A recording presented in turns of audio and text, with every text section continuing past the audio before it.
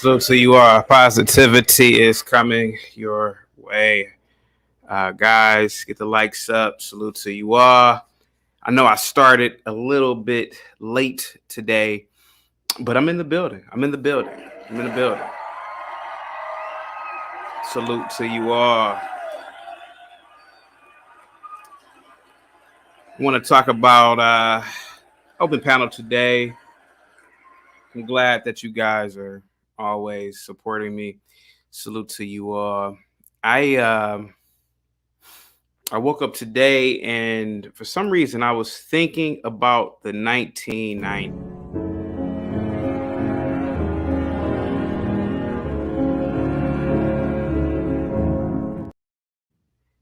And I was thinking about the 90s today, and I was thinking about all of the adventures and escapades.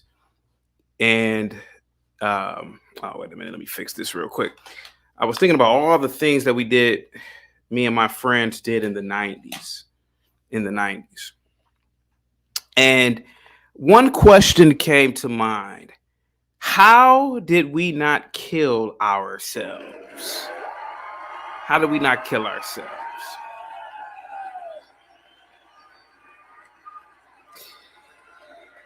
If you are a man in the chat and you are a millennial, you know damn well what I am talking about.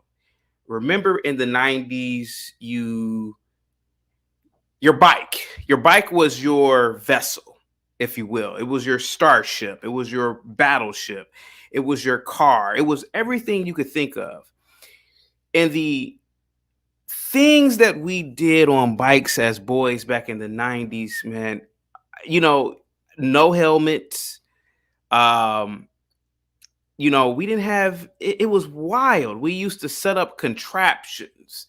We used to get a board, and that board would function as a ramp, and you would set up a ramp. You could probably get some milk crates, some rocks, some stones, or whatever, and you would get three of your buddies to lay in between the one ramp and the other one, the two boards. And we would, from the top of the street, we would ride our bikes as fast as we could, and we would jump and we would go over the ramp. And I don't know how we didn't kill ourselves. I want to give a big shout out to Sir for the Cash App. Thank you so much, by the way. Well, all right. Yeah. Ever since I turned pro in 1989, when I signed that dotted line, it was strange. Most things change for the better and the worse. So I called my mama and she said, baby, must be the money. Yeah. Prince of Petty, thank you so much, man. Positivity is definitely coming your way. The 1990s, no helmets, no cell phones. If we got injured a mile away from home, we had to rough it out and walk back with an injury. It was different times back then, and sometimes I just sit back and I just want to cry. I'm not gonna cry, but I want to cry sometimes thinking about the 90s, even the internet was so new at that time. The first time I ever used the internet was 1995. And it did not function and operate the same way that we use it now. And so we still were heavily reliant on house phones. We were heavily reliant on knocking on doors to see where friends and buddies were at.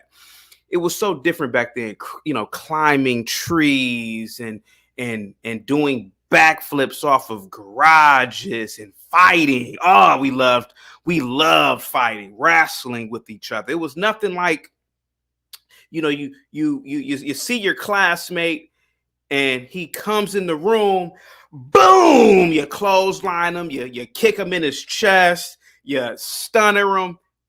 Oh my God, the 90s were great. Jesus Christ. Dude. People don't understand. It was just different back then. Now kids have these devices. They're all in their devices, just all day long. They don't go outside. They don't meet. When's the last time you seen groups of kids anywhere? You know, and as a man, um, especially now, not just college days swiftly pass, but your childhood swiftly passes. And every now and then, man, I sit back and just think about how great the 90s were when you actually had to talk to people. You actually, you know, had to. I remember, and I know a lot of you guys don't believe it, but despite my ugliness, you got you a little piece of paper and you got a pencil and you would go up to chicks and shoot your shot. And most of the times you would get a number, and it was nothing like calling a girl's house phone and talking about, now I don't even remember the types of topics we talked about because that was 27 years ago. But guys, the 90s were great, man. Oh, I love the 90s, man. Oh man. It was wild in the 90s, man. It was a time that will never come back. And if you didn't live it, you wouldn't understand it. And my words do it no justice, to be completely honest with you. I remember in the 90s, even the anticipation of a new movie. We don't have that same anticipation for movies now because we're so bombarded with streaming services, indie films. What the hell is indie? Chaotic? Well, indie is independent films for all of you Negroes who don't know. And we're just so oversaturated with entertainment now that we don't understand. Like in the 90s, if a movie was about to come out, there was an anticipation for those 6 months, but we don't have that now, man. I remember even going to the movies, man, going to the malls. I remember going to the malls it was our internet. It was our internet. You would meet people from other schools in your area, other kids. And it was great, man. It was great before we had the internet, man. Actually reading a paper back in the day, it was actually great, man. I missed the damn 90s, man. Missed the damn 90s. Jesus Christ. Portia says, words of wisdom from CT. Y'all telling me I'm ugly. I thought I looked like Tay Diggs in the face. I thought I looked like Morris Chestnut. I ain't ugly. What's going on, E Black? Salute to you, man. Positivity is coming your way. Guys, we're going to have a relaxed show today. We're going to talk about Kanye West and his idiotic rant. Oh, okay. I wasn't supposed to give my opinion first, but we're going to talk about his nonsensical rant. At least I believe it's nonsensical. We're also going to talk about LeBron James. Guys, I've been accused of being a bronsexual. No, pause. Bronsexuals are individuals who have an over-exaggerated sense of the man's feet or his basketball acumen. However, guys, I sit back and I look at a man who is just full of hypocrisy. And I would like to know, who is this man's true master? Is it Xi Jinping? This man, the other day I did like a brief little segment on the fact that this man, who's a billionaire, who's made money playing a child's game, who has been rich since he's been 15 years old, how he disrespected the national anthem. We all know. But I wonder, would he go over to China and disrespect their government, the CCP, that allows literally open human rights violations? I wonder, would he do that when he goes to his Nike factories overseas, guys? Other than that, I want to talk about LeBron James. And if you are, a person of a certain age, a millennial particularly, I would like for you to call in so we can talk about the 1990s, man. What do you remember about it? The wood panel walls in your friend's aunt's home, the ass beatings from your parents, and what do you remember? What do you remember about the 90s? Remember going into the grocery stores and we had tabloids everywhere, and that's how we got our gossip about entertainers. Before the Shade Room, it was tabloids. We didn't really know entertainers back in the day either. I remember when famous people were really famous. See, now you see too much of these people to the point where their popularity status diminishes because they're giving you too much of their life. It's like, oh man, it's The Rock again, Jesus Christ. But I remember back in the 90s, you may have gotten a glimpse of the inside of Michael Jackson's mansion, maybe one time. And that's what kept the mystery going. We didn't know this man. But if Michael Jackson was still alive right now, I'm just using him as an example, or if James Brown was alive right now and he was younger and he had an Instagram, he would be no different than a Chris Brown or Mariah Carey or any other of these entertainers. You always see them doing stuff. And that was another aspect of the 90s that I love. Not Portia, but people like Jenny who are 22, 23. You missed out. Black says the 90s were bliss, brother. People could actually read. Yeah, I remember in the 90s, man, we could stay out long as kids. Remember, as long as we were in the area, I remember we could stay out as long as we wanted because the neighbors, the neighbors of course watched us. We were with our friends. It wasn't this hysteria about kidnappings and I gotta constantly contact my kid. We didn't have that. We didn't have that. Did some kids get kidnapped? Unfortunately, yeah. But most kids made it home. I shouldn't have said that. Jesus Christ.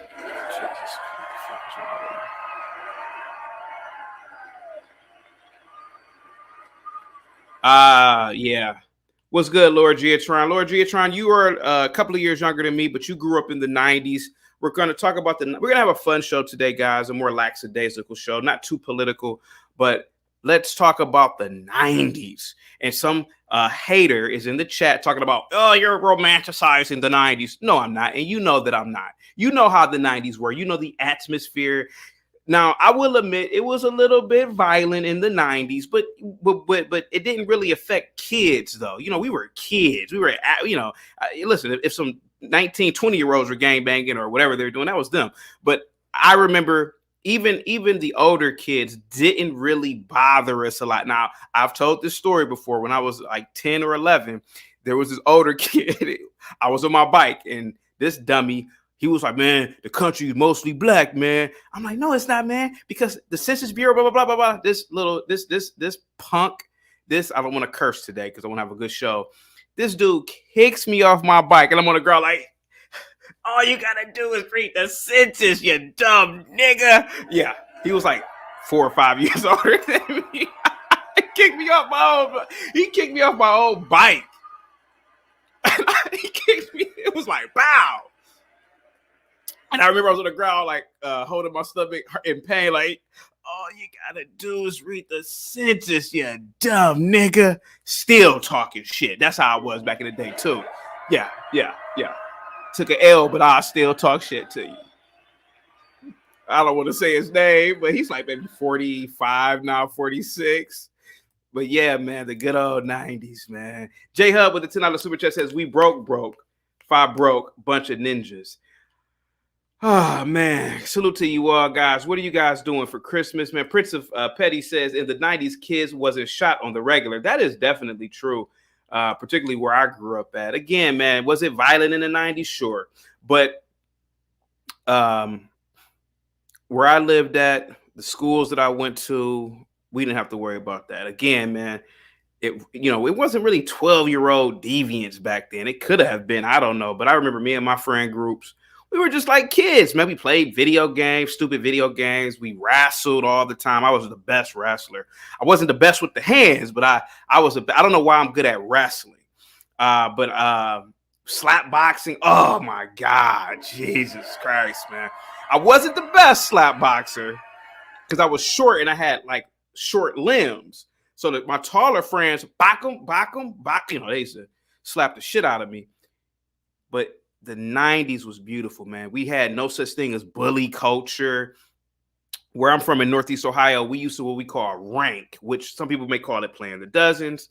Some people may call it roasting, but we used to rank. And ranking was an ancient African-American pastime.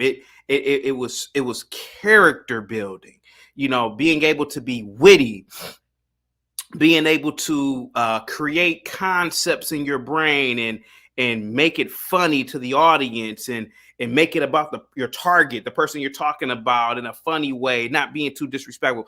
But these kids don't do it now. I mean, at least I don't know. I know when I was teaching, man, these little punks, they used to get offended by everything because they grew up in this punk, soft, woke uh, culture that teaches them that they're victims, and teaches them that they are being bullied and stuff. But back then, we just called it ranking. We called it ranking. You walk into a classroom, somebody talk about your shoes. Oh, you want to talk about my shoes? Watch this. And for 20 minutes, man, we're ranking on each other. Salute to everybody in the chat once again. Laura G. It's around with the $10 super chat, says 5 days of paid vacation. Virginia Beach, Virginia, here I come. Salute to you, man. Happy vacation.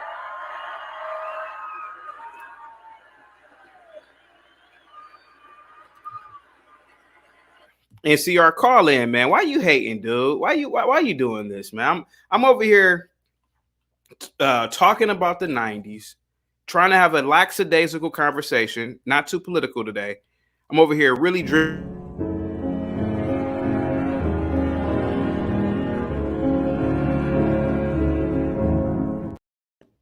I'm over here talking about the 90s, reminiscing about the good old days.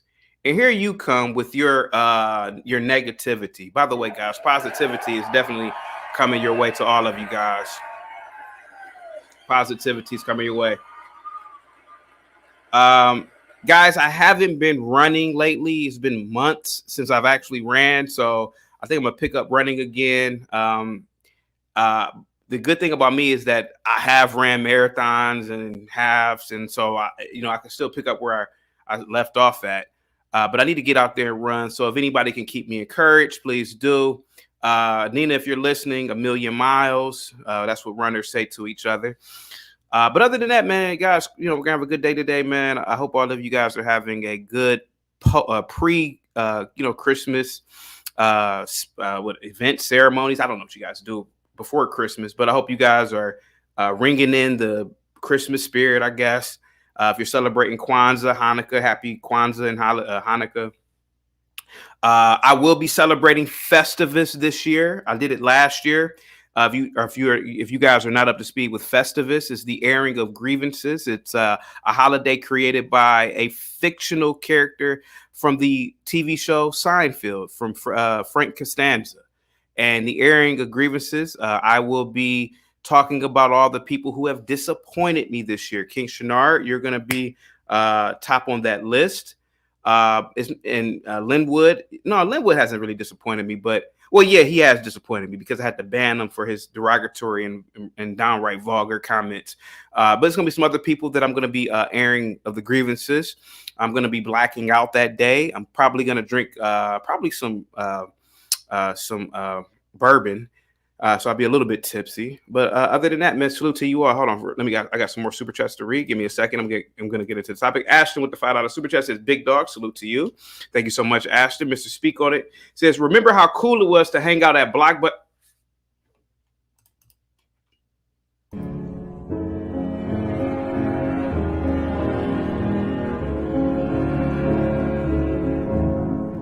don't do it, man. Don't get me to cry. Dude, Blockbuster, the smell, the environment, the searching physically of the movies, the interactions with people, the pop.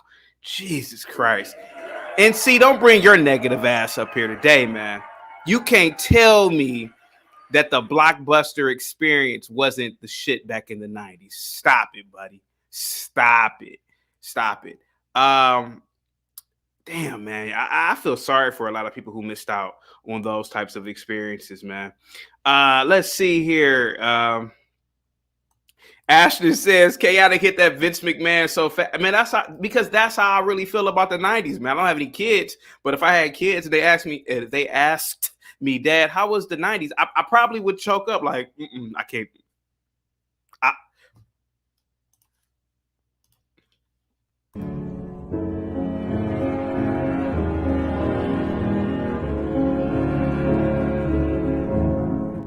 I'm not going to sit up here and let NC talk to me like that. He knows how the 90s was, man.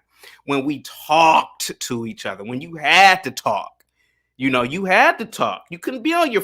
We didn't have phones, so when you went somewhere, a relative's home, your friend's home, and they had family over, you had to talk, man. It was different back then. The atmosphere was so different, guys. I'm going to be talking about Kanye West today. Laura Giatron says, I personally had beef with Blockbuster because when I was younger, I sold bootlegs. Ah, come on. I sold bootleg CDs and DVDs. You're messing up the process. But hey, man, you got to hustle. You got to hustle. Black Suit of Five says, I can't wait for the feats of strength. That's a part of the Festivus celebration. Generally, the feats of strength is you have to wrestle the head of the household. You have to wrestle the head of the household. So if you're going to celebrate it with your family, just practice, if you will. The best thing about the 90s, to the people who didn't grow up in the 90s, Jenny, was the wrestling. Oh my God, man. Jesus Christ, man. It was a bond.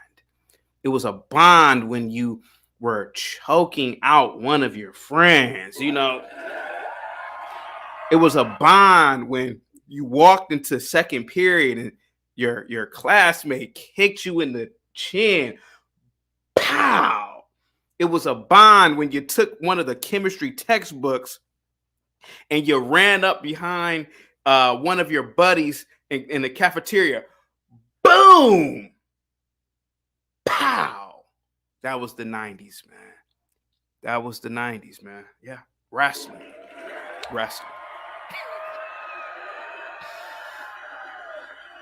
Oh, a DDT, yeah. Saturdays were beautiful in the 90s, man. Beautiful.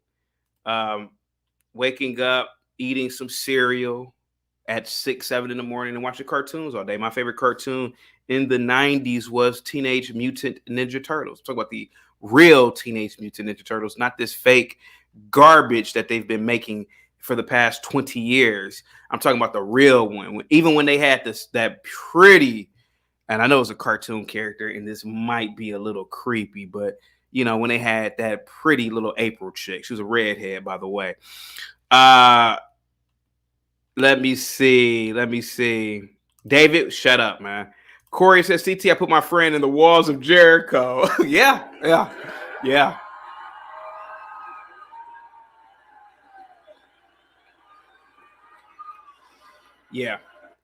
Let me see. Who else is in the chat? Clue Channel says the Bugs Bunny and Tweety show. Yes, I remember that show. Guys, get the likes up. It's almost 100 people in here, guys. Positivity is definitely coming your way. I want to get to talking about Kanye West and his rant. I don't know if you guys are up to speed, but Kanye West. And guys, please forgive me if you are a Kanye West fan. This is the chaotic truth. And I just give my opinions and my perspectives. I could be wrong about my opinion. I could be wrong about my perspective. But this is the beauty of this channel. Everybody's free to voice their opinion and perspective. And if you don't agree with me, call in and give yours. I believe that Kanye West is talentless. I believe that he is not a genius. Hear me out. I believe that Kanye West is probably the luckiest wino in American history. I don't believe that his beats, like when people say he made some good beats back in the day, I'm like, well, dude, we were doing Napster beats in high school. I remember doing Napster beats in 1999, freshman class, second period, in computer repair. I remember doing it right on the computers. I remember doing beats just like that. I had a buddy of mine in high school who had a makeshift studio in his basement of his parents' home. He was doing good beats too. Kanye got lucky, and I'm not hating on Kanye, but he got lucky. But I've heard Kanye speak over the last 20 years when he came out with the College Dropout, and I never was impressed. I never thought that this, because remember, man, I'm not artistically inclined. I'm not, but I did grow up appreciating art. And I grew up listening to classical music. I grew up listening to jazz. I'm talking about real jazz, not this, and I'm not trying to knock Kenny G, but I'm not talking about that new wave jazz. I'm talking about real jazz, like John Coltrane jazz. Even before that, I grew up listening to different types of music, like Japanese music, Chinese music. Not yeah, but whatever. So when I hear Kanye, I'm like, what is so? I got into my wife earlier this morning was like, well, what about the song from the Ray movie? And I said, I mean, Gold Digger. I mean, like that's to me, it sounds like elementary school music to me. It sounds like a Disney. I mean, it sounds like a something you would hear on PBS. It sounds like something that a kid can make. And I challenge people. What has this man done that's on the same scale as a Sammy Davis Jr., a James Brown? Like, what has this man done? He doesn't sing, he doesn't dance, he can't play any instrument. I mean, what has this man done? I mean, what has he done? I remember he had a keyboard and he was just doing this to the keyboard, and people were like, "Oh, he a genius." I'm like, "A genius of what?" Like, I could do that. A second grader can do that. Let me see who's in the chat. Mr. Spico that says hit the Vince video again. Actually sitting down eating dinner at Pizza Hut. Okay, guys. This is what I'll do. Every time you make a request like this one, obviously a super chat, I will, and it could be $1 super chat. I will play it. So this is a good one. Hit the Vince video again. Actually sitting down and eating dinner at Pizza Hut, and this is something that a lot of people wouldn't understand.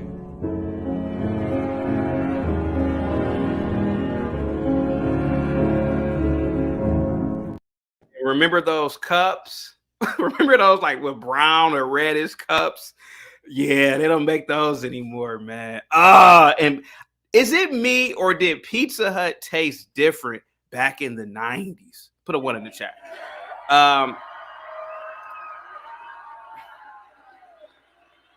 Yeah, if you want me to play the Vince McMahon reminiscent video when you are reminiscing of something from the 90s, just drop a super chat. It could be $1. $1 super chat. Kanye West.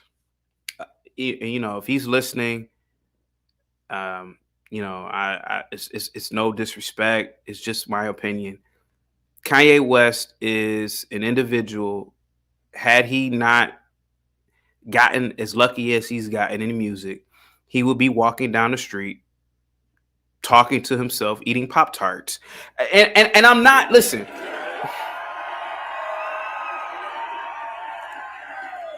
The man is crazy. He's a nut job when he's speaking. It's like what is it? Jumbled thinking.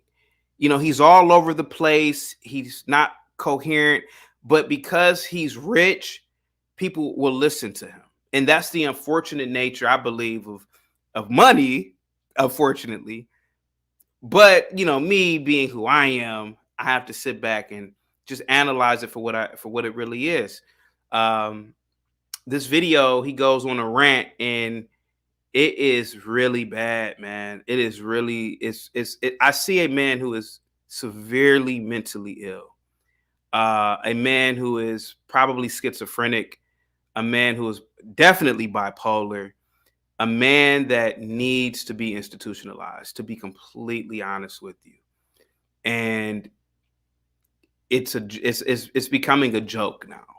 And I feel bad for him, just like how I feel bad for Biden, even though I'm not a Democrat, I don't lean to the left, but I believe even with Joe Biden, man, this is a form of elder abuse, man, with Joe Biden. Walter says Beavis and Butthead was a good highlight of the 90s. Yes, it was, man. Poon Cooter says people are still regularly playing Beethoven from 200 years ago. No one is going to give a knock. Nobody's going to give a fart about Kanye in 2024. Hell no. Hell no, dude. I still get worked up off of Requiem of a Dream by Mozart. I mean, I'm not going to lie to you, because that is real art. It's real music. What is this? Hold on for a second, guys. Give me a second. Give me 1 second, guys. Because it's sophisticated music, man. And Kanye West is in his ilk, like Drake. It's not, man. It just sounds like nursery rhymes, to be honest with you. That's just my opinion. I could be wrong. I'm always willing to believe that I'm wrong, unless it's math. I could be wrong. but it sounds like nursery rhymes. It sounds like a 4-year-old should be listening to it. To be completely honest with you. Let me see. I'm gonna drop the link again. I'm gonna go over the video. Man, let's go over this video. This is sad, man. This is sad. This is so bad. Jesus Christ. I see a man being abused, man. Just like even with Joe Biden, man. I see a man who it's a form of elder abuse with Joe Biden. The man at times, we've seen videos of him sleeping at events. We've seen we've seen videos of him walking off in the wrong direction after a speech. We've seen people having to direct him to certain places. A man who clearly at times doesn't know what year he's in. This is man, it's so bad how we're treating the mentally ill in this country, man. And Kanye is no different. Kanye is no different. But I'll play some of the video. I'll play all the video, to be honest with you. I want to give a big shout out to Tom Likens for the $5 super chat. I hate when these young kids and rappers resample oldies, ruining classical music or classic music from the 60s and 70s. And that's exactly what Kanye is doing, to be honest with you. That's exactly what he's doing. And that's why I say that these people aren't original. That's why I'm saying that these people aren't good, because they have to constantly sample from the past. They can't be original. And originality is the reason why I believe that some people are just always going to be cemented in history as the best, to be completely honest with you. And I don't give a damn about people's opinions. I mean, I do care about people's opinions, but I would have to argue John Williams, right? We all know, well, I don't know if everybody knows John Williams, but John Williams has done the scores for E.T., Star Wars, Interstellar, etc. Who is going to be known in the future, 200 years from now? John Williams or Kanye? That's all you have to ask yourself. Who's going to be known 200 years from now, 500 years from now? That's what you mean to tell me people in the year 2540 are going to be listening to Gold Digger? Or I don't even know all his songs, but whatever song he has, I don't think so. I don't think so. And I'm not hating. Mike from Boston says Kanye can't rap, but he's a talented producer. Call in, Mike from Boston, because I don't know what he's talented in producing at. Let's see here. Okay, give me a second. Let me see. Jordan says 99% of rap music is absolute garbage, making the wibble wobbles rhyming with the dibble down. I don't even know what that is. Yeah, it's garbage, man. It's completely garbage. It's garbage. It's garbage. Let's see here. Guys, once again, thank you for the super chats and cash apps. Guys, hit the like button, guys. It's a lot of people in here, but the likes are still not matching the amount of people. Black Thought says CT, it's on the site for saying college dropout was it's on site for saying college dropout was trash. It is trash. I get it, man. I get it. We used to listen to college dropout in college. Alpha step, Omega step, Sigma step, ain't going wrong. Come on, man. Like, I get it, man. I get it. You have to be really young, because if you're older listening to it, like imagine if you were 40 and never heard that before. You're like, this is trash. This is like a little elementary school song. It's like Sesame Street. And I believe that there's some sort of stunted development in this country, to be honest with you, some arrested development. And what we perceive as good isn't really good. Like, I don't care how old you are. You could be 50. And if you hear Requiem of a Dream, you know it's good. And here goes the thing. If Kanye was such a great producer, Mike from Boston, why isn't he on the scores for any great blockbuster films? See? And that's always going to be my question to people. Let's see. T. Stewart, what's up, man? I got about 6 of those ugly green brown cups and 9-pound soda pitcher to go with it. Okay. Let's see.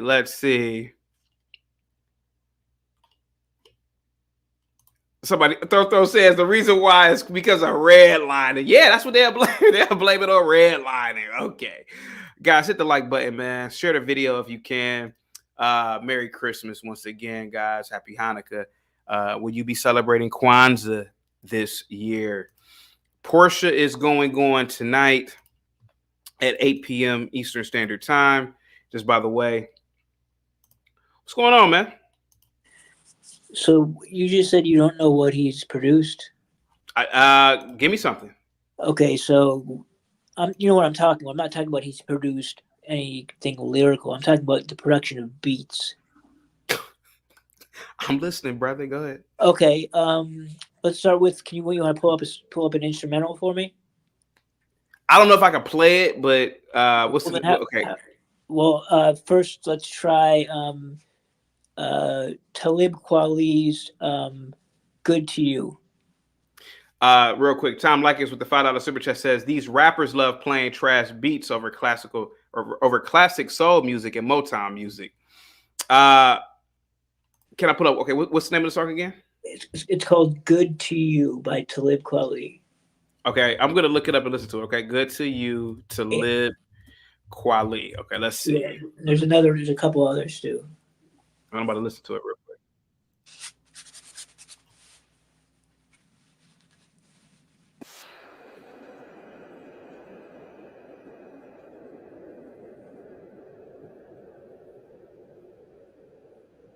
Okay, I'm listening to it in the back end. I don't know if you can hear it.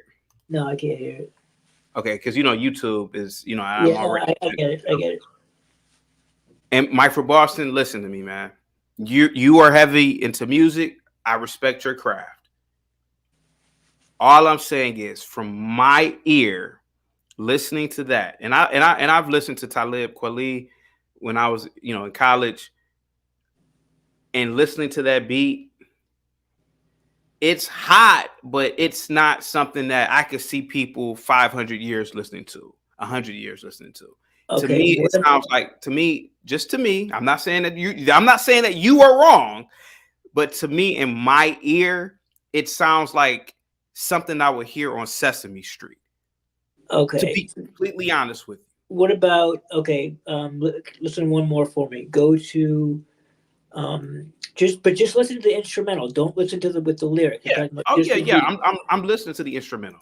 Okay, so go and I'm sure you've heard. I mean, a number of tracks off his first album and even before that. Uh, All falls down. All falls down. Oh, I remember that song. Yeah. Just the beat. Just the beat. Just the beat. Okay, let me see. Let me His hear it. lyrics are trash, but the beat is fire.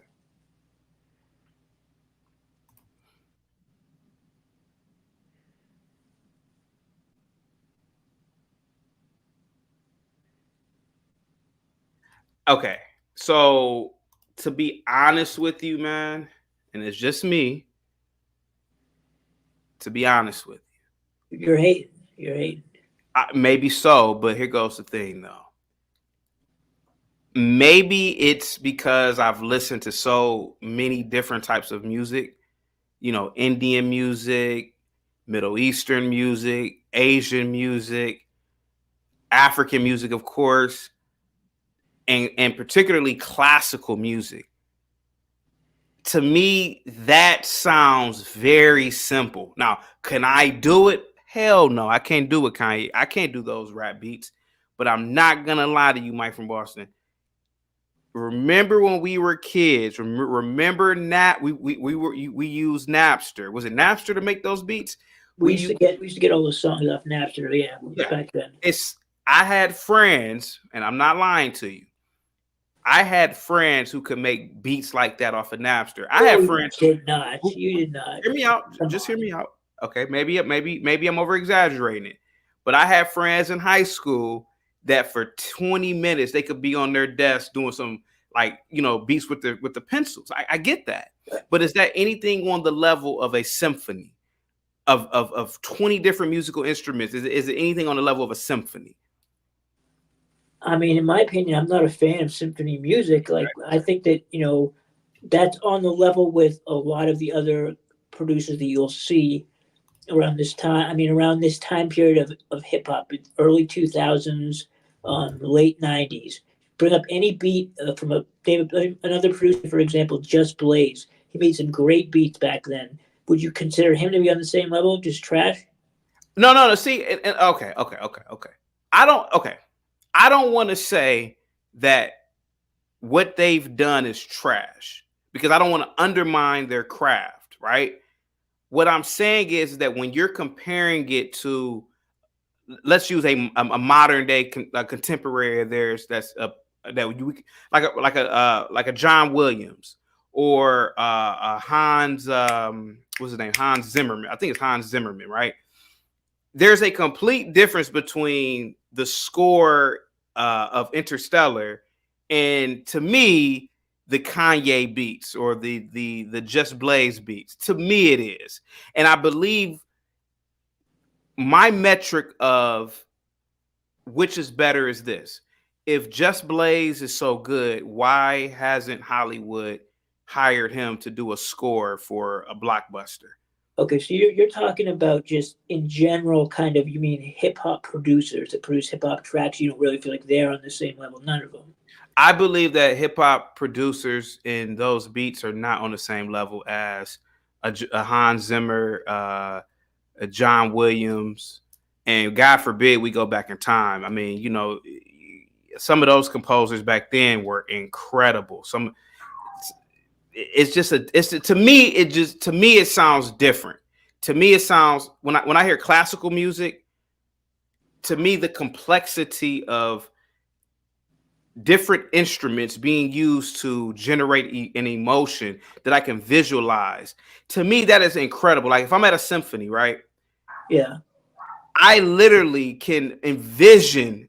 I can, like, when all these different instruments are playing, I can literally envision a great war. I can envision a great love story. I they are able to literally, in my opinion, and from the way I see it, they are able to construct a visualization through the use of music. When I'm listening to those beats, to me, it sounds like when you were a kid, and it's like, okay, to me, it just sounds very it's like childlike. But that's just me, though, Mike from Boston. I Would could you be wrong. agree? Would you agree? Would you say the same thing about someone like DJ Premier or Pete Rock? Give me something from Pete Rock. Jesus, Nas, Memory Lane. Don't get me wrong. Illmatic, greatest album of all, well, between Illmatic and Reasonable Doubt, greatest albums of all time. But you don't think that Memory Lane beat, great. Again, great. I'm not gonna lie to you. It's good. It's good. It's good for hip hop. Like I said, Clarissa Shields is good for females boxing, but is she a great boxer? Not really. I mean, she's still a woman. Yeah, she got beat up by that like standing guy. Yeah, that part sure Yeah. definitely. Mike, But listen. but come Go ahead. on though, you have to you have to be honest. You're telling me that you could listen to the instrumental to Memory Lane, and you tell me you don't feel any emotion. It doesn't I make you do. think I anything do. about feel I that do. type of emotion. The same I, way you're talking about visualizing it. okay, there are aspects of visualization when listening to Memory Lane by Nas. I'll agree with you on that.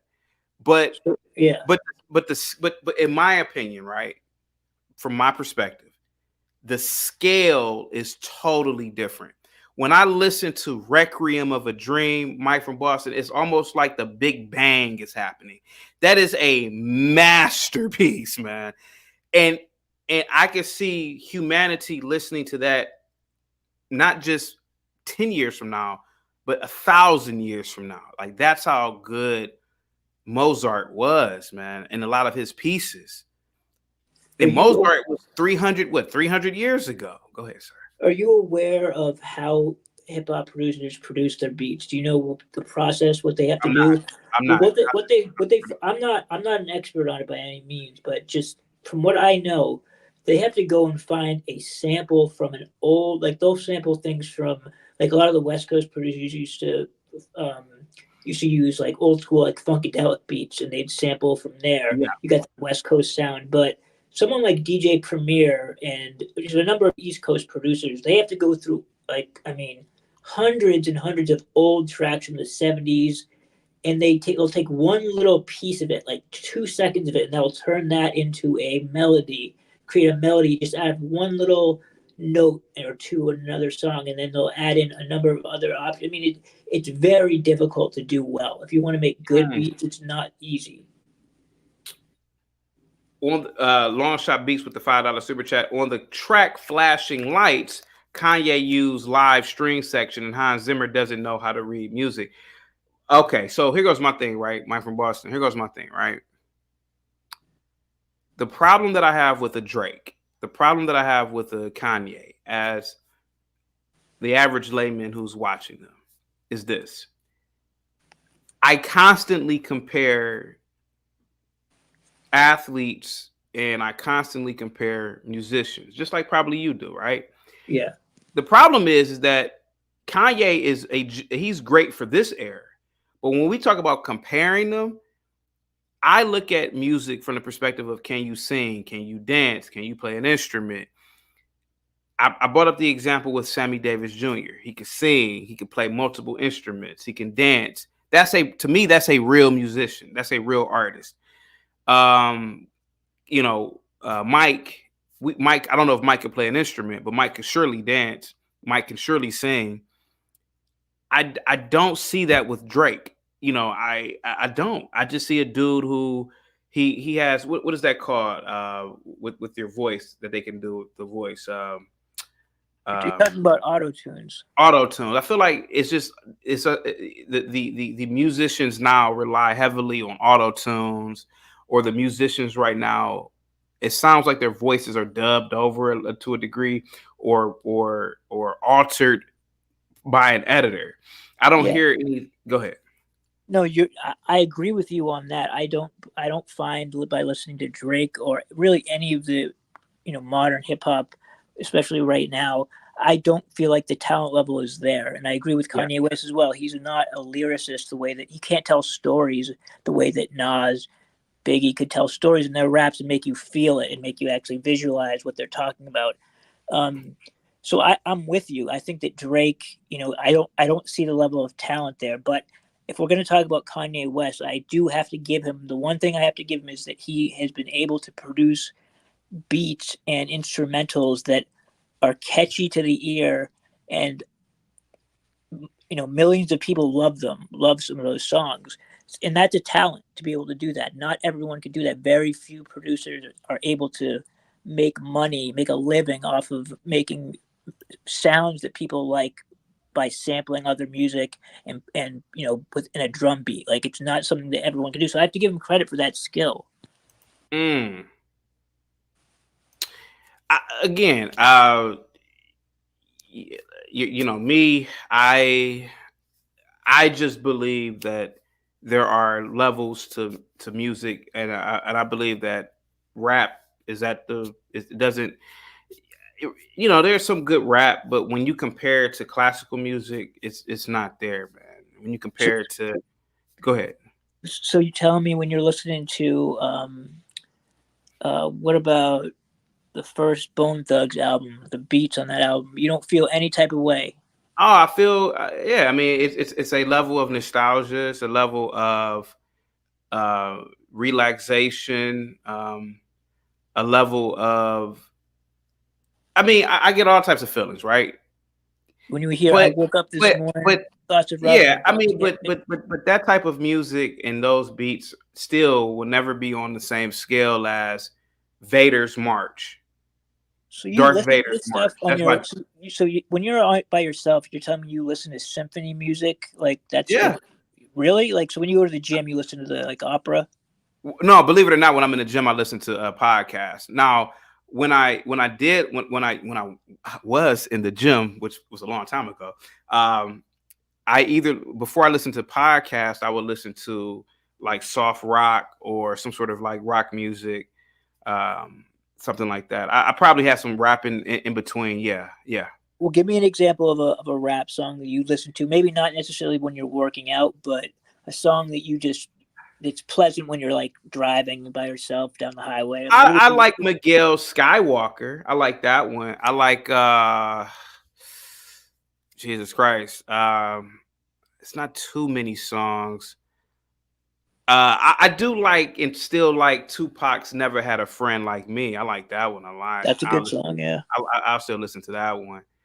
Um, You mentioned Reasonable Doubt. I mean, there's some every song on Reasonable amazing songs. Doubt, Okay, so every you song. agree? You agree with that? That's timeless music, Of or not? course, that's well. I mean, that's timeless. That's timeless to a niche of people, right? So Reasonable Doubt is a classic, but is it a classic on a global scale?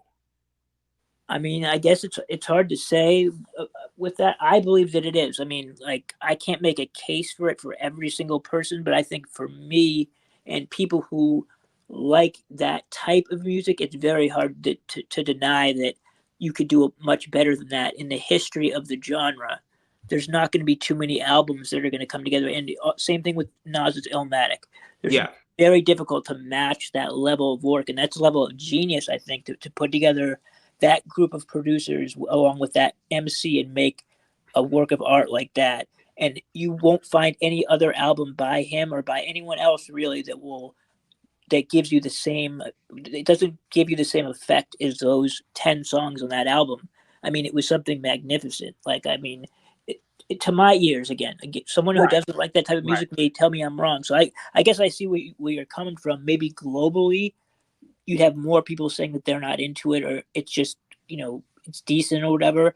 But I feel like for people that grew up in our generation, and in this country, that music is timeless. Yeah, I mean, okay, so you're pretty much asking me, right? Would I listen to Reasonable Doubt if I was 60 years old? There's a Right. possibility that if I'm sipping on some bourbon at 60, hopefully I'm still here at 60, sipping on some bourbon, the backyard, and I get a thought about the 90s. And hey man, let me listen to some Reasonable Doubt. Yeah, of course, right? But but had I not had that thought about the 90s, I probably wouldn't listen to it. I probably would want to listen to some Bach or some Mozart or some John Coltrane or something like that, just on a regular. I didn't know that you were a fan of that type of classical music, that you would actually listen to it in your free time by yourself. Like you actually enjoy you like would you go to an opera to listen to it? I haven't gone to an opera, but I've gone to a symphony. Or okay, so you like watching the conductor and all that stuff. I mean, like you find that that's an art. Oh, without a doubt. Yeah, without a doubt. Well, I mean, yeah, I don't disagree with you, but I don't think that you can discount. I mean, what's your reason for discounting someone like? I mean, obviously we know Kanye's trash when it comes to writing raps. He is okay. He's clearly not on the level of the pioneers of hip hop, but if you take his beats and you put them up against other beats in the genre now, his beats are better than what we're hearing now in present day hip hop. The beats off that first album he did are better than every single beat that you'd hear on the radio as far as hip hop beats go. So that Hmm. has to say something. I mean, like for him to be like in a way that makes the music that he made classic. I mean, if he can outdo the entire generation of the trash that's out right now, it's I just feel like we got to give him some credit. He's a lunatic.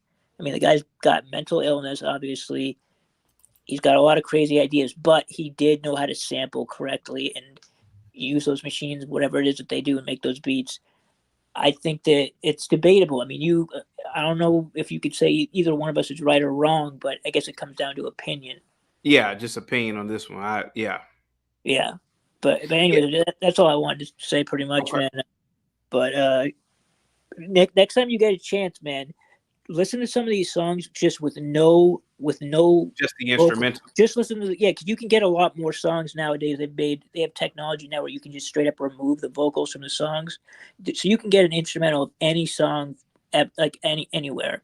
So if you just listen to just like a whole album that's just the beats, you get a better appreciation for what the song is. Like if you just take away the vocals, sometimes that's all you need to do. I look, like I said, I'll try it. I'll try it, but I think I'm still gonna have a little bit bias Yeah, you're a little biased. A little Yeah, biased. I think I'm a little bit of a bias, but I'll try it, Mike from Boston, man. I really, I mean, without a doubt, I still believe that a lot of rap is elementary music. It's a, a lot of it's unsophisticated to me, but I'll try it out, man. Blacks, what do you have to say about this? You're on mute, Blacks. Classical music is the greatest music ever made. I can't lie about that because so many other genres spawned from it. Jazz, even hip hop. Ninth Wonder was part of the group Little Brother. You remember that group, Little Brother? Yeah, I don't. I remember. Obviously, Ninth Wonder. He was produced for Guru as well, and Yeah, Gangster at yeah, one point. yeah. So Ninth Wonder did a lot of Beyonce's, a lot of songs for Beyonce and Kelly Rowland. He did a lot for what's that dude's name from L.A. What's the guy's name from L.A.? Kendrick.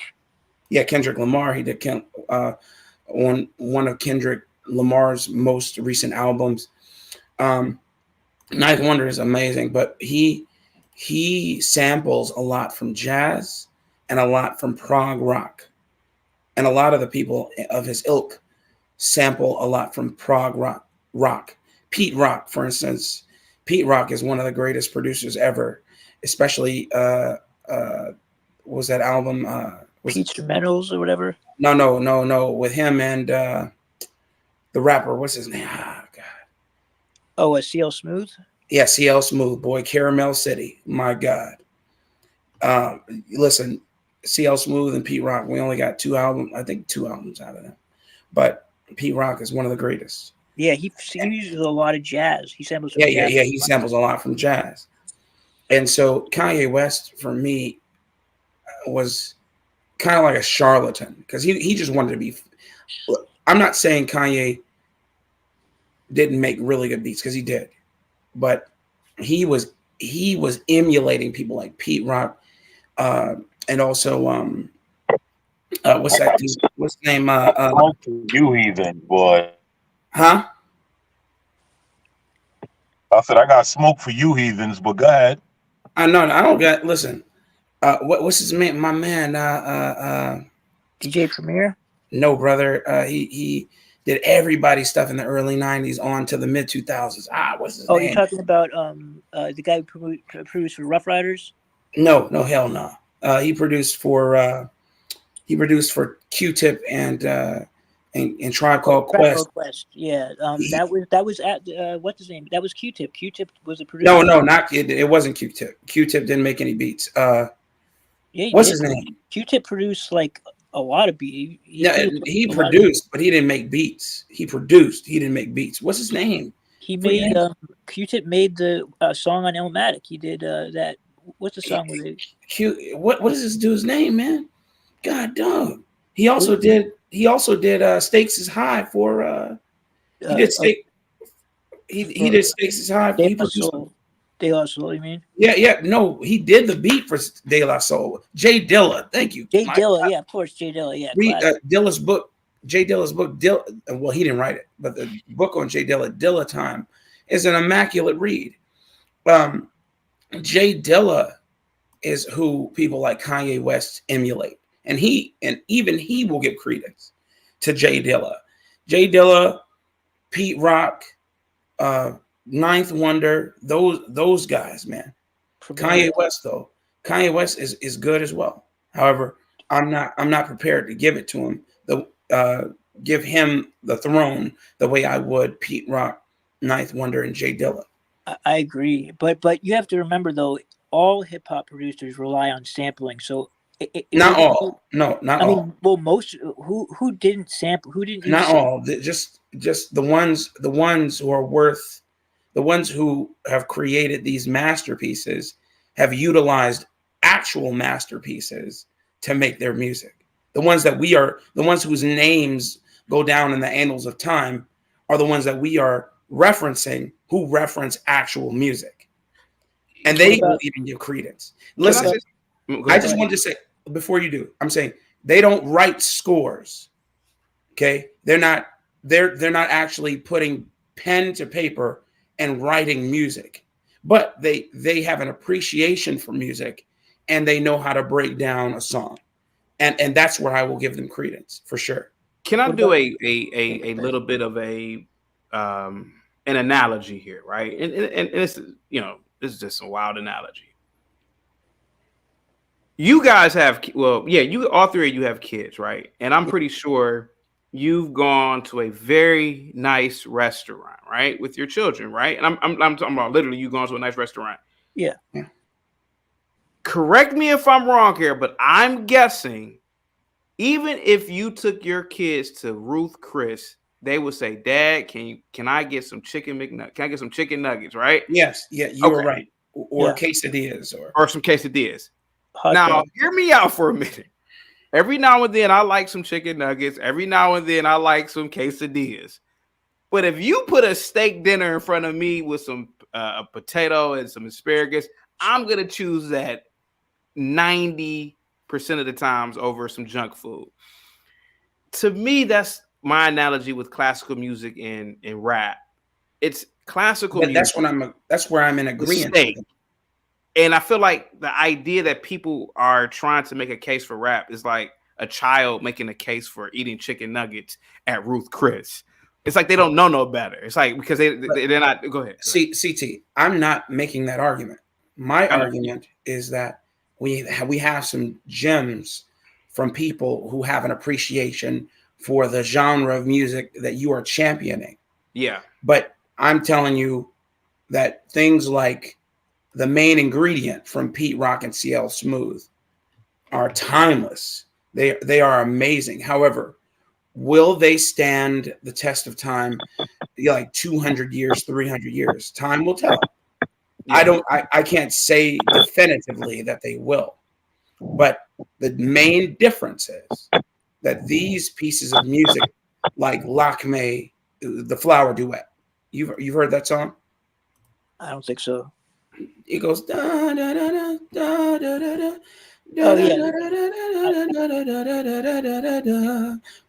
Lakme, or my goodness, Gabrielle's oboe, or there are several that I can't think of at this moment. That have stood the test of time, or any of my goodness, the Russian composer who did 1812, who did God, what is his name? Tchaikovsky, or any Tchaikovsky, or any of those Tchaikovsky. Those have stood the test of time because they're written. They can be replicated. People can put their own spins on them, but they keep the sanctity of the music because it is a written piece. There's a lot of throwaway music now, and it isn't written down. It isn't scored. It's just it's there. There's a beat. There's a rhythmic melody, and then we move on to the next. Yeah, I mean, I see what you mean, but in the genre of hip hop, you have to remember these guys have to use certain, they need to pick a drum line, and then in order to make the melody, they have to use samples from something because they're not in the business of making. They don't like have an instrument that makes notes. They are creating an entire melody. They don't have to do that. There are several. Who was the beat maker for Slum Village? I forget who that.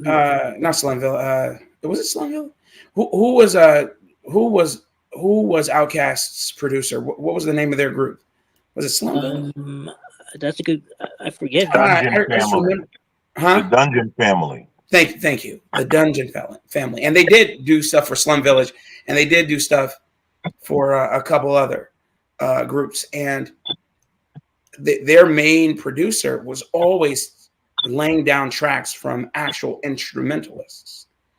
From when they did that Don't go chasing waterfalls. Yeah, You know, TLC. he actually had horns come in. He had a bass guitar come in. He had a rhythm guitar come in. I'm saying they don't have to always utilize a beat machine to create their masterpieces. And there are several others that I'm not naming who have utilized actual live musicians to do this, and or have been actual musicians who do this. I just think it's a cop to say they have to actually utilize drum machines to do this stuff. Well, Now, I'm I not have defending- appreciation for it. Yeah. Can I say something real quick? Because I need to get go up ahead. out of here. Go ahead. Before you do, J Hub with the $10 super check. Kanye is the GOAT. Dwale says, CT, hi, happy holidays to you and your family. Happy holidays to you, sir. Go Look, ahead. DG is the Wale. I didn't even realize that. Yeah. You guys are cracked out this morning, huh? Go ahead. CT gets up here and says college dropout is trash. I never I said didn't say that. That's wild. Okay, if I said that, I retract that. It was probably a Freudian slip. Now, But Black Right. Box, okay, I didn't say retract that. Go ahead. No, I know that. That's why I said CT. Yeah. About, like out of line. Now, do you guys understand the amount of stuff that Kanye actually, like the amount of music Kanye actually produced? Yes. I agree. There's songs that you've heard that you would only have to look back in the credits to know it's Kanye. Of course. Like what? Little This- brother, I see now. How does he make his music, by the way? How do these producers make their music? samples? So they Yeah, make they so, use samples. so their music is digitized, right? Yeah. This further proves my point.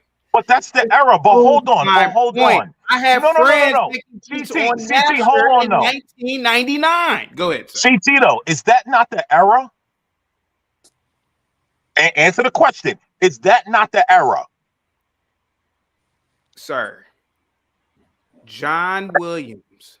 Trying to think about how you're gonna Hans slither your Zimmer. way out of that, huh? Hans Zimmer does not need to use digital anything. There are people who still have raw talent with instruments. Why can't Kanye do that?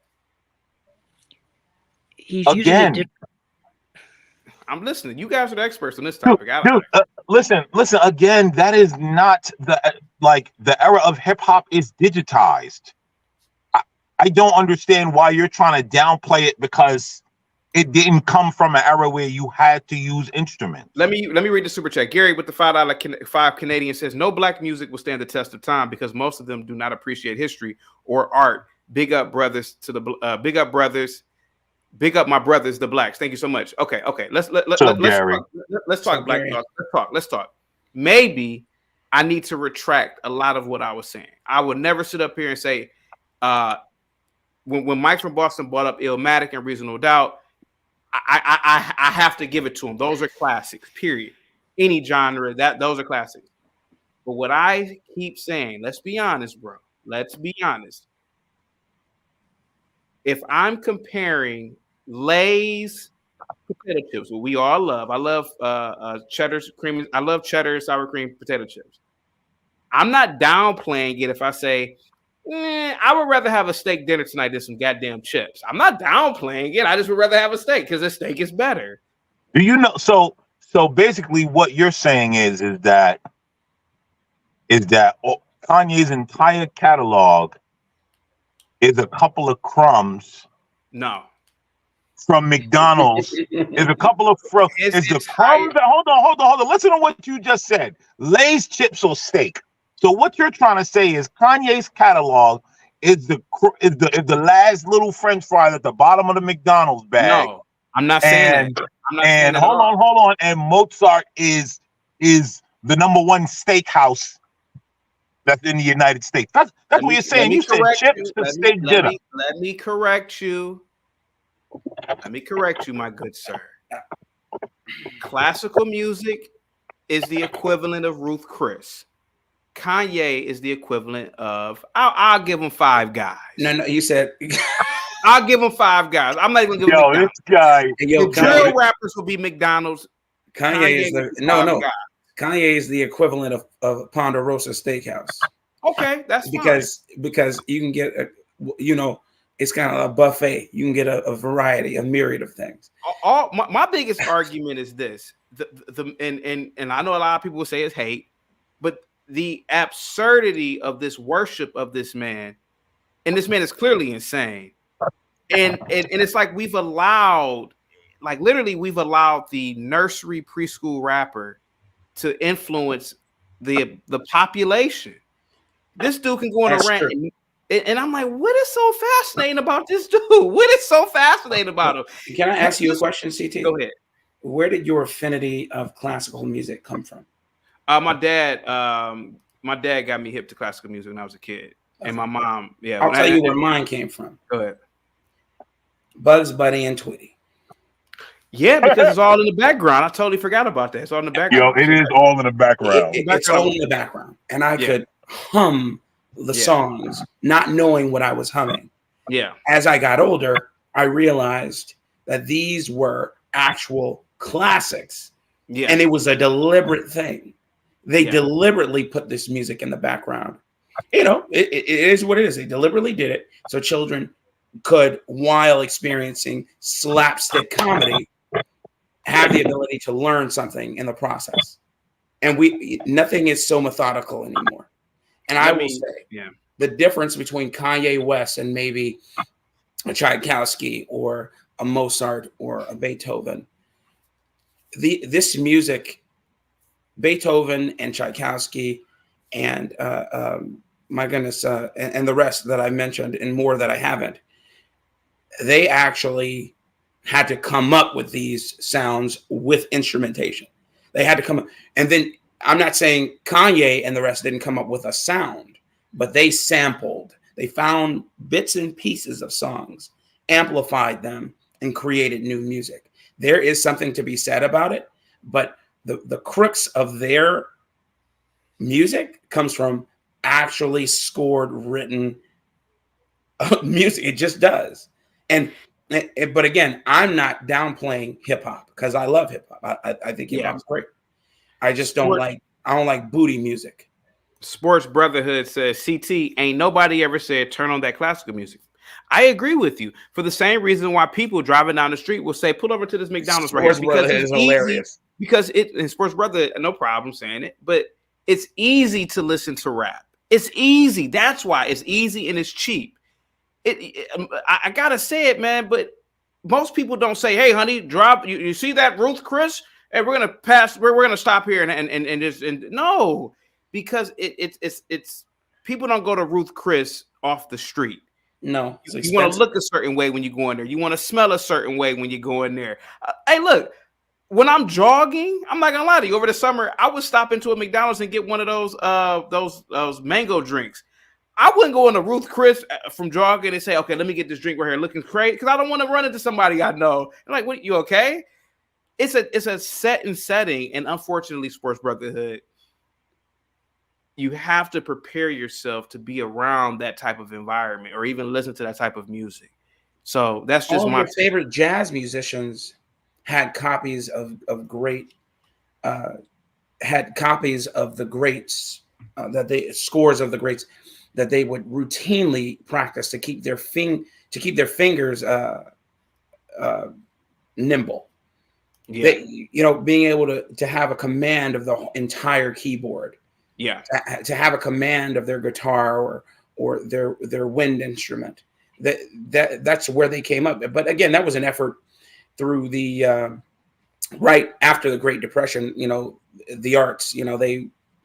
They in the golden age of jazz, they utilized those grants to put themselves or put their children through actual music school, and learn these classics. And then from the classics, they spawned all this jazz, like Strasbourg St. Denis from Roy Hargrove. I actually performed with Roy before he died. Roy Hargrove, one of the greatest jazz trumpeters you ever seen from the new school age of jazz. You know what I compare classical music to? I compare it to like architecture. I'm not going to sit up here and pretend like I know anything about architecture, right? But I have eyes, right? Yeah. To me, it seems like the materials have gotten cheaper the utilization of glass every damn where. It's like it's nothing on the same level If you have as a plumber on the panel, yeah. ask him how cheap the materials have gotten. Black You know, Thoughts, am I right about this? It seems like things have gotten cheaper now. And so when I go into older buildings, right, with the Corinthian columns, the Ionic columns, the marble floors, I'm like, why don't we build like this anymore with stone and high? I mean, I'm talking about high ceilings and why don't we use Art Deco anymore? Why do we use this modernist bullshit that we use right now, or this brutalist architecture? And I feel like that about rap. It's like rap. Go ahead. Let me tell you how cheap the business is going. And this is the wildest thing I heard when I walked into this job, because this is probably like a fucking $800,000 renovation of an old home. They're redoing the master bath. Well, yeah, basically. They did an addition and all of that. I came to trim the shower out. They got 2 slabs of stone, right? Yeah. You know what the contractor said to me? What's that? He said the guy. Now, mind you, most of our construction workforce is arriba. So that's one thing to take into consideration. Easy. But he said that the stone people, he said they put. He said the stone people put some sort of foam and then caulked stone. This is like a full slab. This is not some thin shit. This thing is like 1-inch thick stone. And he said they caulked it to the wall. Yeah. And Sir, how long would it take for that? How long would it take for it to fall? Like to detach? Because how do you caulk? I can't tell you.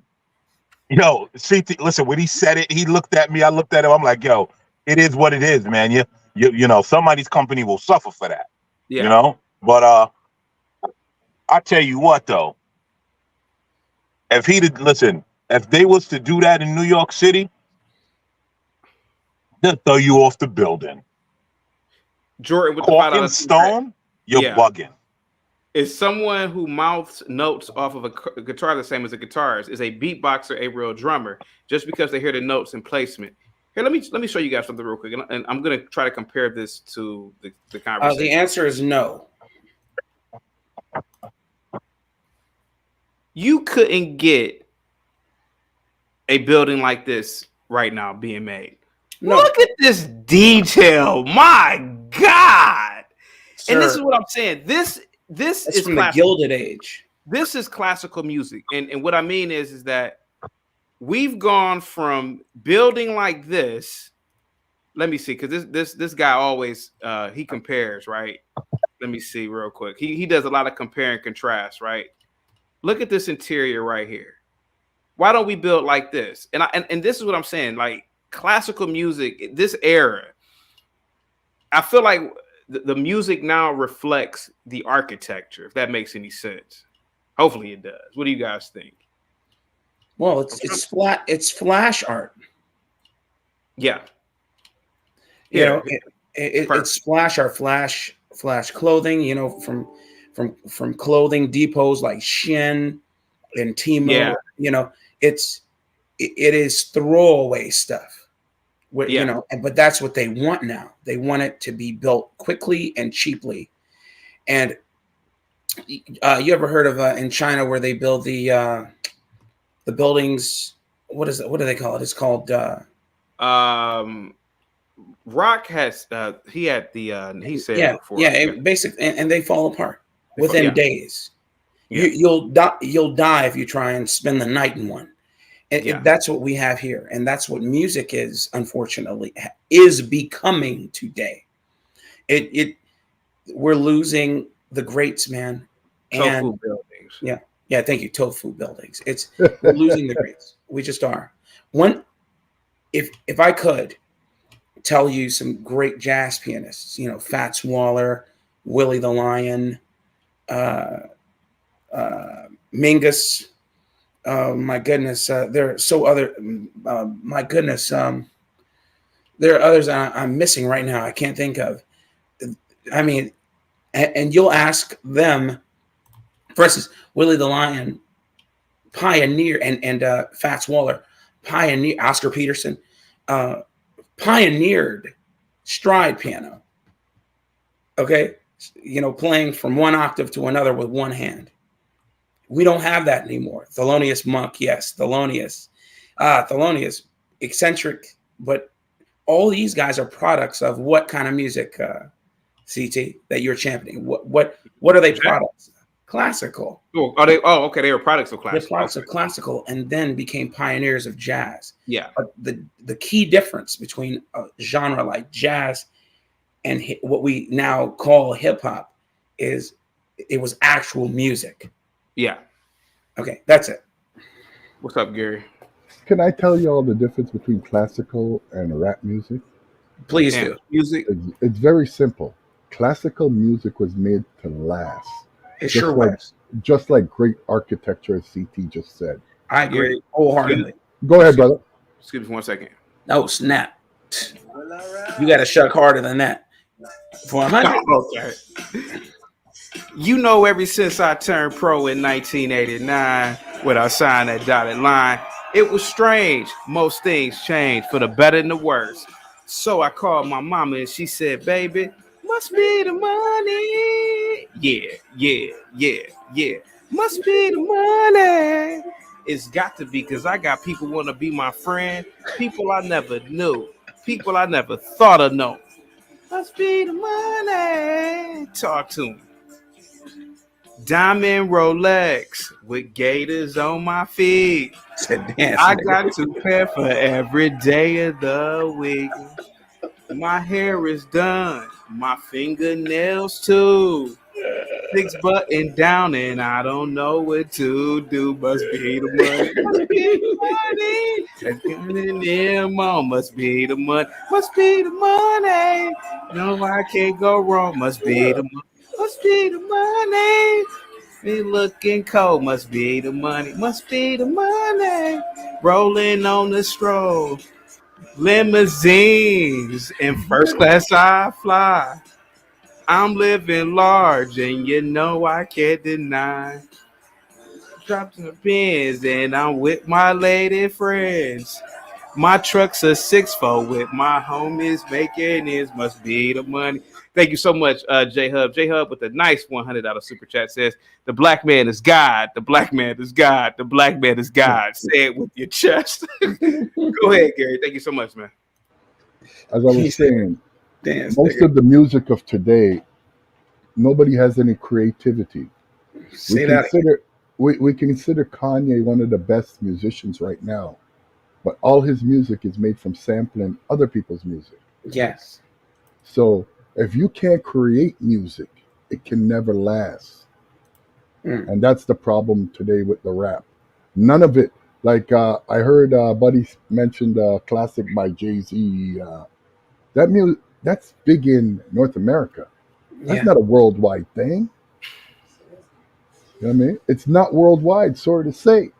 The only really worldwide rapper, believe it or not, is 50 Cent. What? 50 Cent is the biggest worldwide rapper. Is he? I didn't know. Man, I don't know. I'm just asking. Oh, wow, I didn't know. Okay, and I'll give you the evidence. 50 Cent made a classical album, Get Rich or Die Trying, back in 2003. He went around the world with that. Like, I'm talking to the Arab countries, Israel, Africa, everywhere. 50 Cent is doing that last final lap tour. This guy is sold out every single tour, stadiums, all around the world. Today's rappers can't even sell out a venue. They have to cancel. All these rappers that you know now, blah, blah, blah, blah, blah, blah, they can't do that. That's how you know your music will last. Most rap music doesn't last. Do we still hear Rappers Delight? That was an original classical rap song. Most young people today don't even know it. I'm sorry to say, it's in our culture. We don't like things that are old. Understand what you know what I mean? They call you old as an insult now.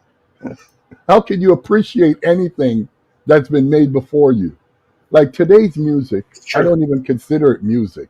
It's just okay, let me turn on my computer, put two things together, say two words, and I got a song. I listened to a Rihanna song, one of her biggest songs. She says 33 words in the whole song. 33 words. And this is a classic song, Rihanna, da da da. Most of these artists today, they build them up, but they're not real artists. They have no talent. Sorry to say, brothers. Let's see. Tough guy, what say you? Thank you so much, Gary. What say you, tough guy, about Kanye West and the conversation, man?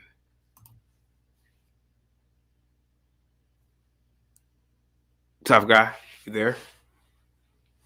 Okay, blacks, Gary. Well, blacks, you're into music. You majored in it, right? Or singing. You know what a Yeah, and voice. you know what a musical score is, right? Yes, It's an original sound piece that goes along with the movie. it's actual music. It's actual written music, notes. My You need, argument is yeah, that if Kanye and Drake and all these people are so good, why aren't they scored in music? I mean, in movies. Black people make movies. Tyler Perry makes movies. How come he doesn't score? Or I don't know if he can make. I don't know if he's ever made the type of movies to score. But how come he doesn't score? He doesn't get them to score because the movie. because the bar to entry has been lowered. You'll get them. You'll get you'll get people bringing up. Oh, go ahead and read this. Oh yeah, P. Rothstein 216 go Browns. By the way, salute to you, man. Guys, if you are offended by this conversation, please forgive me, guys. But I'm gonna be brutally honest. But music nowadays is not good because all of the great music was made during the times of struggle, and as of the last 30 years, the struggle isn't as bad for Black people. Ask times of the past, or as times of the past. Okay, that's an interesting observation. I don't know where blacks went. You probably have to take care of something real quick. Tough guy, are you there? Okay. Gary, the scores of music. How come if Drake and Kanye are so great, how come they're not asked to score a sound piece for a music or for a movie? Well, you actually have to be a musician to write a score. You actually have to know notes. They can write words, not a problem. But to write a score, you actually have to know music. Yeah. Most people in today's society don't know nothing about music. They don't even know what a treble clef is. What? A treble clef. Okay. They don't know what it is. Yeah. So if you don't know the notes, how can you write a score? You know what I mean? You can't even write a note. You don't know what any of these things are. Most of Yeah. these people, before they wrote scores, they actually did musicology. They actually studied music. Look at our big artists today. Drake, I give him a lot of props for one reason. He don't sound like everybody else. Yeah. But other than that, he can't make music. They can write words. That's all they can do now. They can't really, if you put music in front of these people now today, without any words or nothing, just the notes, they couldn't even tell you what the notes are. They can't tell you what a C sharp is or a B flat. McGrady with the $2 super sticker. Thank you so much. I appreciate that. Let's see what the chat is saying. Rocco says Eminem is a great rapper, but he's white, so of course he's going to be more popular than other rappers. Okay. I disagree with that Okay. Why is that? because he could put great words together. Okay. That's the difference. Eminem's a great rapper because he's a lyricist. He can actually rhyme words that most people can't even find another word that rhymes with it. Okay. That's why he's the best rapper. And I know people like to colorize things. Oh, black this, black that. See, that's what's changed in the music. Music was just music. It had no color to it. It was either good music or bad music. I remember back in the 70s when you had the Rolling Stones linking up with Bob Marley Yeah.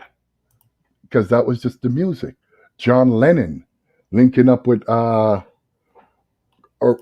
Richard Coltrane. Understand? The music now, if somebody makes something, is like you can't touch that music.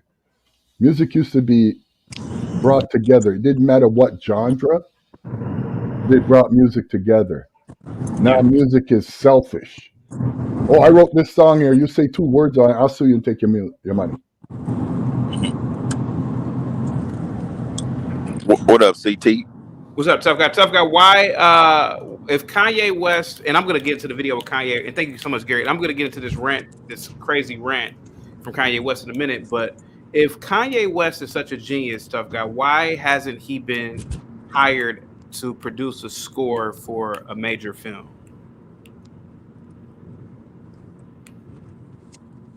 Or Drake, or any of these modern day artists? Trying to see if you probably can't hear me. No, I can't. I mean, I can hear you, but can I you hear can't me? hear y'all. Yeah, Hold I can up. hear you. Yeah. Let's see what the chat is saying. Okay. I want to point out, guys, that I went to a website. Number one score in the movie John Williams Schindler's List. The music went right along with the movie. The Lord of the Rings, Howard Shore. Number 3, Gladiator, Hans Zimmer. Number 4, Out of Africa, John Barry. Number 5, Dances with the Wolves, John Barry. Are you familiar with John Barry, Gary? Yes, I am, sir. Okay. John Williams, Jurassic Park. Jesus Christ. I'm looking at this list and I don't see any rappers, any pop stars. I'm just curious if these people are so great, why aren't they producing scores? Or here goes the question. Gary, is producing a score, should that even be used as a metric? Well, that would be knowing that, okay, now you're on top of the game. Okay. That you can actually produce something that can carry the whole show. Yeah. That's why you have certain music from certain movies that forever you will know, okay, that goes with that. People now are not creative. Yeah. Like, I'm sorry, you're a Star Trek fan. Yeah. People back in Kirk's day, people were very creative. You had Spock, you had Kirk, you had McCoy, you had everybody that was famous for their thing. But in today's society, people are Voyager. They're all Borg. It's all about design. There's no free thinking anymore. If you think freely now, you're a freak. Yep. If you It's all about design. In today's society, if you're not complaining about something or cursing about something, what's going on? You have to see what's wrong. I'll make it easy. The last generation that really did music was 60s Generation X. After the 70s came, it ended. Creativity stopped. Everybody started stealing from each other. Back in those days, it was great to be different. You can have a Janis Joplin along with a Jimi Hendrix, along with Nat King Cole. Today, it doesn't work like that. We all got to sound like Little Baby. We all got to sound like Drake. We all got, like, everybody sounds the same. There's no innovation anymore in music. It's like a cookie cutter. I'm going to get a cross-cut cookie. Then everybody's got a cross-cut. They forgot about the 5-star cookie. Everybody trying to be Lil Wayne. That's Gary. In the chat, they said, "Oh, let me read the super chat real quick."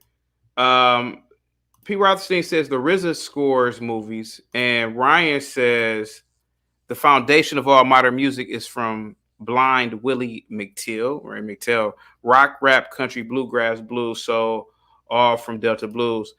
Gary, is P. Rothstein correct? Is RZA considered? I guess he scored Kill Bill. Are you up to speed? Yep. Okay. What did you think about that? Well, I'll give that a lot of props because I do have respect for RZA. He can actually really make music. Okay. He's one of the very few. So him, I don't put him on the same pedestal as the rest of these guys there, because most of these guys can only write songs, perform it, and most of them, when they're performing, they lip sync. The majority of entertainers today, they can't even sing live. If you realize that, you listen to these concerts now. I remember going to concerts in the day. There's no record playing while the artist is performing. Now you look at all these concerts today. The record is playing. They have they cannot perform live. I'll give you a joke. Okay. About 8 or 9 years ago, when Rihanna was like at the top of the food chain, she went to a country music award and she was supposed to perform. They don't have lip syncing at the country music awards. She had to sing. And when you heard her voice, you said, "What?" Most of these people today are all studio made. They're not real entertainers. They can't entertain. They built them. In my day, there would never be a Cardi B. There'd never be a Sexy Red. There'd never be a NBA young boy. Because back in my day, you had to be creative. Remember, rap got started. Most people don't know why rap got started. Rap got started to stop gang wars. So instead of us Did killing it? people, you know what I mean? Instead of us killing people, we cursed at each other. That's what rap was. That's why they call it a rap battle. And then they introduced the hip hop dancing Yeah. and then the tagging. That was all just to stop like gang wars back in the day. But now today, rap is just, as they say, a cookie cutter thing. You come in, we'll put your music on, and the only music we're going to put on is music that denigrates and puts you down.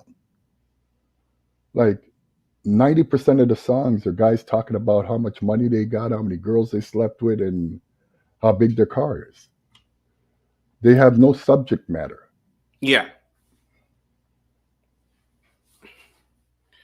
P. Rothstein with No, the it's true. $5 super chat says, Gary, you are wrong. Creativity did not stop in the 70s because in 1983-84 was made the greatest masterpiece ever. Okay. Tough guy. What say you about Kanye West, man? Is he a genius? And go ahead, sir. I say that he is a great producer. Producers know how to work with others well. That's how they come out with a great product. And Go ahead, sir. Kanye is a what you call a new schooler. I mean, he was the first to like really embrace like being yourself, wearing the pink polos and stuff like that. Because you remember back in the day, you had to like if you was rapping, you really was in the streets though. That's kind of what the deal was though. I mean, it's especially like after NWA came out, it was gangster rap that was really like taking over, but it was also like the lyricism of like New Yorkers and stuff like that. So there's a lot of poetry that goes into rap. And so it was, and I mean, if you look and search for certain artists, there's artists like Joey Badass, really great artists. Um, and I mean, the thing is, you have to search for it nowadays. So as far as mainstream, Lil Wayne, when he came out with Lollipop after that, everybody tried to be like Lil Wayne.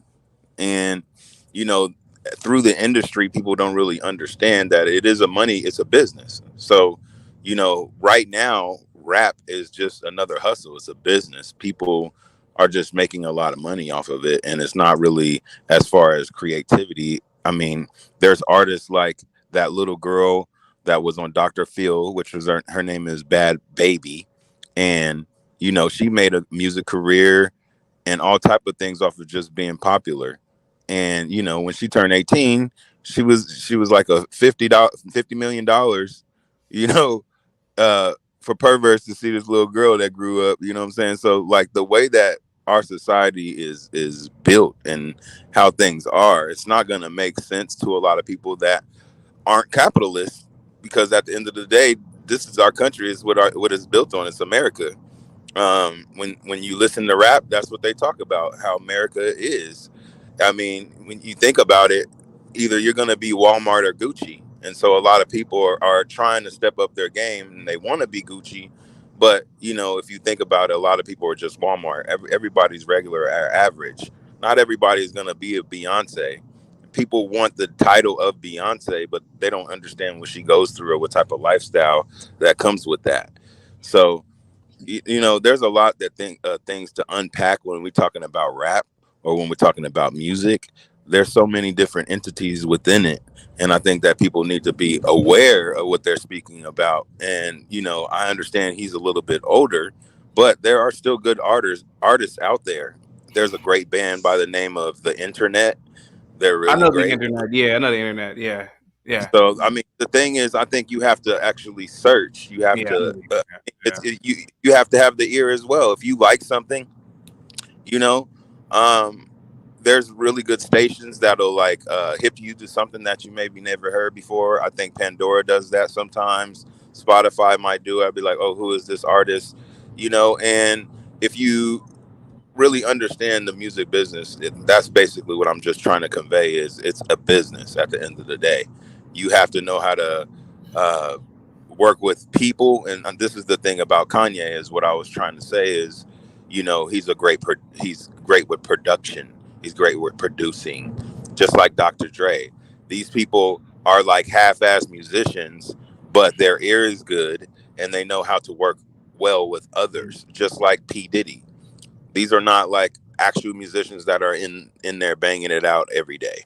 Now they might be in a studio, but that's a little bit different of a type of trade, like when it comes to engineering or, you know, studio work in general, because there's a lot of electronics that go with that. So a lot of the electronics are doing the work for you, and it's not like you're actually being a musician having to learn music theory or learn the notes or anything like that. And that's kind of why I be laughing at you sometimes when you talk about drums, because it is actually a very intricate instrument, and it does require skill. So this is probably the best y'all probably ever heard me talk, because when we talk about music, I know what the hell I'm talking about. P. But yeah, Rothstein. Well, let me read the super chat real quick, man. go ahead. P. Rothstein, the $20 super chat. Yeah. You know, ever since I turned pro in 1989, when I signed that dotted line, it was strange. Most things changed for the better and the worse. So I called my mama and she said, baby, must be the money. Yeah. P. Rothstein with the $20 super chat. The greatest masterpiece ever was Thriller. Gary, I remember growing up and listening to a lot of positive rap. The powers that be did not want to continue to sell it. Label execs went straight to gangster rap. Tough guy, let me ask you a question real quick. All right, I'm going in. I'm going in my house, so hopefully I'm not gonna. You know how like something goes in and out. But go. Why has classical music stood the test of time? It's serene, man. You know, the thing about classical music is it is a lot of culture in it. And I mean, it's probably one of the first, you know, because of Britain, England, you know, the brass, the horns, the violin, you know, those certain type of instruments are different, man. You know, it just brings an eclectic type of atmosphere. You know what I mean? Like as far as scores and movies, as far as you know, black and white movies, you know, the whole I Love Lucy, like it's just think about remember I Love Lucy, her husband was a musician at a club. Do you remember that? Yeah, was he I think it was a calypso singer or something, right? Desi Arnaz. Desi Arnaz, yeah. Okay, I'll make it easy for you there, tough guy. The difference is classical music had actual musicians. Today's Music. music I'm back on. does not Okay, yeah, have those it. music That's was all. just different. That's why it Go stood ahead. the test of time because it's actual musicians making music. We Yes, don't it's have not like musicians. We don't have that today. well, you do, sir. You do. The thing about music nowadays, especially like even when it comes to bands, they don't play live in a sense to where it's just the band playing. Now they're playing with an actual track. And the reason why they do that is for different type of production. And even in music, things have elevated, as far as like electronics wise.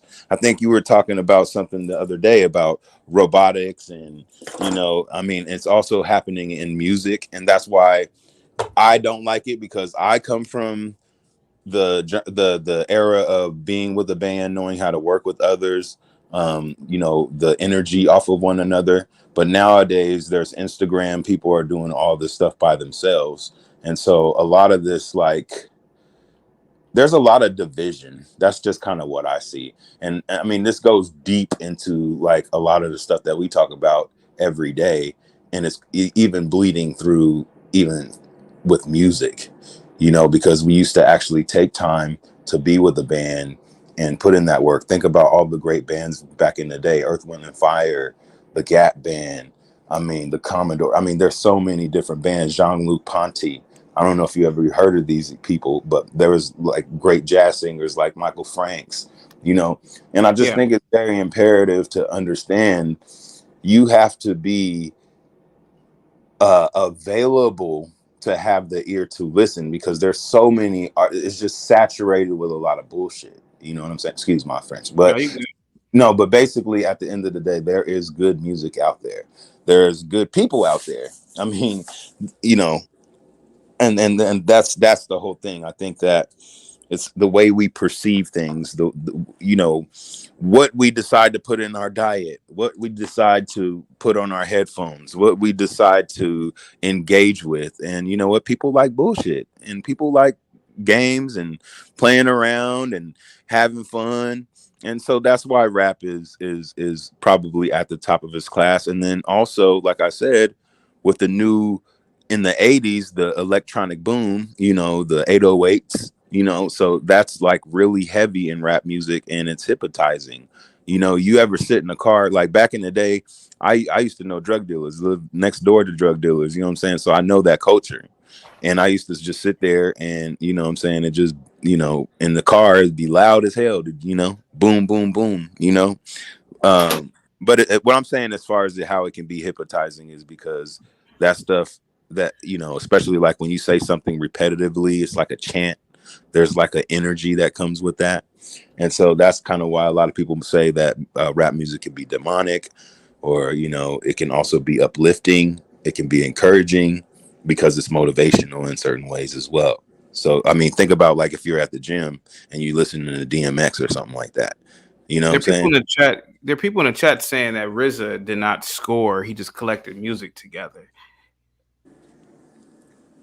But Is yeah, that true? Is that true? it did. RZA does what? There are people in the chat that have said that.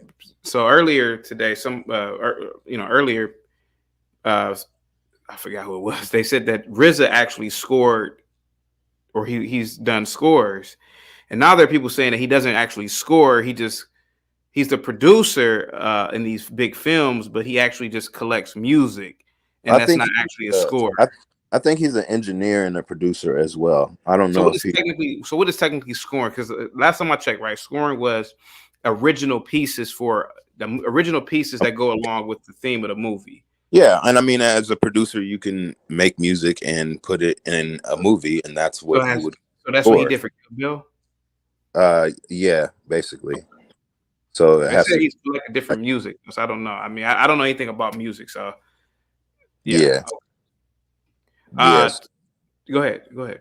Do me a But yeah, favor man. there, CT. Put up that mountain, his comment when he said something about Bob Marley.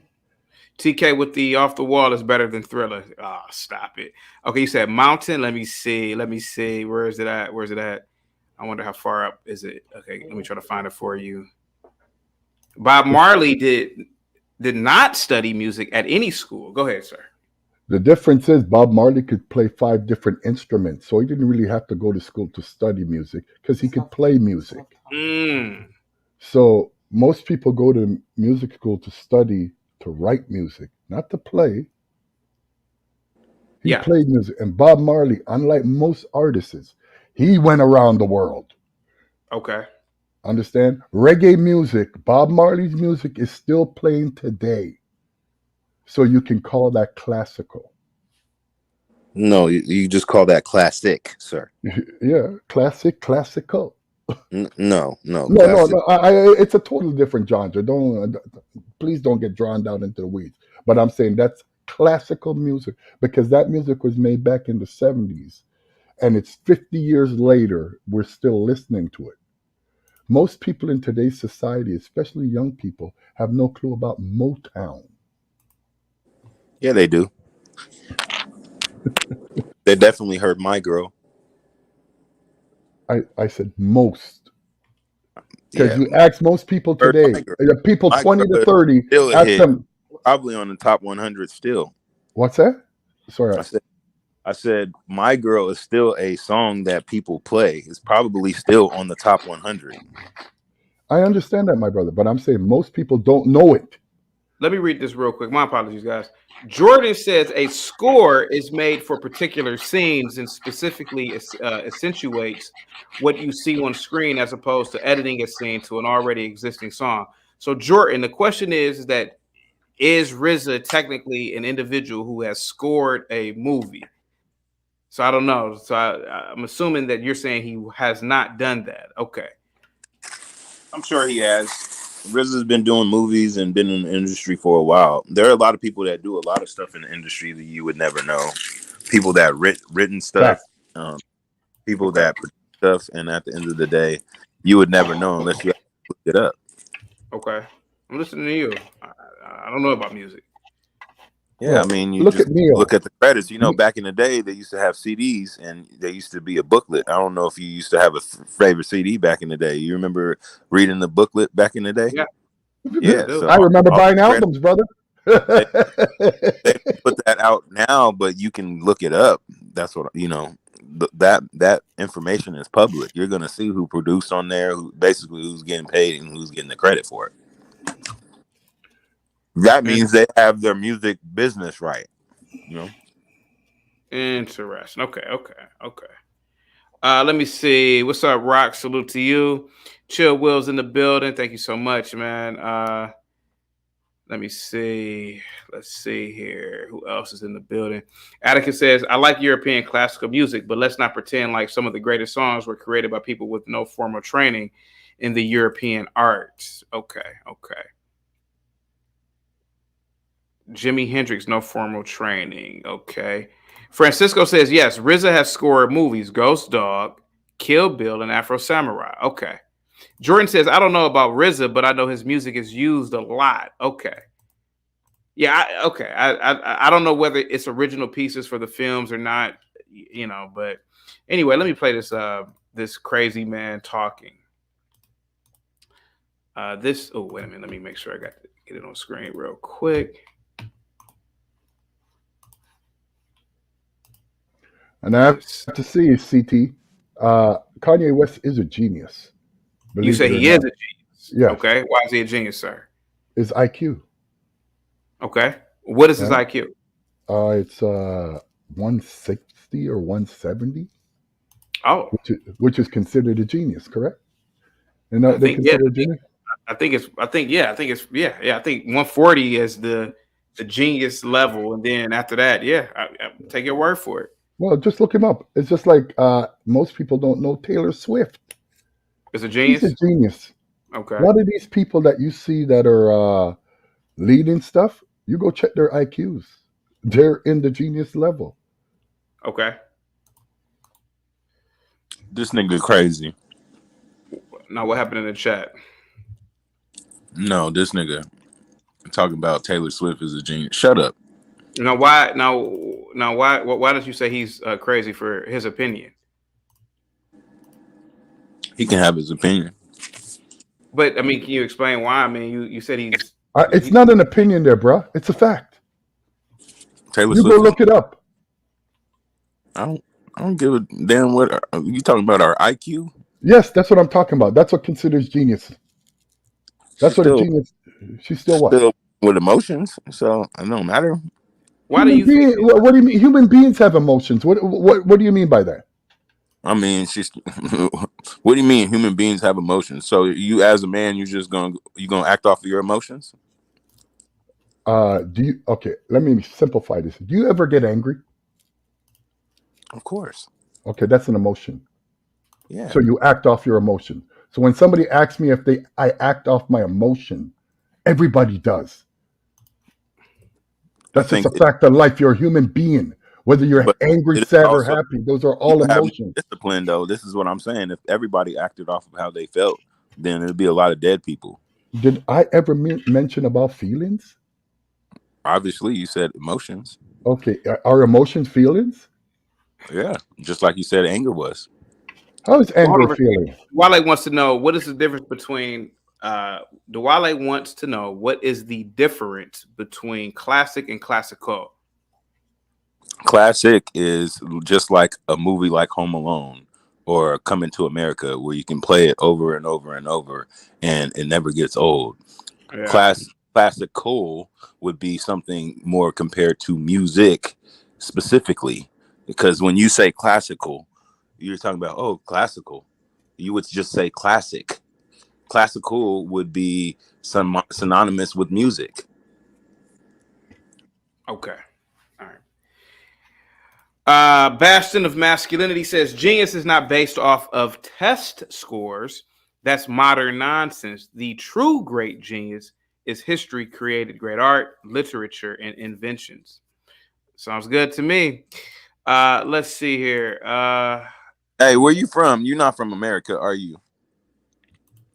Who are you You talking speak? about? You speaking to me? Yeah, nigga, you. Please Why don't you use gotta that call word me? with me. Man, I Why can can't you? talk to you how I want to. Why can't you just talk to him normally? Why can't we Cause be I men? can, man. Why y'all be hating on the way They I can't talk? talk to him just normally. The way I No, talk. because look, can I explain? Because we're men. We don't act like female. How, I, how am I? I would never call you nigger because it's stupid to me. Like black people have lost their pride that they No, use these stupid to you. words. It's Yeah, stupid. because I'll explain why it's stupid to me. Because back in the 70s, you as a black man use that word, you'd be stomped to death. Jesus. You a goddamn lie. How old are you, young fella? I'm 38, That and means you. my dad and That them mean, definitely use nigga. well, I'm sorry Nigga, for. kick your ass, nigga. Like I told you, I don't really. My dad would be the one to beat the shit out of you and Well, Hey, call you hey, well, then your dad would be in prison.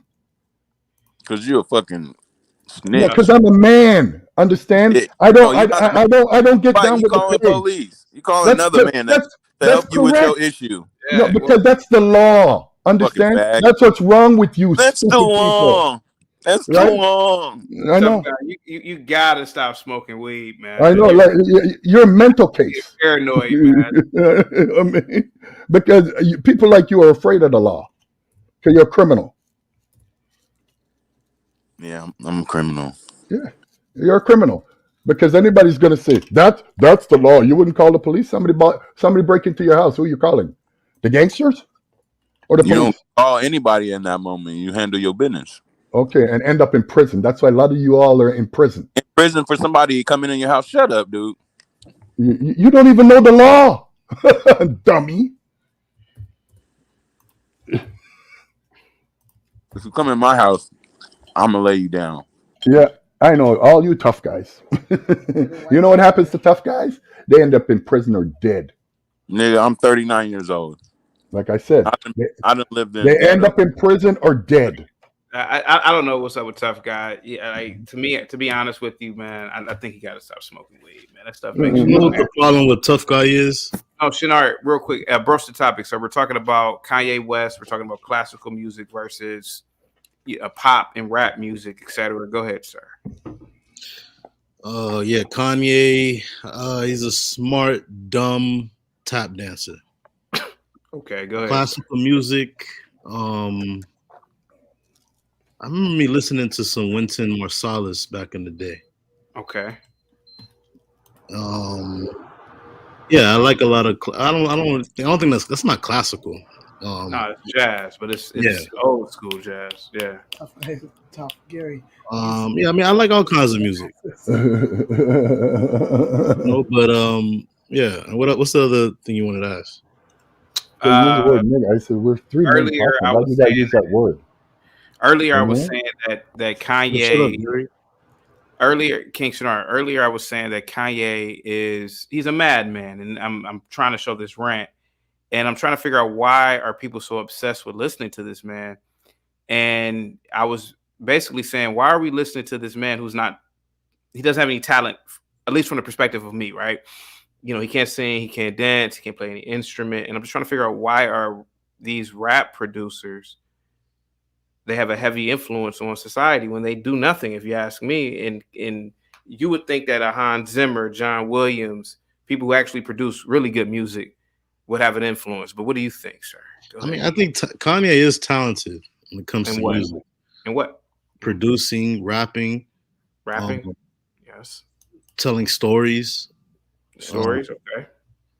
You can't say he's not talented in that aspect. But I think that he kind of he should have just stayed in his lane, really. Okay. Do you think that people will be listening to Kanye in 200 years like they listen to Mozart? Yeah. Okay. You can say that, yeah. But I mean, you can't deny what he's done for, when he first came out, his rap is mostly like positive rap that came out of him, right? It wasn't nothing really too negative. Mm-hmm. It was stuff that actually help like make you think. Okay. Would you have your child, if you have any kids, would you have your child listen to Kanye over classical music? If you had to choose. That's a good question. Well, I don't really, I mean,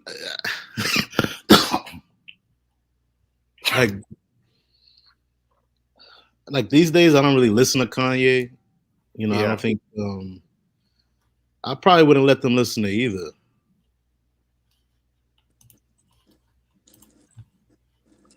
It's what they want to listen to. I don't, but why did you call him a tap dancer earlier? Why did you call Kanye a tap dancer? Oh, you know why? I don't know why at all, to be honest with you. I think the man's a madman. I think he's insane. I think he's the luckiest wino ever in the history of mankind, to be honest with you. I mean, hey, but let me add King Shinar real quick. Hey, what you say to me, King Shinar? What you say about me, boy? Yeah, dude. Let him up. No, man, because I just want to have a chill conversation, man. I mean, then you want me to let him up? Okay, all right. Jesus Christ, go ahead, guys. And I said in the chat, you are what I term an unsophisticated burger eating ass nigga. What you say? You are an unsophisticated tap dancer. And you a dumbass. You know what an unsophisticated tap dancer is? You know what an unsophisticated niggas go eat some cheeseburgers, nigga, with some fries. Who taught you that N word? Who taught you to say that? Call other black people the N word? Gary, what is your theory as to how the conversation amongst particularly black men always devolves into something like this? What is your theory on this, sir? Most of these guys are raised like women, and they behave like women. Okay. Confrontation, conflict, drama. That's what. Don't you notice how the guys 30 and under? That's how they behave. Everybody's when they say emotional, their emotion takes them over to get violent. They can't have conversations, so they only know certain words. Like I'd say, tough guy. He's got maybe 100 words in his vocabulary. That's it. They've been using that same word for the last 38 years, so that's the only word they know. So to me now, for any man of color with any melanin to use that kind of word and think it means something good, there's something wrong with their brain. Yeah. Because they don't even know the definition of the word, but they use the word and call themselves that. It just means, most people, let me make you all know who's listening right now.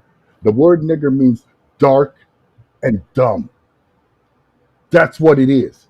Yeah. Ignorant, not knowing anything. Why would you refer to yourself as that? Yeah. And I noticed today most people like to belittle themselves, and so they can belittle others. Yeah. Okay.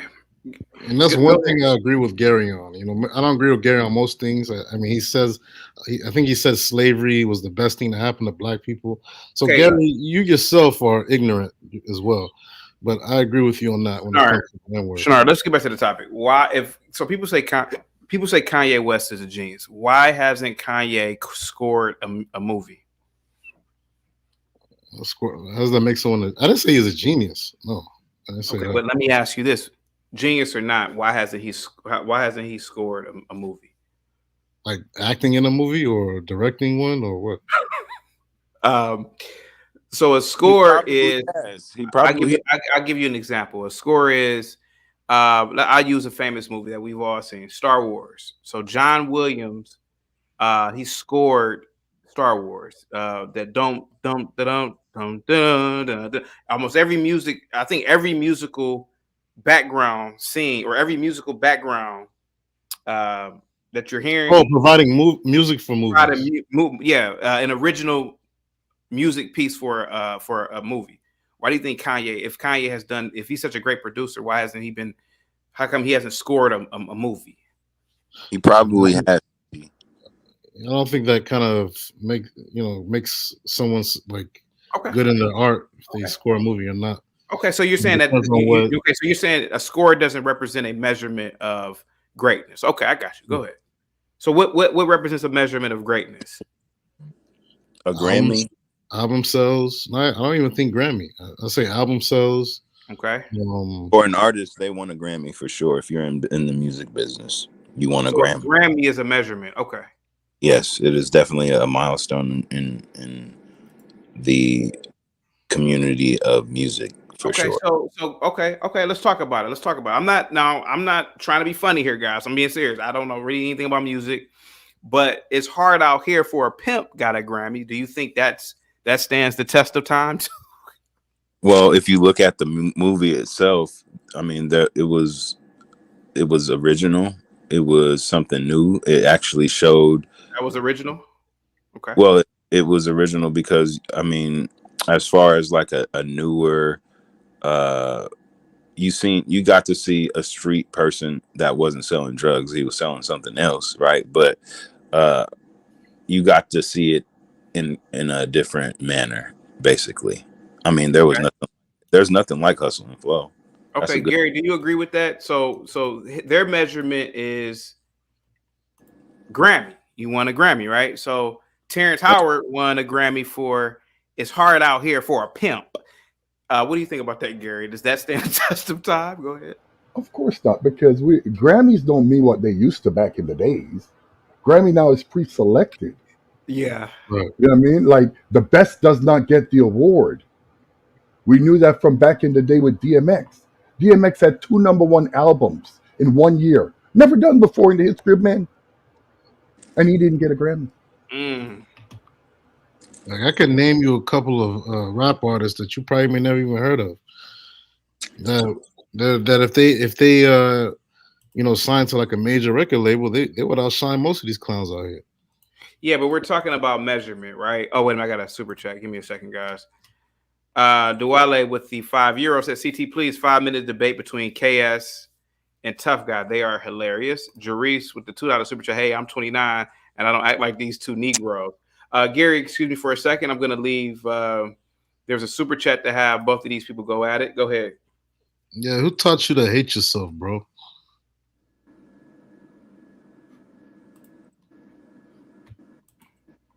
Like who really taught you to use that N word and it sounds like you smoke Newports all day. Your voice sounds like a lawnmower, like a cheap ass lawnmower. Like, bro, who taught you all this? Now I know you can hear me too. I understand, like what I'm telling you. You're thinking about your life right now. Man, shut your cheeseburger eating ass up, nigga. You think you really saying something? Like it's sad. With a side of fries, ass nigga. Shut your ass up, man. How many times have you said the N-word in the last 10 seconds? You ugly ass, fat, black, hot dog neck looking ass nigga. Do not ever in your life try to come at me talking about don't ever try to roast me, nigga. Did y'all just hear that? That's self-hatred. You fucking beef eating ass nigga. That's all you do. That's self-hatred right there. He's his own self-hatred, he's applying it to me. He called Hey me a man, everybody put hamburger and fries in the N-word. chat for this fat nigga over here. He himself Nigga, is dark. get on a diet, nigga. Hey, lose 30 pounds and then holler at me, nigga. N-word, N-word, N-word. That's your favorite word. N-word, N-word, N-word, N-word. That's Nigga, your use the tap favorite dancing word. ass nigga. Oh, Gregory Hines face ass nigga. See, you are what I call a tap dancing liberal. An unsophisticated tap dancing liberal that became a conservative during the pandemic, and all it took was a couple of stimulus checks for that to be to make that happen, basically. And you have proof of that with him? I can tell. Nigga, where was you at the other day when me and I CT can was going in on tell. white people, nigga? With your fat ass. Nigga, how much do you weigh, matter of fact? Do you even exercise? All you do is sit at a desk all day at the motherfucking shelter, like old boy said. And nigga, who the fuck do you think you talking to? Yo, this nigga over here eating everything in the refrigerator, sitting there, don't exercise, nigga. What do you do all day? Nigga, you see me, I'm in and out, in and out. That's because I'm fucking busy. Nigga, your ass is over here talking shit every day and don't got no money with your broke ass. Nigga, you the most brokest nigga on here. Nigga, you can't even send $1. See, this is Nigga, sad. you broke. Nigga, what the fuck is you talking about? You fat, broke nigga. Who the fuck is supplying you all these cheeseburgers? This is self-hatred. You see this? No, yeah, exactly. It's self-hatred that you want to eat all these goddamn cheeseburgers, nigga. That's his favorite word, the N-word. Yeah, you owe what if okay. Yeah. It's my favorite word. You gotta stop saying that word. Stop saying that word for real. Like, you look dumb. Stop saying that word. You look dumb. Okay. Hey, how about this? How about this? King Shenard. Why don't you stop saying tap dancer, and why don't you get out in the community and do something instead of talking about black people like you gonna do something when your ass is fat? You don't even take care of yourself and your health. You over there eating 5 cheeseburgers a day, nigga. J Hell with the $2 super chat says Shenard weighs too much. Guys, I'm gonna bring everybody back. I'm gonna drop. I need somebody to get on. I need at least 2 people to get on camera in the back. Real quick. Let me drop. Tough guy and Shenard, hang tight for me real quick. J Hub, what's up, man? And Chukwu, what's up, man? What say you about the current topic, man? About the whole. I gave an analogy saying that pretty much rap music, pop music is pretty much like eating McDonald's, Five Guys. It's there, but classical music is timeless. Jazz is timeless. And the whole thing about Kanye is an anomaly to me because it's like I don't see I don't see why we. Go ahead. Well, when it comes to classical music, I think classical music engages the psychology of status. So people take pride in sharing the taste of the elite, and listening to classical music is one way where you can, share in the taste of the elite. And you have to understand that these classical composers had royal patrons. Their works were commissioned by kings and noblemen to, for special events. So the people who, bear with me, hold on. What's up, Tarus? How you doing? Sorry, yeah. So real quick, the people who these were royals who were commissioning these works for special occasions, maybe a coronation or somebody got made a king, and they'd have somebody make a symphony. And the people who listened to classical music in the time that it was originally made were the elite. So I think there is, still listening to classical music still in some way marks you as one of the elite. But hip hop and popular music, this is common music for the commoners, essentially. So there's much more wide appeal to listening to this music. When a friend of mine got married in like right after college, and his parents, well-to-do, had a great wedding for him and his bride or whatnot. and I believe his parents paid for the reception. Her his wife, her father, I think, paid for the wedding. I can't remember. But anyway, at the reception, they had a live, like, little ensemble of like people playing the violin. The what's that big guitar? Look at, see, is my Cello. ignorance. The cello. And like, it was nice, man. And mind you, it was not, the reception was nice, right? It was real, like, classy. And after we got about 20 drinks up in us, there was a DJ booth, and the live band only stayed for a couple of hours. They charged by, I mean, I can only imagine how much they were charging. Mm-hmm. So after they left, I gotta admit, man, we were the females requested what's that legendary song from from Juvenile and them? Girl, you look good when you back that ass up. We got to acting like straight fools. Right after, like, so to a degree, it is kind of like gutter music. It's easy music to listen to. It's unwinding music, but at the end of the day, man, classical is totally different, man. And I have to ask the question: if Kanye is such a good producer, why hasn't he scored? Why hasn't he scored a movie piece, a movie? But go ahead, sir. Well, Gary had mentioned it earlier, because you still got to be easy to work with. Kanye is notoriously difficult to work with.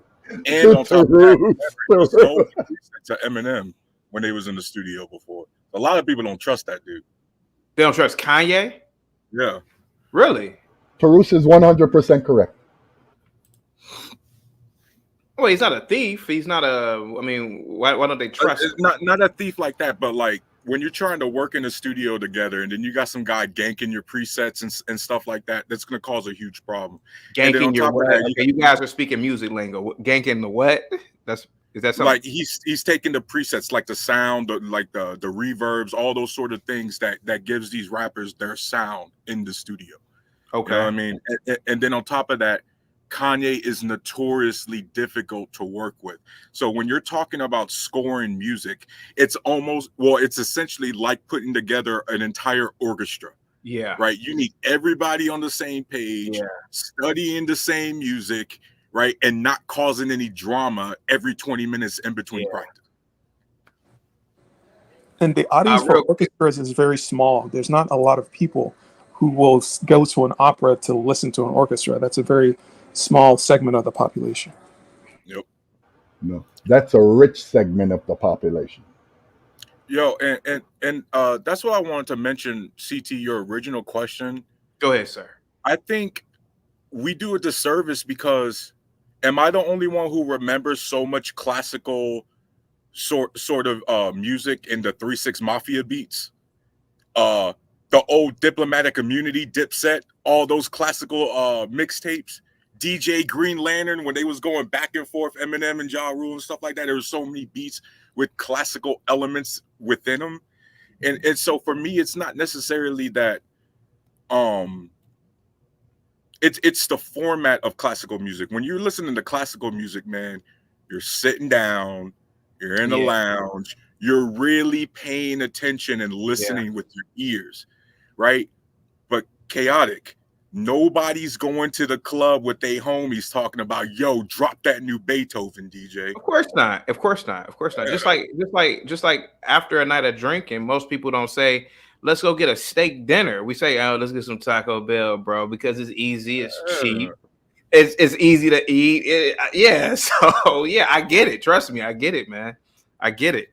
And I have to admit, that kind of music is like laid back, chill music. It's just like EDM. I like EDM, right?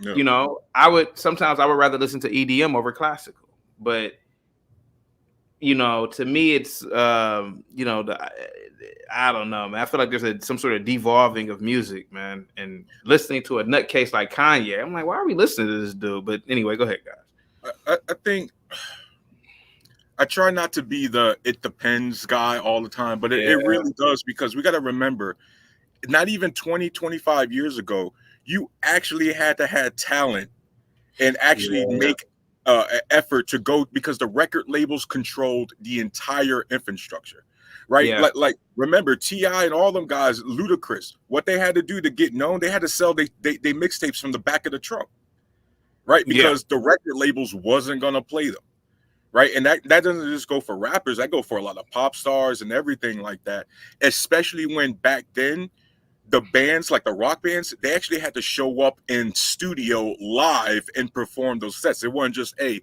we put the song together in the garage and we banged this out. Nowadays, music is so much accessible, even though a lot more people, it's hard to congregate people together and practice. Well, that's what you got Logic Pro and Fruity Loops for and things like that. You know what I mean?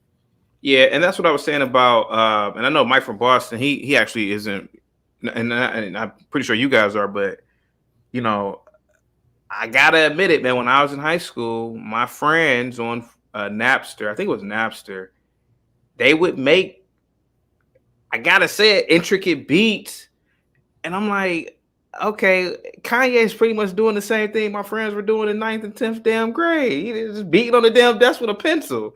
To me, that's just not sophisticated to me. But you know, that's neither here But nor you, there. you gotta remember, right? Like we'll use a different genre, because a lot of my friends that are white, they listen to rock music, except Yeah, they always listen to old school Mudvayne or Slipknot or Metallica or all these other yeah, guys instead of the new guys. Because what do they say? Man, these guitarists today, they just know one or two chords. They're not yeah, actually playing the yeah, guitars and stuff. You see, so you got to yeah. make sure you don't fall into the grumpy old guy wishing things were back. You know.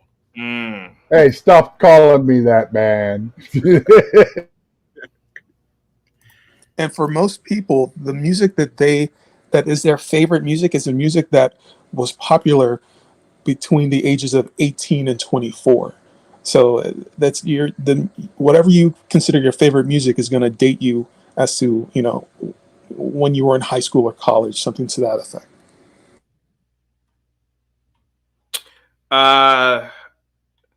What's up, J Hub? Oh, he just dropped off. J Hub said Cash Money Records talking over or taking over for the 99 in the 2000s. Go ahead, Savage. What's up, man? I just came up here to put you on notice. Came up here to put you on notice for being lame. No. Yeah. You watch it too? I laughed my ass off. I feel so bad, man, for that guy, man. But we talk about that later, man. We ain't gotta talk about Nah, that. CT, Jesus. you ate that dude up last night. Nah, I watched you stream, bro. I feel bad, man. I kind of wish I would have never even went on the damn panel, man. I feel bad for that dude. I shouldn't have said those things to him, to be honest with you. But when it comes down to music, Yeah, music is devolving. Music is devolving in the simple fact that you have more people that have the access to be able to get to music, and on top of it, rap itself isn't necessarily a very sophisticated. It's not a very sophisticated art form. It came from kids that were taking things together and making it. Like, are there polished people? Yes, but the root of it itself was kids put like scratching and putting music together in the street. So it's hard to compare rap or hip hop to like classical music, because classical music was pretty much came from people that their entire life they were being paid by someone that had a lot of money to make music for them to listen to, because that was most of the entertainment that they had. So it's a very different comparison. Like Gary talking about people not really having struggled in the last 30 years. It's the same idea. Like, there wasn't a lot of entertainment back in the day, and people were really into education, like super into. They gave their entire lives to education, and monarchs gave them money because of the arts and because of their talent. But the other thing that tough guy was talking about yeah, was the 808s, there is a reason why they use 808s, and there is a reason why music is very repetitive, because it is to put you in a trance. So as you see society degenerate, you're also going to see music degenerate, and it's going to just be a cycle that keeps repeating itself. Me personally, when I was 19, 20, I listened to a lot of rap. Now I don't listen to rap at all. I only listen to like folk music and country. Mm. I just Am don't. I the only I don't one? want that in my. I'm sorry. Go ahead, sir. I just don't want that in my spirit. Am I the only one who doesn't know what you guys are talking about when you guys are saying 808s and all? I'm like, damn, what the hell y'all talking about? Okay. 808s are the it's the beat that Kanye used.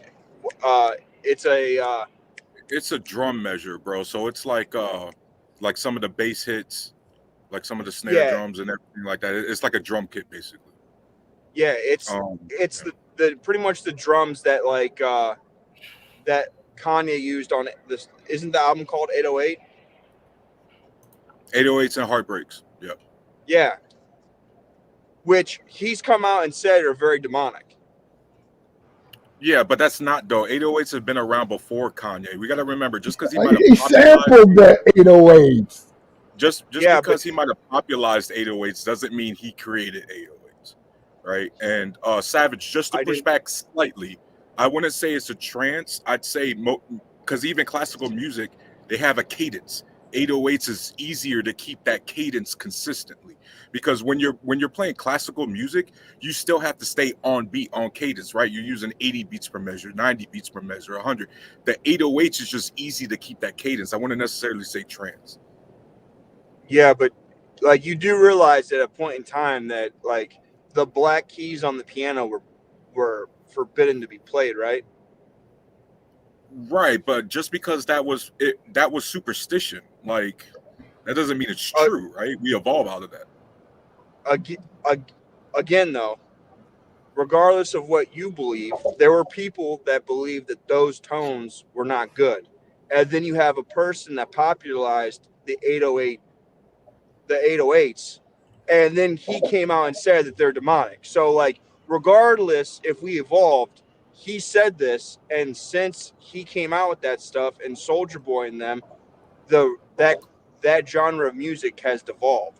Is my point. Savage, in the 90s, when all the old white guys was telling all the young white guys that rock music was Satan worshiping music. Yeah. No, they were saying that from the 70s and the 80s there.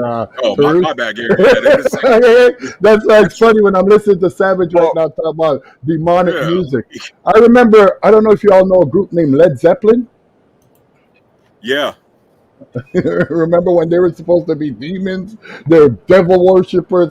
There's no real stuff like that, Savage. I know you're religious and stuff like that, bruh, but there's no demons and there's no devils. Sir. Before you come at me, let me answer the question. But you use Led Zeppelin, which Jimmy Page was a known Satanist. So before you try to make some allegory about my religion, understand that the example you chose, the guitarist was a well-known Satanist that bought. But there's no real stuff as Satanists.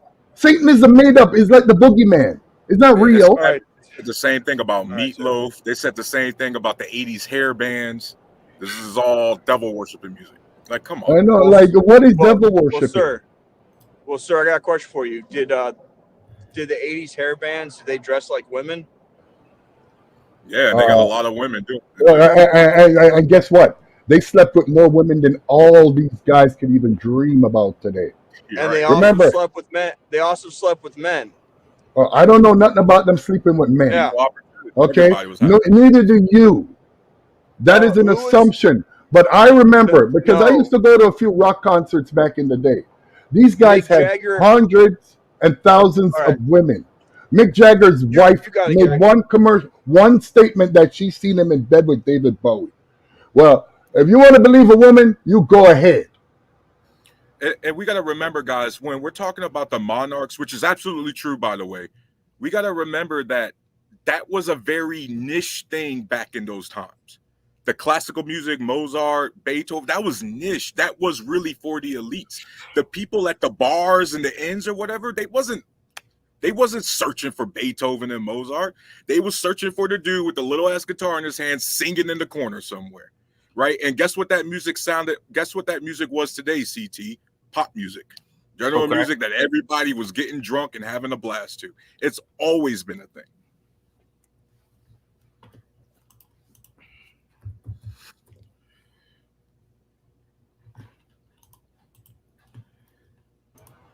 Sorry for cutting you off there, Savage. Go back, my brother. Yeah, my apologies for interrupting you while I was speaking. But it's not a fair comparison with the guy in the bars. They were singing more of what you would consider folk. It wouldn't really be like you could say it was popular because it was like old myths and old stories. But it was a lot of like folklore, folk music. That's true, but it was mainstream, Savage. That was way more mainstream than Beethoven was. Yeah, it was. You're right. It was mainstream, but I think that it's pop music is not a great comparison because it was pretty much like iconic. The songs were iconic stories of people that were known. So like a king, like kings, or like You mean they're more like hymns than actual like pop songs? Yeah, like it's popular, but it's like they're making a song about like Harold the Great, which people knew of, which was like either a real person that was like royalty or heroic. So like it's not like pop music now where like you put in a Thriller song and Michael Jackson is the celebrity. The music was about a celebrity. But that was also due to the time frame, right? Because every music had to be transferred through word of mouth. There wasn't, most people didn't know how to read or write, so the only way you knew how to, I guess, transfer those lyrics in the songs was through word of mouth. No, you're correct. We don't live in that world anymore.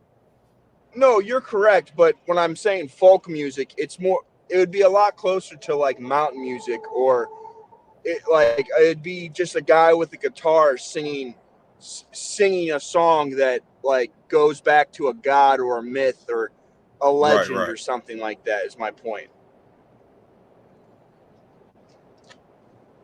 But regardless, I don't know how anyone can't make the comparison of if you really remember, they used to say that Elvis Presley was devil music. And if you go from Elvis Presley to today, no one can make an argument that music hasn't degenerated. That's, again, degenerate. That's such a subjective thing because... No, he's correct there, Tarus. Because music has to degenerate. It's not. And I'll explain. First of all, most of the people doing music now, they're not musicians. Right, but Gary, that's what I was saying earlier, Gary and Savage, like, because there's so many people today who have the ability to create their own tracks. We just have to search harder for the actual true musicians out there, and they are out there. Oh, like for example, tons of bands. The famous hip-hop bands that is still active today is the Roots, and they play live music. The Rolling Stones has been touring since 1960s. Yeah, they're 60 years later, they're still playing music. Most of the bands that are not playing music anymore, they're dead. Yeah. But again, like it's just subjective because yes, like those old rock bands, right? But that's what I was saying, Gary. Those old rock bands constantly sell out over the new rock bands, right? Even though the new rock bands are getting more radio play or streams and everything like that, because you just got a lot of loyalty. That's what the last person was talking about. If you're 18, 24, you kind of stuck in your generation. Like for example, my parents won't stop listening to 80s music. Like, I get it, the 80s was dope, but you know, there's a lot of good music since then. But they think the music today is trash, but Guess what? My grandparents thought that the 80s music was trash. And so if you go generation by generation, they're all going to say the same thing. Man, this music today is horrible. Well, I can see what your parents, and I'll explain. Because in the 80s, we had so many different genres at the time. Like we had rock, we had rap, we had country, we had disco, we had funk, we had grunge, we had everything. Now they kill you with, okay, you're just listening to rap music. I can't even name you one of the modern day rock band. I can name Is you 20 from back in the 70s. Gary, is that a slight on people's taste, or is that more a slight on the specific genre, which is rock? Maybe rock music itself has just fallen off. Could No, that be the case? no, rock music hasn't fallen off. It might have fallen off here in North America. But if it's fallen off, these guys could not be touring for the last 40 years. That's what I'm trying to Gary, say. we're not talking about the old school greats. We're talking about the new generation of rock bands. And what I'm trying to tell you, I can't even name you one of the new generation rock bands. The last one I know, believe it or not, is the group that Bon Jovi was in. That's the last rock band I really what do they call it? God damn, man. Sorry about that. I forget the name of the group.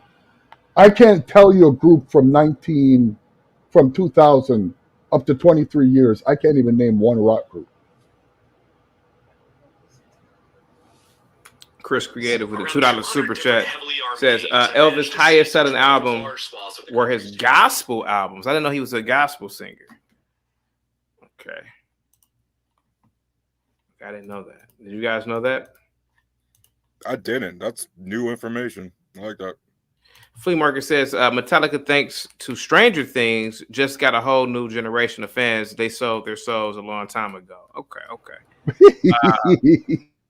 Hey, real quick, Gary, Bon Jovi is the actual name of the band. Oh, see? I just want to look at it. When I said that's the last band, I don't even know none of these new bands. Go ahead there, CT. We've been holding up your Kanye rant. Oh, yeah, yep. Obama, hair white, Romney, man, y'all don't do y'all facts. All y'all niggas want to talk about. Let me tell you, anybody ever talk to my red how y'all put me in a fucking hospital? Fucking Chinese water torture. Oh, yeah, million questions. Oh, my God. Everybody around me telling me I can't wear. Nigga, you can't tell me the color of my hat. Y'all can't tell me shit, nigga. No, none of y'all motherfuckers here with no Instagram, nobody living, nobody at, and I don't want to hear shit from none of these Jewish niggas talk about, oh, he's in an episode. Harley Pasternak follow me to the fucking hotel. The nigga killed Aaron Carter, and now they acting like they won't clear the Backstreet Boy sample. You get what I'm saying? Harley Pasternak pusher, your trainer. Harley Pasternak, Jay-Z. You get what I'm saying? And then niggas be hanging around these niggas just for the money on some Mike Rubin shit. Slap the shit out of Mike Rubin. I see that nigga. You know what I'm saying? It's like. Hey, can you pause for 1 second, CT? This is so bad. You know what's so funny? He just said all these people are hanging around them because they pay Jay-Z and then pay these people money. Yeah. While he's doing the same thing. Isn't that an oxymoron? So bad. Remember this. It doesn't even matter if you agree with Kanye or not. Imagine trying to work on a score with that guy. Yeah. That you're going to be around for 7-8 hours a day. This guy, if it were not for music, he would be walking down the street with a whole bunch of papers and a Pop-Tart in his hand talking to himself. This man is insane. I'm sorry, man. Jeez. I don't think he's insane. You don't? I think he knows the game better than everybody. You did say he was a genius. Okay. Okay, look at it. What do most people want to do today? Complain about something. Something is wrong. Yeah. They get to watch this guy talk about things that in their mind might be right or might be wrong, and he gets to say it. That's why he's a genius, because what's he doing? That video clip of his that that sounds good, Grant. Where you from? Salute to you, Grant. Where you from? Well, let's just not. Where you from? You're where you get educated? I just got here, Grant. That's why you be quiet and wait for your turn. What did I do to you? You Listen, interrupted me. this hypersexuality situation you got going on Whoa, has to whoa. stop, man. You've got to calm down, dude. No one's over here trying to dig off into your life, but the way you act toward women is very telling. Okay, it Whoa. Hold on shows there, a CT. lot of things, and I Did just I need you to mention calm women down. at all I today? just need you to calm down. I came Yeah, up I here don't to think he make mentioned women, but I think you need to no, Grant is listen always going at women. You know, he just told me automatically. I came up here. But you shut up. He didn't even know what to because say. normal You didn't people, even know what to say. You no came up normal here people. automatically. You Eve, seen Eve, a Eve, Eve, Eve. female. Stop You talking. saw a Being a female. female, You know your saw a place. female, and you Know thought that your you were gonna come up here place. and cut somebody out. Know Shut your up, Grant. place. No, Know your I'm place. not up here for that. Calm down. No, Calm don't come down with and that interrupt bullshit. people. Calm down with Because that you came here bullshit. and accused me of saying Okay? something I about didn't accuse women. you of anything, Gary Yes, you Grant. did. Your Or you name did. is Gary Grant. Terus, am I Your wrong? name is Gary Grant. There it is. Yeah. I know Let that's my that name. sink in. Yeah. You're named after a white actor from the 40s, Okay, Gary let it Grant. sink in. The white actor from the Gary 40s Grant, is Cary listen, Grant. Gary. Get it straight. Okay. You don't No, even know what you're Gary, I talking didn't come in about. and attack you. Yes, you I did. literally just came Yes, up you here. did. I And don't started know. talking. No, Who because when does they're that? talking, I'm attacking you. You see Who what I'm does that? saying? You just made my case, Gary Grant. You're an Gary Grant, idiot. You're calm an down idiot. because this had You're an nothing to do idiot. with you. You're an idiot.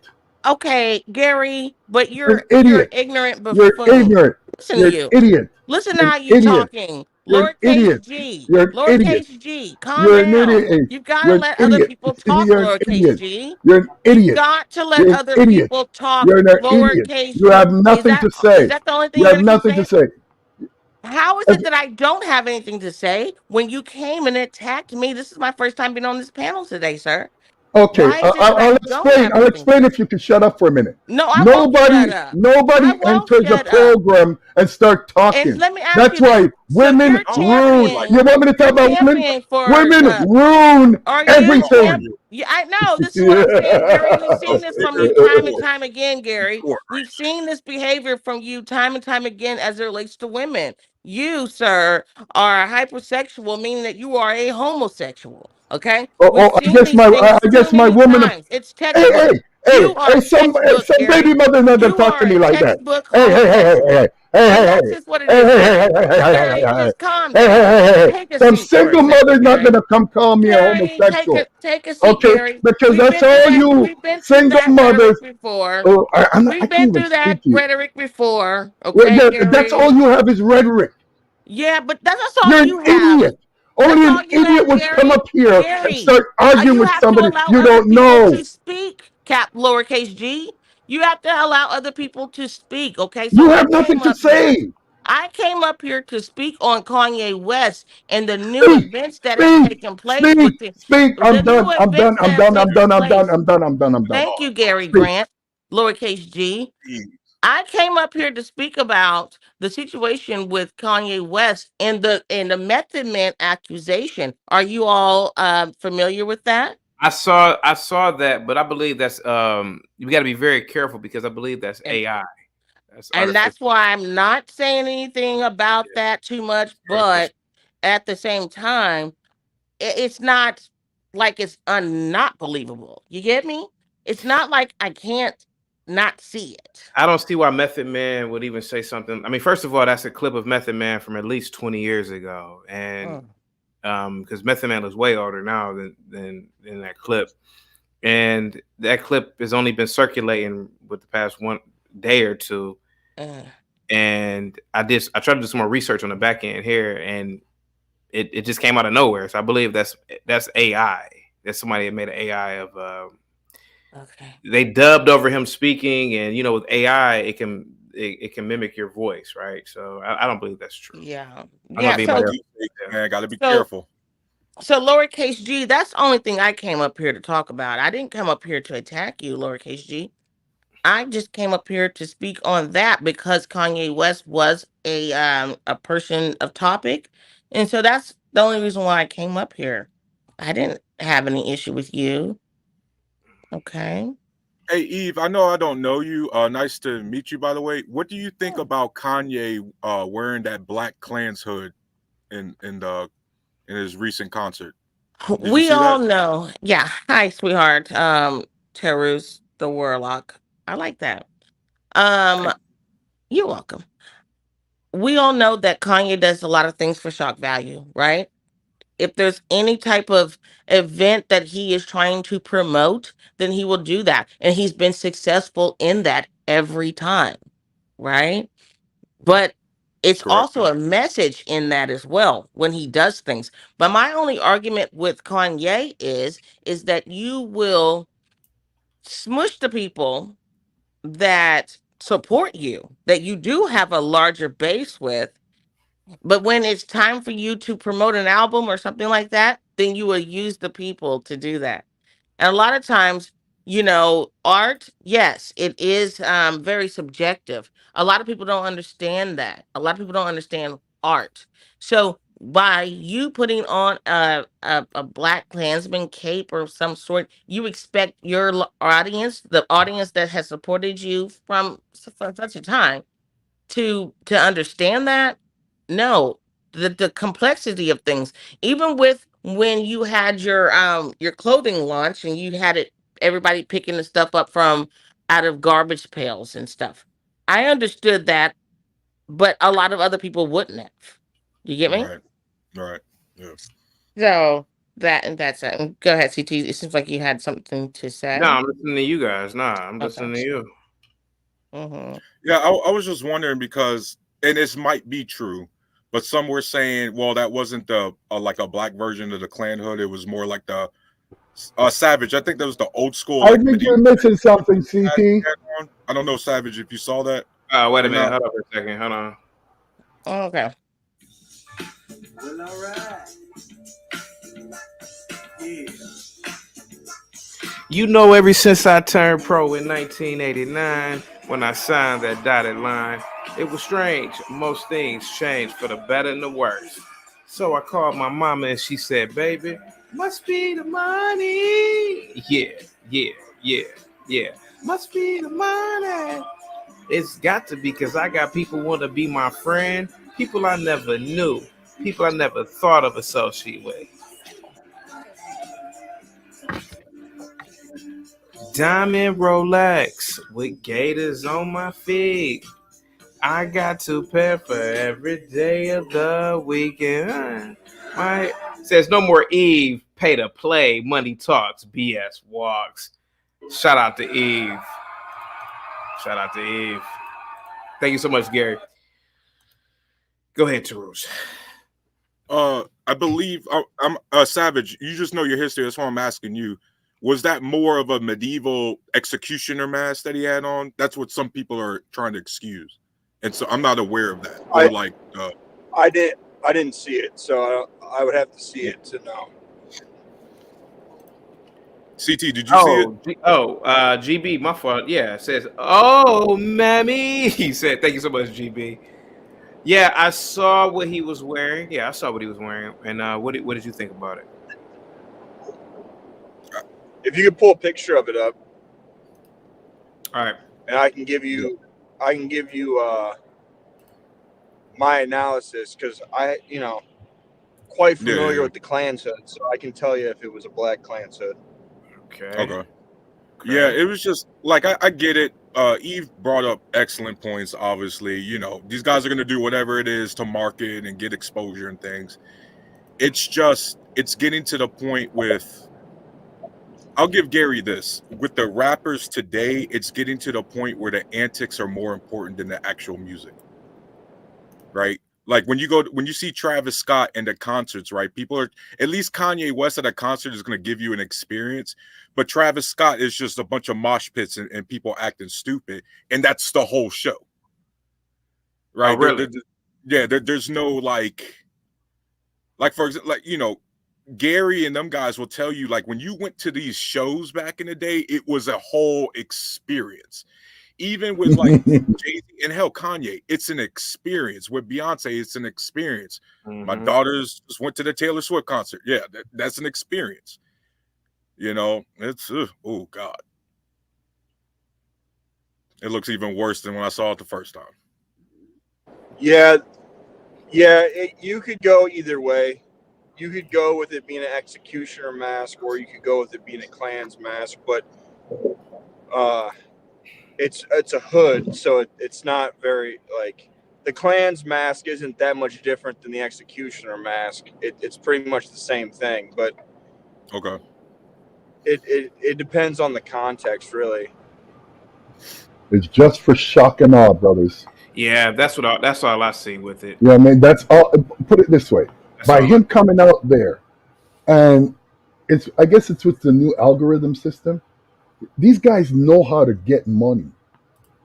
By everybody speaking on this, his name's in the algorithm. He getting paid. They don't do this. Everything is done for money. Pull up a Klan's mask. That won't violate anything, right, CT? No, It's educational. No, I don't think you could put that up because that's what demonetized Fresh and Fit. Yeah, that is right. Yeah. No, it was them wearing a Klan's mask and making racial comments that demonetized them. Black Suitify says, I'll never allow my daughter to go to a Taylor Swift concert. Who the hell is Taylor Swift? Let me look her up real quick. I mean, that's fine. Blacks and difference of You opinion. don't know who Taylor Swift is? Oh, yeah. Okay, I've seen her before. Yeah. I've never listened to her. I mean, I'm pretty sure I've heard her music in passing. She's the biggest artist in the world. Don't listen. Gary, I'm telling you, man, like, I am Anita Baker still, Regina Bell, Sade. I don't listen to whores. I'm sorry. You ain't even seen her overexposed ass in the NFL game. Yeah, I saw her maybe once or twice. I'm like, I can't listen to this chick. I'm too old school, man. I like real singing. I like Samara Joy, who just won the Grammy for New Artist. I gotta listen to real singing. I can't listen to all that dancing and shucking and jiving. And, yeah, I can't do it. And I saw Taylor Swift. She just comes off as like a a more hotter Britney Spears. Well, I think you should look. I know. Don't look from the outside. This girl is very talented. Okay. Unlike most of these people, she can play instruments. Oh, she really? can actually play music. She can write music. Knows music. No, I told you. The woman is a friggin' genius. Okay. By the IQ scale. Yeah, she's got real range. Gary, remember, she originally started off as a country artist too, and that's what actually made her popular. And then she swapped over to pop, and then because she was already getting money as a country artist. She was huge. Like a lot of people, and I noticed that usually with us, we listen to one genre of music. We like a certain music. That's the music we listen to. We don't really expand our horizon. CT, you're a little different. You listen to classical music and listen to other different music. Most black folk don't. Yeah. You know what I mean? They know, meet me at the club. It going down. The mall. It going down. They all know that. Yeah. But then you tell them to any kind of music that's artistically done, most of them don't know that kind of stuff. That's all stuff. How do you know that, though? That's changing, Gary, because especially in the South, there is a lot of black people that listen to country music, sir. Like, they really into it, and that's dope. But it's just the fact that Gary likes to generalize things. Like me, I like to listen to electronic music sometimes, even synthwave, if y'all know what that is. It's a subgenre. I like to listen, even alternative music. Not just rap or the stereotype that black people only listen to a certain type. Nah, everybody has their own musical taste. What I'm speaking on is the majority. I'm not talking about. How do you know this though? How do you know? Because that is the popular music today. That's how I know it. I know it by what I see. To be fair, a lot of our people, bro, it's hip hop and R&B. At least you would admit it's hip hop and R&B first. A lot of mainstream, but they won't tell you what they listen to behind the scenes. You're not gonna. Yeah. And I'm guilty of that as well. Like a lot of people think, I am too, because King Shinar, techno music, EDM is actually my favorite genre. Rap, hip hop, stand that music. That's the one music I hate. Industrial. I hate techno. Like, how do you all young people get into that? Bro, Easy when with you got the drugs. Audubon doing a buck 40, bro, I'm telling you, that's the music you want to listen to, dog. That's fun. Yeah.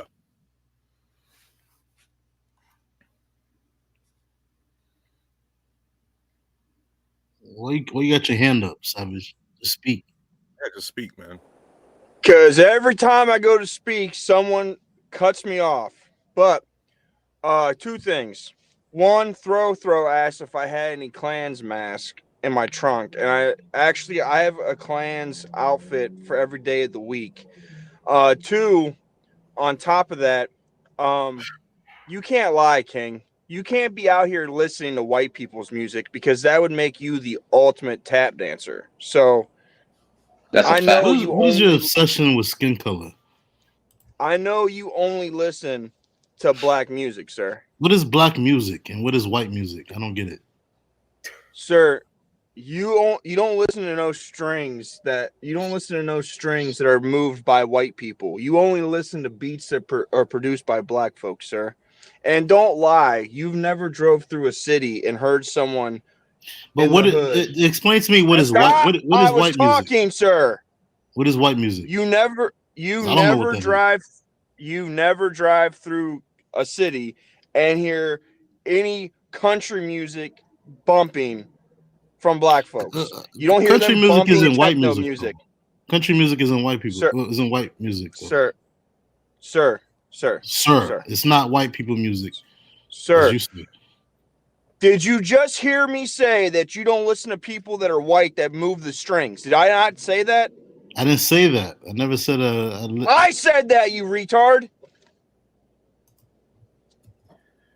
Hey, Yo, Savage, you gotta stop this most obsession with skin genre color, that man. no black people are making music Sir. in.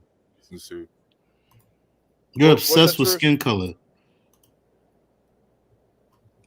What's that, Truth? He just mentioned a lot of subgenres of EDM that I guarantee you no black people are even making beats, making music in it, and he's listening to that. Like, Well, I mean, Yeah, most but EDM, most sir, electronic he music can't. is kind of based off of the 70s polyrhythmic beats. Detroit. They're Sir, based off of like but you polyrhythmic beats, and those but types of sir, beats are sir, African in it origin. High on drugs. sir, it doesn't I don't care if an African made the type of music. Once a white person is operating that music, you become a tap dancer by your own standard listening to it. Nah, you're just slow, man. I don't understand. What do you get that from? Why do you think that? Bro, you said mashed potatoes came from Africa, sir. No, I didn't say it. I said it's kind of rooted in fufu. You know what I mean? Wait, Like it I kind thought of mashed potatoes was Irish or Scottish, something like that. yeah. A lot of white people like to say That's that, a but fact. it's That's a not. fact. Ain't really true. Fufu is older than mashed potatoes. You know, the Right. pounding of Talking root about vegetables is native to Africa. No, it's not. You know, the cassava plant came from South America. Well, you can believe what you want, but I mean, True. It's as far true. as like Cassava plant actually came from. fufu didn't come from South America though. Oh, How do you know CT, that? fun fact, man. In Germany, Go when ahead. I was stationed there, when you go to like so their version of Best Buy is like Saturn or I forgot the other store is called. But they actually have a section in German called Black Music, which is just a bunch of American hip hop. That's how Really? they classify it over there. Yeah, it's not offensive. It's just they keep it separate from the German artists, and then they have it as black music, and it's the most popular section. Like It's just all where they have the a label albums of and the stuff profiles. stay sold out and everything. Or like when you go to Germany, other than techno music, American hip hop is the second biggest genre out there. They love it, man. Yeah. Yeah, but I think I look at American music as I look at it as black. I mean, I look at it as black music. I mean, American music it stems from all these stems from black people. Really, I mean, if y'all understand music theory, then you know. Jason, the cassava plant came from South America, came from Brazil, actually. I want to say Portuguese traders introduced it to West Africa. It's not There are native. many types of fufu, and No, you know that. fufu There's is not eba, native. It's not native There's to West pounded Africa. yams. Not There's native to West Africa, bro. Stop it. gari. No, it's not, man. You don't know your history, bro. Stop. You don't know your own history. There's plenty of different types of fufu. There's plenty of different types of fufu. You know that. Fufu is not native to West Africa, man. There's plenty of different types of fufu, clown. You know this. Oh my Stop God. lying. Where did they get the plant from? Again, there's plenty of different types of fufu. Where did they get the plant from, sir? They grew them themselves. They cultivated them themselves. All right. It's not you're talking about cassava. I don't even like cassava fufu. You know, made of gari or some Nigerians call it igai or gari. I don't even like that type of fufu. Stop, bro. Stop. You got hot dogs and turkey in your fridge. So why you tap dancing? Why you I'm not tap dancing. Open your fridge and let's see all the African food and cuisine you got in there right now. You come on, man. Let's get back to the topic, bro. I don't got time for this. Let's get back to the topic. So what did Kanye West say? Oh yeah, let me play some of it real quick. Yeah.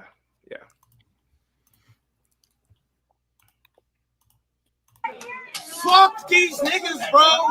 Fuck these niggas, nigga. You know what I'm saying? I'm on my Farrakhan Don shit right now, bro. Because guess what? These Yeezys gonna sell. Yeah. They sabotaged the show today. They sabotaged the Instagram. They cut off the fucking Adidas contract. They did all the shit. Then they want to go get Light Skin Ye. You gotta understand. That's Jerry. His real name is Light Skin Ye, bro. Deadass, he told me that was his name. It's Light Skin Ye. They want the light skin version. They want a George Floyd. They want a Virgil.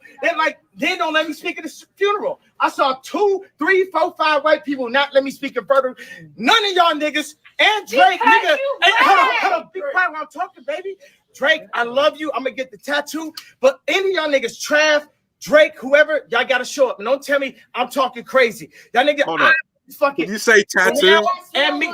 Hey, come on. Me, Pharrell, we broke down this door. We all in this shit together. We all in this shit together. And we all dealing with a lot of. And what I'm telling you, a lot of people had shit to say about my Jewish comments, but ain't nobody in this motherfucking room, and none of y'all entertaining niggas ever said nothing when I was praying to see my kids. One of the last days, what's my nigga that got fucking locked up for the Mega Salad shit? Oh, okay, look. So Tory Lanez, we were saying prayers. We were saying prayers on the phone together. And I prayed that day. And y'all saw that shit. And y'all saw when I couldn't see my kids, when I couldn't see Chicago too. All y'all niggas on Instagram got some shit to say. Y'all niggas saw this shit. Don't tell me about my fucking political opinion. I made more money to show you that money ain't nothing. It's our money, nigga. It's our country, nigga. It's I ain't stolen it from us. It's pyramids, nigga. It's pyramids in St. Louis. Look at that use of that N word. It's pyramids. Wait a minute, hold on for a second. No, I was unaware of that. Is there I didn't listen. This man, I've never been to St. Louis, but are there pyramids in St. Louis, Tarus? There's pyramids in America. Okay, so he's as far as St. Louis is, I'm not aware of it. But what is this? Well, come on, people. Pyramid time, like that's how people built. That's how they built all over the world at the same time. There's pyramids everywhere. Yeah, you have pyramids in America. What is he ranting about? Like, what the hell is he talking about? Nothing. All he's doing is okay. First of all, he's saying people steal our money. You're rich. So when rich, don't you? That's why I say you got to catch the play. When rich people are crying, we know we have a friggin' problem. They're just stealing from you more. Yeah, I mean, I don't know what he's ranting and raving about, but nothing. You know, what I see is a guy who, if he was making $30,000 a year, and he was saying this around people, they would think he's crazy. This dude isn't. But Gary, you think he's a genius, though. So you think he's playing everybody? He's really just doing this as a grift. Okay, of course it is. Okay. And brothers, I'm sorry to tell you, 90% of the stuff that's going on in this world is a grift. Okay. It's all about getting your money. You think social media was invented by accident? No. Like this stuff has been planned from before our great-grandparents. This is just going along with the program. First of all, they named it social media. It's the most antisocial thing you can do in the world. We're all talking to each other right now, right? We're not in the same room. We don't even know each other in real life. People call themselves Yeah, friends. that's kind of opposite of what you're saying. Like this is literally making us social. No, Yeah, it's we not. actually are, but we're No, we're communicating. having Yeah. conversation. We're not. You see, they even lost the meaning of socializing. Socializing means getting together. You YouTube understand? is With technically people. social media, though. Understand? That's what socializing is. Now they think they make socializing is we're giving our opinions.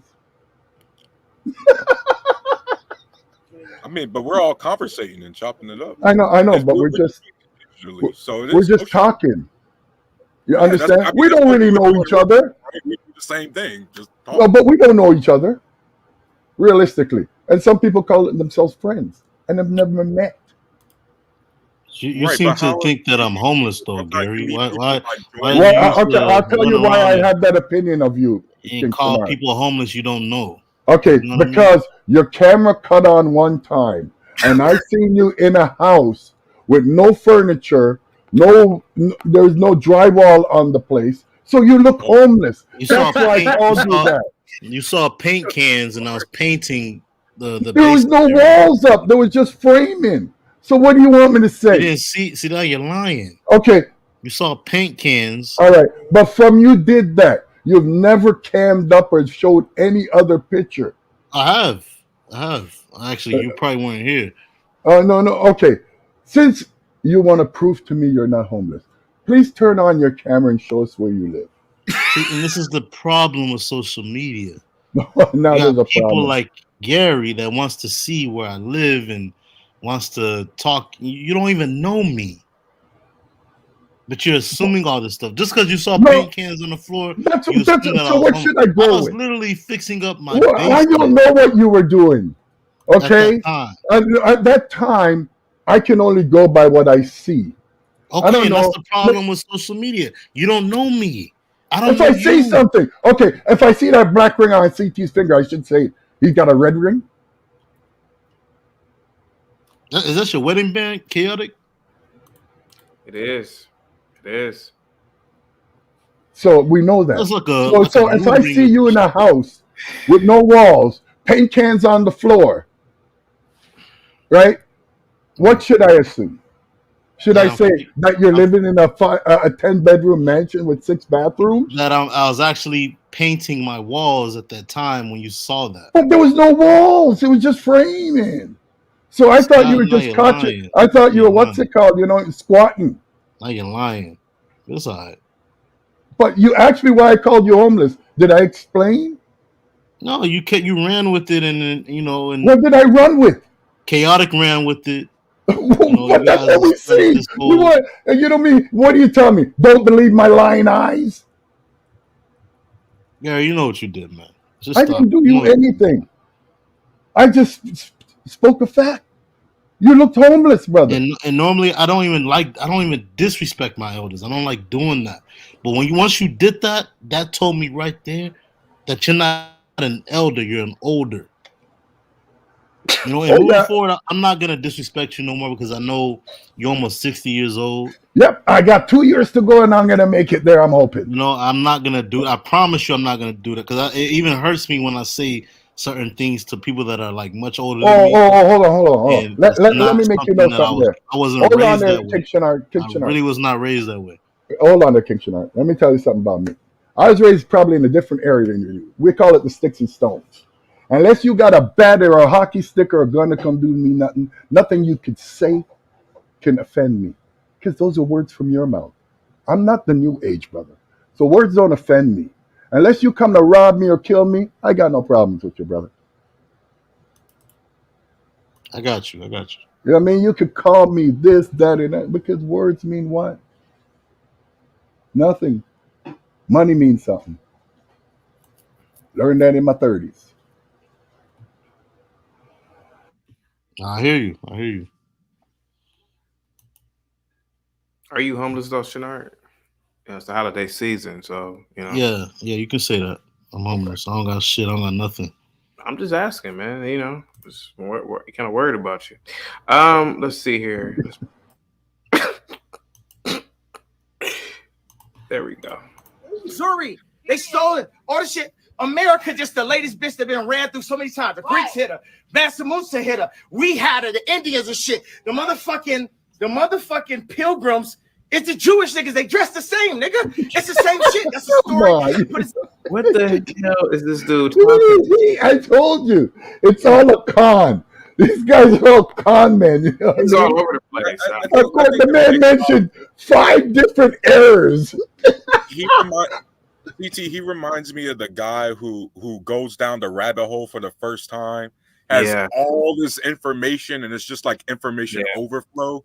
Yeah. And it's just moving faster than he could process, man. You know, this can also happen on psychedelics as well, like a mushroom trip, or you know, it's like you said, you get so much information, and then you just start spewing out things, and to you it makes sense, but it really doesn't. It's just like a scrambled puzzle, you know. Right. Yeah, the Egyptians and then you start talking about the Pilgrims, then you talk about the East Indians, and then it's like, dude, what are you talking about? It's just this is what happens to tap dancers once they realize that they sold themselves out in a way instead of, you know, respecting themselves. And chaotic, this can be you one day. Just to be fair, I'm not trying to insult you. This could literally be you. Oh, you get it. Why can't it be me? Instead of you know, respecting yourself as a human being. I don't respect myself. No, I'm talking about Kanye. Instead of like moving in a way that you know, I don't know how to put this. And I'm not saying this based off what he said about the Jays. I'm saying this because he made comments about black people in the past that's, you know, we all know this, and he kind of, you know, basically told his original fan base, like, you know, y'all ain't nothing. And then once he wanted to kiss ass to the base that he actually wanted to be a part of, he kind of saw, like, you know, it kind of made him go nuts, basically. No, brothers, Kinda it's made him all a lose his mind in game. a bit. It's all a game. Don't you know the era we're in? I like to call it the microwave. You can do everything in 10 minutes. So he could put up a 10-minute clip and have 3/4 of the world, whoever views it, believing that's real. While he's sitting back and laughing, say, look at all the clicks. I just made how much money. Mostly true, but what's also true is that the players can get wrapped up in the game to the point where they think what they're doing is real. I mean, we're talking about a guy who bought that compound in Utah or Wyoming or something like that. Yeah. Like, Kanye has shown legitimate efforts that he's gone off the deep end, right? So that Gary, was remember, genius, though, Tarus. The game, people can't get caught up in it. You know what I mean? Tarus, him buying that compound in what's it called? What is it, Wyoming? That's freaking genius. Do you know how much land he paid little and next to nothing? What is in Wyoming? It's not. What is Wyoming? There's land. No, there's wildlife. There's all kinds of stuff that he can build there. Yeah, but when you buy property, you gotta, like, you know, you gotta be smart with it. There's nothing in Wyoming. Do you think there was anything? Okay, let me just ask you a question. Wyoming, 50 years ago, Gary, a lot of times those compounds in like Idaho, Utah, unfortunately, there's often you'll come up with like criminal activity or like sometimes the cults and everything. You'll find them in the middle of nowhere because the land's so cheap and it's isolated from, you know, populations. Brothers, I'm just talking about the money aspect of it. 55 years ago, we thought Vegas was just a little damn desert. Look at Las Vegas today. Understand? This guy's not planning for today. He's planning for the future. Understand, what he owns in Wyoming is almost like a city. He's gonna be a multi-billionaire. Gary, think of it if he builds a city there. Gary, remember from Field of Dreams? How many people in Vegas had that same dream, except they ended up buried in the desert because they. That's just life. You know what I mean? Kanye's got caught up in that, where he has such a big picture view, or he's gone off the deep end that he's confusing reality in that game that you're talking about. That's all I'm saying. No, he's just giving you that thing that you think he's confusing reality. These guys are on the big play, the big payday. Understand? They're not because back in our day, being a millionaire was the top of the food chain, right? You know, I'm looking at this is a case of. Be quiet, Shannara. Shut up for a minute. I'm looking at Wyoming right now. Wyoming looks to be, and my apologies, Shannara, I didn't mean to say that to you like that. Wyoming is at least. It's okay, chaotic. Sorry, go ahead. Wyoming is larger than Ohio to Roost. It looks like it may be in terms of square miles twice as large. 578,000 people live there. Could you imagine having land there? You probably won't see anybody for weeks on end if you really sit back and think about it. That might be the spot for a lot of people now, man. That's a lot of land. Huh? That's intentional. They don't want to be around anybody. Yeah. Or that's see a lot anybody. Yeah. That's a lot of land. Why, hey, look, inherently, there is nothing shady about it. Yeah. Unfortunately, no, you're wrong there, Truth. There's always something shady. Remember that. There's always something shady. The CKJ says Gary is correct. You all ever watched the show Yellowstone? You can't go wrong with owning 3 to 5 acres. America is for sale. Go ahead, guys. Yo, pull up Dirty Dude's comment. He's correct about that. Kanye is suffering from a mental illness. Well, that's Gary has his opinion. We have our opinion. I believe that Kanye is severely mentally ill, but Gary could be right too. Gary could be right about Kanye's grift, and maybe he knows what he's doing. I think it's some sort of like schizoactive type of thing. Definitely, you know? I agree with you on that. Probably drug induced. Kanye has a song, and it says, "When I get my money right." Listen to that song, and look at today. He made that song many, many years ago. For years, Gary. All right. He hasn't had anything financially for years. He's had the generational wealth secured, no matter what he does. All right, but he knows the bigger picture. Generational wealth used to be in the millions. Now generational wealth is in the billions. And it's kind of crazy because I think it kind of stemmed from when he lost his mother. That's kind of when he started going off the deep end. I think he was always like this. Is a big friggin' plan. He planned the long game. Like most people can't see the long game. Kanye West is almost 50 years old. He's got 4 children. In the next 25 years, if he's played what I see him doing, them kids, every one of them going to be billionaires. Every one of them. I don't know. I think he kind of. He's already got the place where he needs to be. Like Wyoming, people are talking about Wyoming. Nobody was moving up in Georgia back in the 70s. They were running from Georgia. They're back.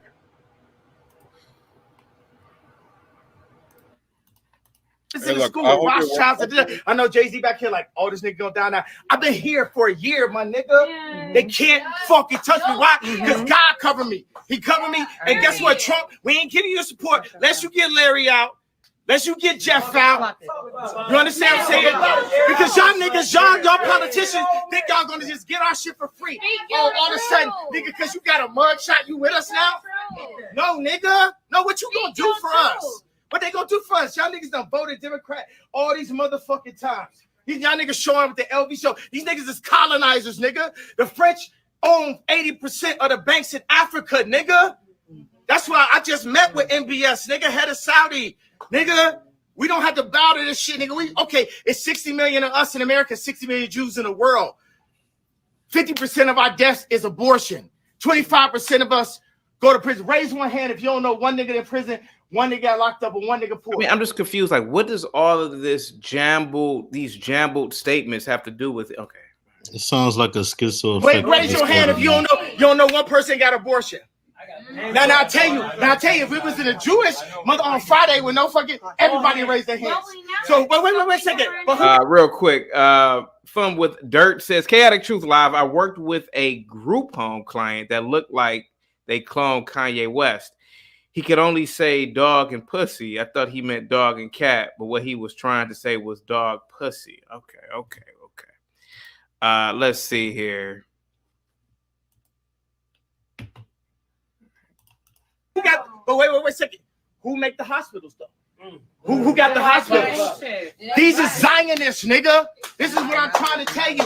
Jesus Christ, Hitler, yay. Third party, sponsor that, nigga. Bring your sponsorships to that.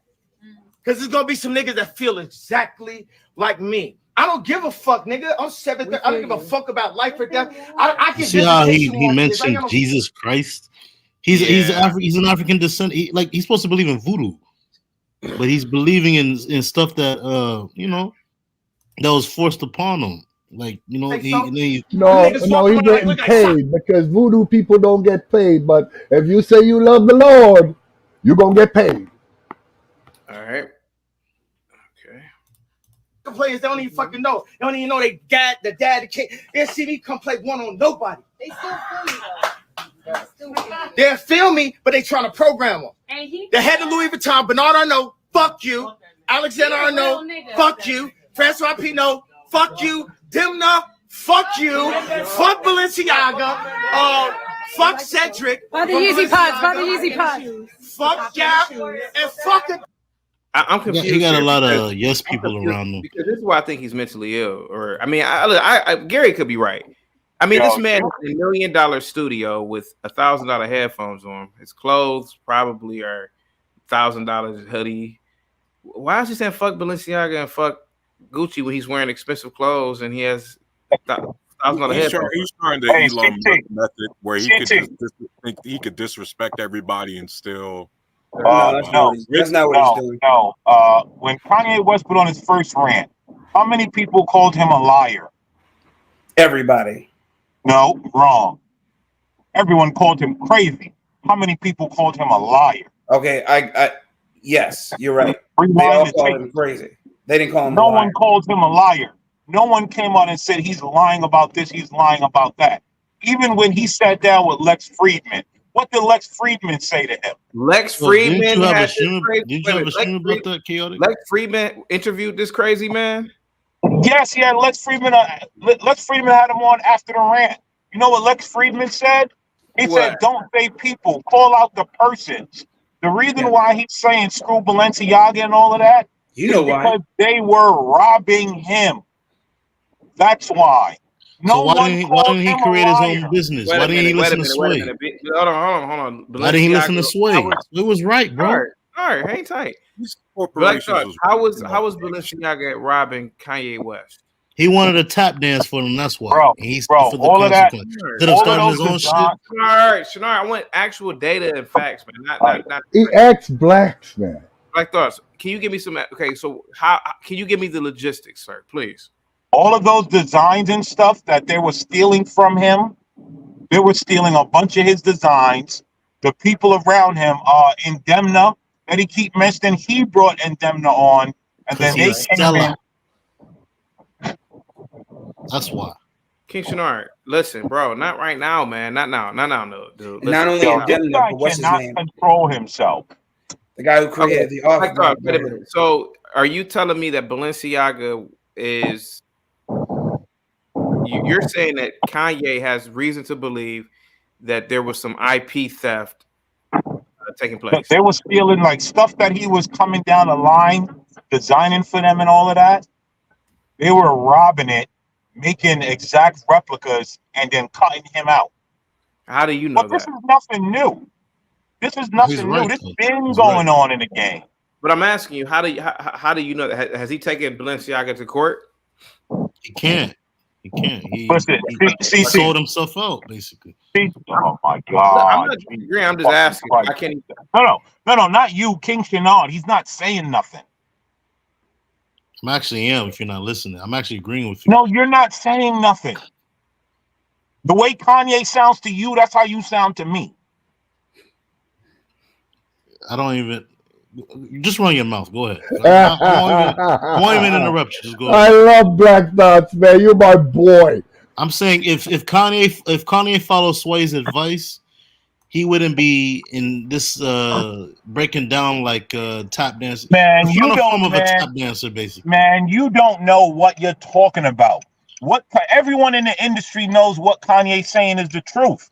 Who runs it? What's going on? And how people cares? Are being robbed? Who gives a fuck? Who cares? He's still a sellout. He got what he deserved. That's the final form of a tap dancer. That's what he's experiencing right now. And this can happen to any of you tap dancers up here. Chaotic, Black. Even you, Black Thoughts. This guy is a fucking moron. I'm telling you the truth, man. You're not saying anything. You are You're an different than idiot. Kanye. The only difference is Every that time people one is try a to talk, billionaire all and you one do is. is derail. I'm not derailing anything, bro. I'm telling you the Jesus. truth. Listen. Talk about a tap dancer. You tap dancing for white supremacy. You want to talk about it. Every time black men come to talk, you come in making problems. Every single Kanye time. is in his final form. He's suffering the consequences for tap dancing. That's his problem to deal with. Let me ask my brothers here up shouldn't here. have no Would we all sympathy like for to be anybody. suffering like Kanye, worth about $2 billion? Man, that's some real suffering in today's. I'd love to suffer like that, dude. Okay, come on, man. Let me suffer like that, Let me baby. get this straight. Let me get this straight. Kanye, he was selling $200 socks for Balenciaga. What else? $200 socks. Yo, Shaq was selling $30 shoes at Walmart. $20. Facts. King Shenard, stop for a minute, man. Just stop. Please stop, man. King Shenard face reveal with the $5 super chat says, Gary, don't forget, I'm JB. I'm in a halfway house smoking crack. Okay, so let me get this straight. Balenciaga had a deal with Kanye, but Kanye was selling $200 socks, etc. But why should the people care about his business dealings or this faulty business deal between the two of them? Why should the masses of the people care? Because by him having what he's audience explaining and buying the stuff, that keeps him in power and control. Right? Here's what he's saying. Okay. That they're robbing black people. Why do you think Prince had slaves tatted across his face? But how are they robbing black people when the masses of black people aren't buying Balenciaga? Nobody's buying $200 socks. And his shoes. No. People are. A lot of white folks are. Shut the Shenard, stop, man. Stop. Not now, dudes. Not now. Well, go ahead. So here's what I'm talking about, right? You come in, you have all these ideas. They have you design all this. They have you do that, and then next thing you know, all your stuff belongs to somebody else. Now, here's what I'll say. Granted, you probably didn't take the right protections to protect yourself. Okay. Right? Granted, you probably didn't do that. And so they started robbing from him. Even the same thing with Adidas. They tried to remember when they tried to make Yeezys when they finished the contract with him and it didn't go nowhere. They was making replicas of everything that he was making and selling. Okay. And so that's why he's talking about the industry, who's running it, and this and that, because they've been robbing. They've been robbing him. You guys aren't listening. You guys think this dude is really crazy. This dude's not crazy. He's telling you what's going on in the industry. Why do you think, right? Why do you think so many guys end up broke? It ain't all because of bad. Hold on. It's not all because of bad decisions, CT. I get some that. of it is. I trust me. Listen, bro. I get what you were saying, right?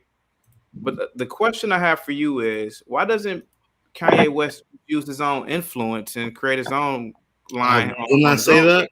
Shut the fuck up, Shenard. Please be quiet. He ran with Adidas. He wanted to tap dance for them, and they played him just like that's what y'all tap dancers do. Shenard, would you like to follow Sway's advice? But he didn't. Shenard, would you like to host a show on CT Reacts, man? He can't take advice from a black man. Like even like me, when I try to give you stock advice, like you won't even listen. Here's the thing, right? If you listen to what Kanye said remember when he had the YouTube channel going for like 2 days and he was sitting down with the white guy? Yeah. I don't know the guy's name, but remember he had a channel and it was running 24 hours for like 3 days. And remember he was saying he's going to these other countries, getting straight with the people that make it, the distributors and all of that. Like, black people don't really know economics. They think, we could just go make our own. It does not work like that. you don't like this. Like you don't own the fabric. You don't own none of that. You have to go to people for that. Why can't he just build a factory in South Africa, build a factory in Nigeria, and pay what? I mean, most of those countries, I'm pretty sure South Africa does, or does have a minimum wage. But why doesn't he go to some poor, war-torn African country? Like, why doesn't he go to Sudan and build a factory there? Because the clause of politics and money is too far deep for anyone to just get into the club. But he's a how do you billionaire. know? But Black Thoughts. But how do you know that though? How do you know that? How do I? Look, I get it, man. Pay You're attention Kanye. to. You're breaking up, but go ahead. Monopolies, right? When a new company tries to come up, what happened to what? It was a company that they had boxed out. I forget the name of it. They even tried to do it to Rumble. They tried to get rid of Rumble. And they were almost effective at it because YouTube did not want competition. Okay, hear me out for a minute. Just hear me out hear me out for a minute, right? If what Kanye is saying is true, why doesn't he just completely operate in one of those countries? You know, meaning he used those, like, I don't know, man, most of those Western African countries as an economic base and just sell his products to those people. Surely he's loved by those people, right? Because he's so famous, right? The same reason why you tap dance for whites up on here, Chaotic. Yeah, it's about time to get rid of that idiot, man. I'm not complaining though, King Shadard. It's Kanye complaining. Well, have you listening to some rich man crying about that they're stealing from him? He's stealing from you. Yeah, $200 socks. Yeah. Remember, there used to be an old saying in an old gangster movie: "When you think you're effing them, they're effing you." Yeah, that's a fact. But to say why doesn't he go to it? I don't have much to say about Kanye's rant as it pertains to the validity of what he's saying about these companies that are, quote, stealing from him, unquote. I'm sure that they are. But what I was talking about mainly was his mention of Larry and Jeff. Do you know who Larry and Jeff is? No. Who was that? Larry Hoover and Jeff Fort. Larry Hoover, the king of the GDs, aka Gangster Disciples out of Chicago, and Jeff Fort, who is the king of the Black Peace Stone Rangers, aptly known as the Blackstones. Both gangs. So here it is. I don't see a crazy guy. I don't think he's insane. I don't think he's having a Freudian slip. I think he is a guy who's trying to get it all out at one time. And he may be ranting and raving, but he's trying to get it all out right there. And then, are you guys missing his wife, his new wife, constantly turning the camera to herself, saying to go buy? Oh, that was his wife? Okay, I didn't know that. Yeah, go buy some merchandise from the website or wherever. That's what she was saying? Yeah. Oh, let's watch some more of this. I'm glad you caught that too, Black. I don't give a fuck about life like that. I get visitation with my kids. I ain't got no say so. Them niggas walk around look like soccer players. They don't even fucking know. They don't even know the dad, the kid. They see me come play one on nobody. They still feel me though. Tap dance. They'll feel me, but they trying to program them. The head of Louis Vuitton, Bernard Arnault, fuck you. Alexander Arnault, fuck you. Francois Pinault, fuck you. Dimna, fuck you. Fuck Balenciaga. Fuck Cedric. Buy the Yeezy Pods. Buy the Yeezy Pods. Fuck Gap. That's pause. Fuck Adidas.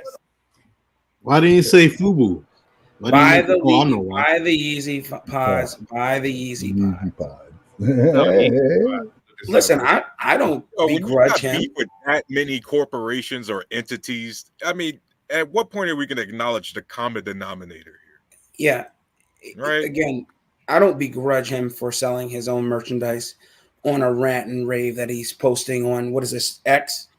Yeah, this is what they all do, man. There's nothing new about this, man, whatsoever. And there's a monicum of truth in everything that he's saying. Of course there is. But, you know, I don't take his word to be the second coming whatsoever. He's just a popular guy who has brands he wants to sell, and he's finding new innovative ways to sell those brands like they all do. Yeah. The big grift. The big grift. That's all it is. But pay attention, right? Why is she saying buy the Yeezy pods? You know why? Because they're slowly letting him back in. Because you know what they realize? Because you know what they realize? Oh, we just lost $7 billion without this man being on our roster. As much as we may hate him, as much as we may hate that he wants his own control, we're going to have to give him a certain level of control. Yep. So that we can make our money. They thought they could do it without him. They could not. They need his name. Lord Giatron with the $5 super chat says, there's a saying in the South, post-scrambling. That's you, Shinar. Ha ha ha. Shinar says all the stuff broke chicks say. Hey, look. Not listening. Hey, I'm look. No, Shinar, I'm not going to allow you to respond to Lord Giatron because that's funny. Listen, Angel you know what else that means? Give me a second. I'm sorry. I'm not going to let you respond to Lord Giatron, Shinar. You little coward, little maggot, little weasel, because you sit up here and let Angel, who's an American Indian, call you a nigga. He said nigga to you 50-something times yesterday. I'm not going to let you say nothing to Lord Giatron. Salute to you, Lord Giatron. Thank you so much. I'm not going to let that little punk, little coward weasel say anything to you, Lord Giatron, because he doesn't have any smoke for anybody else other than black people. Forget that, dude, Shinar. That's hilarious. It's the truth. No, what I was going to say to Black Thoughts was, and you know what else that means? That gives credence to the trope that there is no such thing as bad publicity. Yeah. Whatsoever. There just isn't. Hold on. Am I the only one who realized that these corporations actually gave Kanye the power? Think about how much crap this man has gotten away with that any other celebrity would have lost their entire career over. It's because he's a money maker. It's because he's a money maker. Oh, white privilege, correct? He's a money maker. Exactly. Corporations love that. So you really have to try your ass off to have corporations be like, hey, man, we can't mess with you anymore. No, you don't. Really have to go out of your way. Why do you think Sexy Red is able to get off the way she does? Why do you think Meg the Stallion is able to get off the way she does? It's okay, but remember, think about it. Am I the only one who goes, damn, Kanye, you really hang out with a lot of the elites you complain about? You're boys with them. Well, you're not the only one because they all do. He has drinks with them. He breaks bread with them. But he does all these do. Things, and then he goes to the people going, hey, you see all these, man, they're the problem. Don't follow them. Follow me. Okay. Yes, the okie doke isn't lost. Apparently it is, because look how many people still fall for it. Again, the okie doke isn't lost on us, is what I mean to say. That's why I love you, Blacks. Not on the general masses. General masses, hey, you know, it is what it is. But I'm just talking about us here. We understand the subtle nuances. I mean, here's the thing: the general masses thinks that Joe Biden is running the country. So the general masses are a bunch of morons. I say it all the time. Yep. But but my whole thing again is I want you guys to know those names: Jeff Ford and Larry Hoover. In fact, I went to high school with Jeff Ford's grandson, Antonio Ford, who is doing a bid in prison right now as well because he beat a guy to death who accidentally hit a child in his neighborhood who ran in front of the vehicle and he didn't try and leave, he didn't try and flee. Just him and the rest of them just decided to pull him out of his vehicle and beat him to death. So yeah, absolutely, man. I'm just saying, recognize. Who was the guy who died?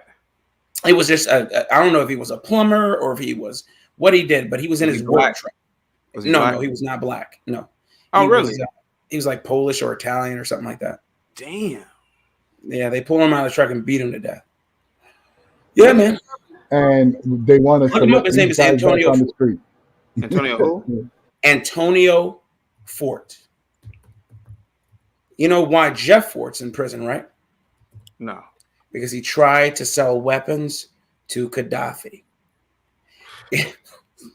These guys, these are the programs that, you know, people like Calvin, when he's up here. Mm-hmm. Remember when I said the city of Chicago tried to give gangs millions of dollars and they succeeded in doing so? Jeff Fort was one of those, the leaders of one of those gangs. You know, you had the Vice Lords, you had the Black Peace Stone Rangers, and you had the Gangster Disciples, etc. And they took that money and they purchased weapons and cocaine with it. Shinar, can you get on camera? Straight GTA. Shinar. You put in your times. Shinar. I don't want to be associated with tap dancers. I don't want to Shinar, you little dancers. Hey guys, I'm gonna head out, man. Good talking with you guys. Bye, Tours. Take care, man. Happy holidays, Tours. Happy holidays. Merry Christmas. Thank you so much, sir. Shinar, you little maggot motherfucker. Now, Angel sit up here and called you a nigger. He said it about 50 times. I told you I was lagging. I didn't hear him. You weren't lagging, you little punk. You weren't lagging nothing. So why do you have Angel on your panel? Native American. I have everybody. Sir, I would have the mustache man on here if he was alive. I'm an equal opportunity conversation guy. I don't, as long as you're not physically touching me, I don't care what you say. And I'm like that in real life. Hey, you want to talk about it? Bob, I'll never forgive you for paying this man's ransom. I'll never forgive you. Let's play the rest of the video, then let's talk to NC real quick. Easy pods, Bobby, easy pods. Fuck Gap and fuck Adidas, nigga. All you niggas is like fucking still wearing Adidas. Nigga, don't say me shit. Nigga, I'm by myself in this motherfucking room, nigga. Everybody shut the fuck up. Hey, shut the fuck up. Let me tell you something right now. Just the fact that you ain't listening to me. It's it. Ain't none of y'all niggas with me. I'm by my fucking self. Because ain't none of y'all niggas stand up for me. And nobody stop. Shut up. Be quiet before you get exiled. That's what I'm saying is nobody with me. Everybody here, half the motherfuckers on the half the motherfuckers just here like ha laughing at jokes, laughing at the raps and shit. Man, I made these beats in my mama's basement. I drew these motherfucking shoes since I was in 7th grade. Nigga, when I asked niggas step up, not one nigga stepped up. Not one nigga stepped up. Yeah. You know what I'm saying? That's what I'm saying. None of the famous niggas, Mav Carter sold me out. You know what I'm saying? Nobody fucking said y'all saw me, ain't see my kids. All y'all rich niggas got y'all kids in that Zion school. Fuck Sierra Canyon. My daughter ripped up the motherfucking couches in the house. Why doesn't he send his kid to public school? Shout out to CKJ for the $5 super chat. Blacks, didn't Farrakhan introduce him to Gaddafi? Perhaps. I don't know. Oh, interesting. To be able to be with me right now. Y'all don't know what's going on. For real. Where y'all TikToking and all that shit. Y'all put up with all that shit. I don't give a fuck, nigga. I'm in Pop. I'm in Vegas. Like Pop. My daughter had the Tupac fucking t-shirt. So I'm saying, witness this shit. Visit this shit.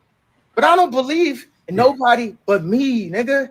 I don't for y'all don't gotta say we with you. You're not with me. No one's with me because no one's really with me. It's just me and God. That's what I'm saying. And I'm still alive. Let's go. And I'm still alive. CT, pause it. Yeah. That's all the yes people. Is he lying about anything right now? I mean, to be honest with you, he's not lying about anything he's really said, you know. But if listen, did you shut the fuck up, Shinar? He's not talking to you, man. Be quiet, man. I got a headache too, man. Okay, Black Thoughts. I don't think he's lying about anything, but if I was in a room full of 50 people saying cake has sugar in it, The sky is blue. The Milky Way galaxy is 1 billion miles away. Or we're in the Milky Way galaxy. I'm sorry. The Andromeda galaxy is 1 billion miles away. And the president is senile. I mean, he's just saying things. There's no connection here, at least from the way I'm looking at it. But you go ahead, sir. He just talking. It's like Black said. He's trying to get it out all at one time. Did you hear what he said? He said, my daughter had to tear up the couch to be with me. Nobody's catching all of that. They tried to separate him from his children. Recently, which I hate it because Facebook always want to force a bunch of nonsense on you. But recently, but he's trying to make it feel like it's a government conspiracy the way he's talking, at least the way I'm listening to it. Well, there's a lot of things that goes on in Hollywood. But a lot of men go through situations where they are kept from their children, all types of custody disputes, etc. But look, hold on. There's a cabal. There's a cabal in Hollywood, though. Like that. There's a cabal in Hollywood that goes on. Yeah. Like many people have come out and said it. We could keep trying to ignore it, but many people have come out and said it. You know what I'm saying? So, you know. But yeah, man. Like, listen, they were trying to keep it there. I agree. The Abraham Lincoln Society. I think it's Kevin Sorbo used to be a part of it. There were several, but yeah, absolutely. Y'all done? Yeah, done. All right. So, Kanye, like I said before, he's in his final form. This is what happens when you start tap dancing with a lot of money instead of putting your money in the right places. You put it in the wrong places. What is tap dancing? This goes back to what I said before. Not all money is good money. What's tap dancing? What is it? Plenty of times. Doesn't matter how much money you put on these super chats and cash apps. Not all money is good Can money. you define what tap dancing is? I noticed people who say not all money is good money is people without no money. You know what I mean? It's just funny to me. Yeah. No, that's a spiritual thing, actually. It's really nice. That's also a little cult thing too, brother. No, it's really a spiritual thing. No, it doesn't, because if you read the Bible, which I'm not a Christian, but my brother Blacks will back me up, and nowhere in the Bible it says money's a bad thing. Okay, so if you sell drugs on the street and your neighbor, this is not your show, man. God damn, dude. If you want to do your own show, man, do it on CT Reacts, man. I'm tired of your mouth. You're annoying the hell out of me. Come on, man. I'm tired of your mouth. You're not adding to anything. Let me play the rest of the video, Shinar, and I'll bring you back up, man. I can't take it anymore, bro. You ain't post. You ain't post. When I couldn't see my kids, y'all ain't post.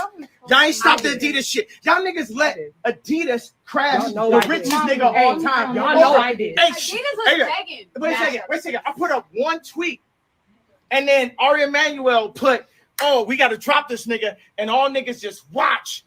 The only nigga that had the Trump hat, the only nigga that went and got them billions, the only nigga that's breaking through all kinds of ideas in fashion. I've been called a faggot so many times for tight jeans. You know what I'm saying? I got niggas from Chicago that I take care of that still trying to sell me. Trying to say I can't go to motherfucking GD. Nigga, I've been way bigger folks than you, nigga. You niggas don't take care of me. Right now, your thing is between you and God. Who you shut up. Who you think? No, hold on. Who you think the old man called? You. We put Drake on stage. Who the old man called? You. You know what I'm saying? Does God put you in position? Nigga, just because I had a car, nigga, fuck everybody, nigga. You the biggest vessel. That's what I'm trying to say to you niggas right fucking now, nigga. Vessel. This is what y'all been waiting for. Drake, this is what you've been waiting for. Jay-Z, this is what you've been waiting for. Kim, this is what you've been waiting for. All you niggas, look, let me tell you something. This is the way the world works. God is using him right now. Okay, be quiet for a second. Let's quiet for a second. I love you, but okay. No, you gotta get over. Hey, stop. Sorry. Come down, please. God runs the world. Then under that, you got 1,000-year-old families. I have no idea, Bob. Under that, you have the Vatican, the Pope. Under that, you have the financial. Okay, Black Thoughts, let's do this then. He just said something very interesting. Name me the 1,000-year-old families that he's talking about. Go ahead, Black Thoughts. I mean, what he's referencing. Well, hold on. What he's referencing though is like just very old money, like long lineages Name it. Name of the long. people. Name it. Just name it. Who's the long lineages? I used to think that before I did my research. I used to think the Rockefellers until I found out that Rockefeller's dad was white. Not that old. Yeah, there's white trash. There's poor. The Bonapartes. How many of them exist right now? There are several, but I don't know exactly how many. Are they of any influence? A lot of them are in Mexico, and yes, they are a billionaire family who have a lot of influence. However, they're not 1,000-year-old families. You know. What's the guy's name on CNN? The clean cut gay guy. That's just the Vanderbilts. They're not no 1,000-year family. No. Here's the thing, though. What's his last name? Cooper, but it's Vanderbilt. His name's Hold Cooper, on. but he's What's from his the last Vanderbilts. name, though? Cooper. Okay, but what is his lineage? Vanderbilt. Okay. That's not a 1,000-year-old family. Hold on. Okay, no, I get it, but here's what I'm saying. Yeah. Names change. People change names for certain reasons. Like you could look at somebody and think, "Oh, who's this person? They don't have this last name, but they're from that family." But what does he work at a job for if he's so rich? What? Yeah. What does he work? Hold on. What if I'm from a 1,000-year-old family, supposedly, of all this money? I ain't working on CNN as no reporter. I'm not. Here's the thing. Why would I do that every single day? He didn't apply for that job. He was placed there. But he even said that he's not rich. That's what he said. He said, "I'm talking about." He said that he doesn't have the money that the Vanderbilts have. Same thing with he's not an oligarch. Same thing with Julia Louis-Dreyfus. You know who that is, right? Okay, yeah, but he's not living. Okay, he's not. This isn't the Gilded Age, yes. Okay, by that logic, absolutely. But to say he didn't come from money is a lie. Okay. You would be surprised how many people at those news networks and at these corporations, when you really look around, they're connected. None of those people don't get there just by, let me fill out an application. That does not happen. They're all connected to each other. In some way, shape, or form. Oh, do you know his inheritance? What his inheritance was? $135 million. Oh, wow. Okay. I'm just saying, man. Semantics. You know what it is. People need to hold on to conspiracy theories because it gives them an excuse when they look around at their own lives and they haven't accomplished anything. They can say, that's it. This person got here because they come from a quote 1,000-year-old family. There are no 1,000-year-old families, bro. There are no 1,000-year-old families. So people who believe in these conspiracies, they like somebody talking about Anderson Cooper, the Vanderbilt was born in the 1800s. It's not even an old family. They don't even exist anymore. That's what I'm saying. Come on, everybody acknowledged that, though. I always thought the Rockefellers were old money until I found out that They ain't that old. They ain't that old either. Yeah, I always thought that. Nobody recently that John D. Rockefeller's father was a snake oil salesman. I could have sworn we dispelled that they were not 1,000-year-old families. But go ahead, NCR. Go ahead, sir. I get, and a lot of them die. If you go to New York, there's Astor Place. The funniest comment was, people need to hold on to conspiracies because of their life. Correct. Open with an insult. It's not an insult. That's what I believe. It's not an insult because if you look at your own life and you say, I'm living in a 1-bedroom apartment with my mattress on the floor and 3 baby moms, what happened to me? Well, if you have a conspiracy, say I'm not Illuminati, that's why I didn't get a good job. You said maybe you should have went to college. Maybe you should have went to the HVAC. Maybe you should have did something. The smart people I know don't hang on to conspiracies, bro. It's just people who haven't accomplished anything. I mean, most people. I gotta agree with the young man. I gotta agree with him. Yeah, well, here's the thing. I I know what he's saying. The thing is, though, is that hanging on to conspiracies and discussing something is totally different. I agree, but Kanye West is doing conspiracies, and people believe it. So, what family is he in? He's worth more than Anderson Cooper. What family is Kanye West in? But the difference is Anderson Cooper, the Biltmores, and the Rockefellers, the DuPonts, they don't have Geppettos pulling their strings, and Kanye does. That's the problem. So Kanye has the illusion of having what they call FU money, but the problem is, and we saw it, is that unlike them, he can have that money yanked at the drop of a dime. A good example of that would be when he talked about a certain group of people that would call him anti-Semitic. Hashtag they're not anti-Semitic when they're Ashkenazi. There's a big difference. However, what they did say, and it was hilarious after the Drink Champs episode, was he's racist and anti-Semitic. He thinks that we're going to cancel him. And literally 2 days later, they canceled him. they got rid of his Twitter account. Chase got rid of his bank account. That's when Adidas dropped him. And I was like, okay, well, I would have thought he was crazy until that literally happened. Now, congratulations, you idiots! You literally proved him right. What did they prove? Getting rid of the Twitter account, man. Y'all, this Twitter account for y'all is like, what did he prove? It wasn't just a Twitter account. I would probably be on the same camp as you if it were only the Twitter account. But again, It was the Twitter account, it was the Chase account, his bank account, his Adidas account, and not only going back to the bank account, it wasn't that they dropped him from the bank. It was that other banks refused to bank with him after that. So where's Kanye's money? I'm sorry? So where's his money now? In a vault? And Adidas actually held his money. They held the money that they owed him. How do you know $24 million?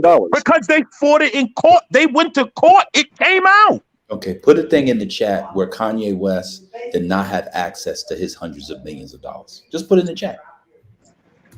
And show me the court ruling. West versus Bank of America, West versus Chase. Show me where the courts unloose Kanye West money. I would love to see that.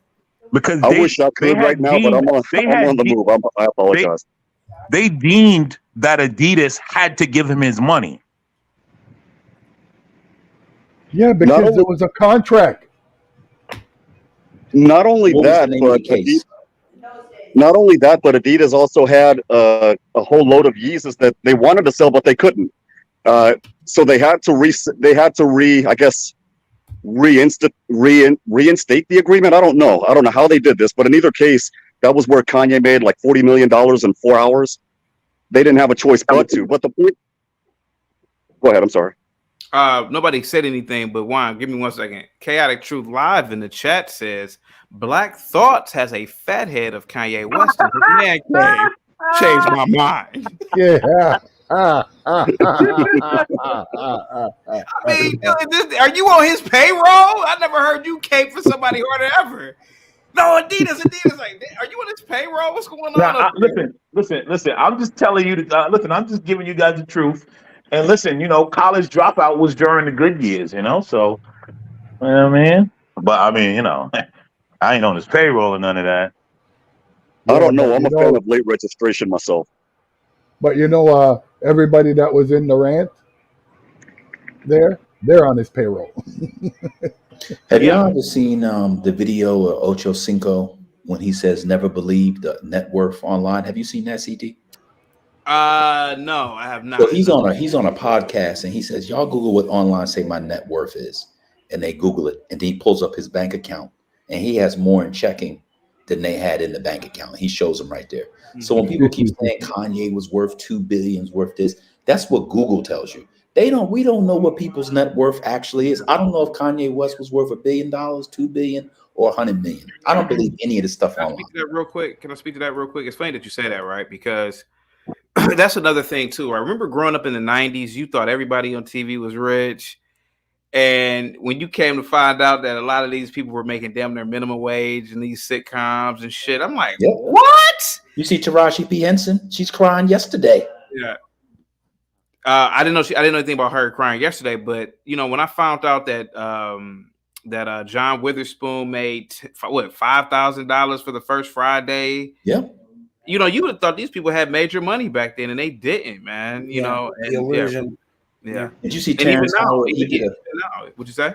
Terrence Howard did a video where he said, what was it called? It was Hustle and Flow. He made like $10,000. Yeah. And then all the music, he got no money because they copyright the music in the name of the character. Yeah. And the studio owns the character.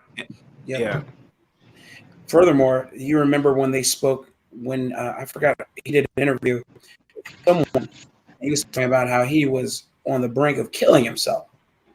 He was talking to a neighbor of his, and he was talking about how he's going to end it all that day. And then that's when the movie deal came through for some movie we all know. I can't remember, but yeah, these guys don't have any money. They want me to continue to play the rant. Okay, hold on. Let's play the rest of the rant. Financial groups that control all your shit. The BlackRock, Rothschild. Vanguard. After that, you have Putin. You have Trump. You have all this shit. And after that, you got what all this shit is. Entertainment. Hollywood. What the hell does Trump have to do? Okay, I mean, Take that. Trump, I mean, Putin. What does he have to do with this dude? Run that back. Run into schools. I'm going to give y'all one last thing before I go. When I first put the tweet up, I was dealing with a divorce lawyer. And I explained to the lawyer what my issue was. And his response was to me, if you keep up this anti-Semitic rhetoric, then you won't see your kids. A nigga I knew said I couldn't have an opinion or I wouldn't see my kids. Y'all know who y'all fucking playing with? This is a vessel of God. He gonna burn all your shit down. I swear. I knew these niggas is trying to make surviving this way. That's why I sent it up while I was still in the high schools. Bill Cosby couldn't do shit by the time they got him. R. Kelly couldn't do shit by the time they got him. That's why I had to send it up. Because the same niggas that made him rich, the same niggas doing the documentary. And fuck Cootie, fuck you, because everybody saw that third episode. That's what the whole shit was about. Period. Me selling opioids. I'm not even bipolar and I got signs of autism from the accident. They're going to hit me with a fucking medication, have us selling opioids for them. They made me the face of bipolar. Okay, nigga, Big Pharma, where my royalties, nigga?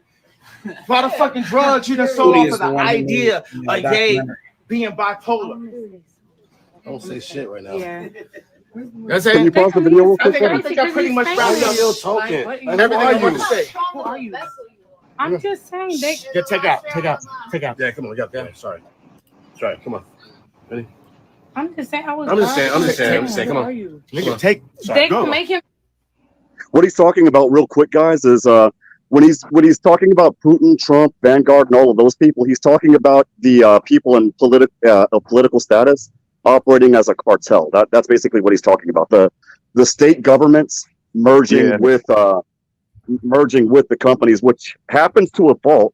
But the other thing that he's talking about also is the fact that he can't.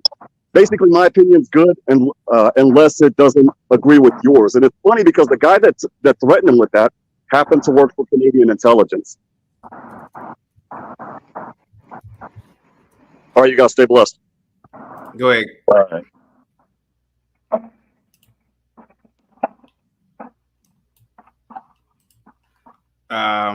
NCR, go ahead, sir. Oh man, I don't. What's up, man? I don't know, man. This Kanye West thing. I think he's declined ever since his mom. Didn't his mom die from getting the BBL or something? I don't think so, man. Maybe she did. Did she? Yeah, like a BBL. Yeah, not a BBL, but some sort of nip tuck, whatever. Yeah, she was having nip tuck. Yeah, so it all went downhill from there. The crazy woman did 5 surgeries in one damn day. Yeah. You know what I mean? Like, first of all, I'm telling you, brothers, this is all a grift. Back in our day, when you hear rich people complain about losing money, you know what we did? Laugh. You know why? You're still rich. And you want us who ain't got shit to feel sorry for you? Come on, folks. Yes, Gary, you have to feel sorry for them. Sorry. Sorry. I can't feel sorry for somebody that's made more money than my whole family. And I'm talking great-great-great-grandparents are going to make in their whole lives. who his kids got more money than any one of us all together is going to see. Yeah, Why should I feel sorry for that? I agree. I agree. Uh, to end the show, I'm gonna do a last topic. Who is LeBron's master? His true master? Is it Xi Jinping, Black Suitify? Is his true master Xi Jinping in the CCP? You know, he goes over there over the summer, him and a lot of other NBA players, and they make a lot of money. They never put out tweets against the human rights violations over there. I've never seen one tweet about China and what they do. I'll say he knows who pays him. Okay. Gary, is LeBron's master the CCP, specifically Xi Jinping? I'd say his master is whoever writes the biggest check. Okay. You know what I mean? Whether it's Disney, Xi Jinping, whoever writes the biggest check is his master. And since China's writing a real big check, that's his master. Yeah. I don't wrong, dude. Like, you can't hate on guys for making money, because in society, the more you got, the less shit you got to put up with. Like, Biggie lied to you about more money, more problems. That's a lie. Because the more money I got, the less problems I had.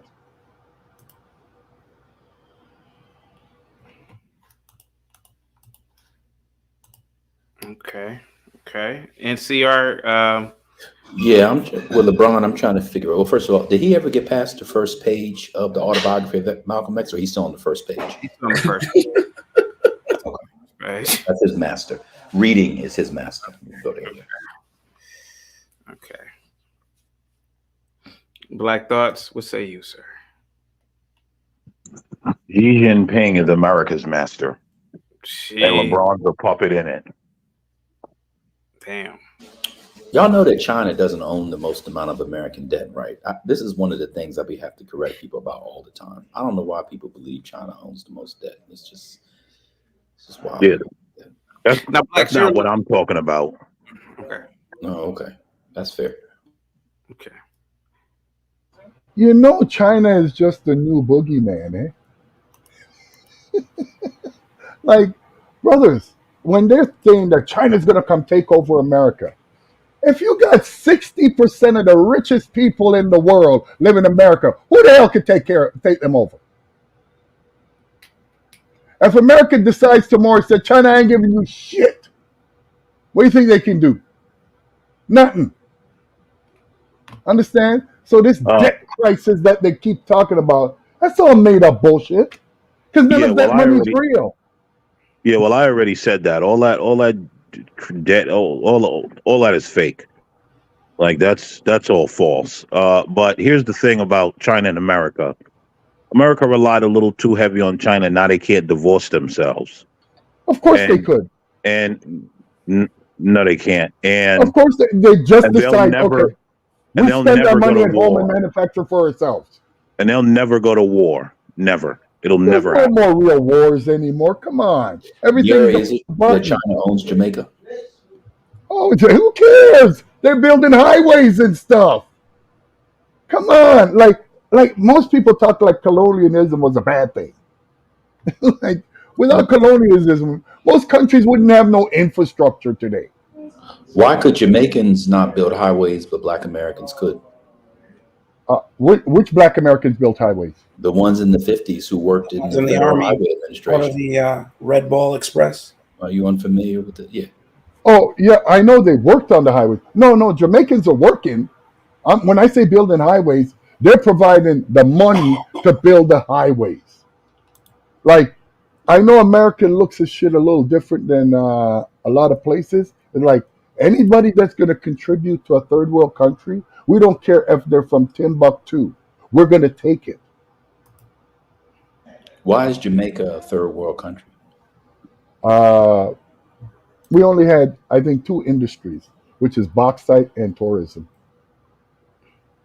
So they can't export enough to take care of their people, and that's their 2 major industries. Do you think Jamaica shouldn't have gone independent? 100% they should have stayed with England. Interesting. You know why I think that? Because I was born in the 60s when Jamaica belonged to England. And you know how good life was? Poor people didn't know they were poor. That's how good life Chaotic. was. Chaotic. Do you think Nigeria should have stayed, or did Dr. Eze mess up? I'm sorry. I was Do you reading think something. Nigeria should have stayed with Britain, or did Dr. Eze mess up?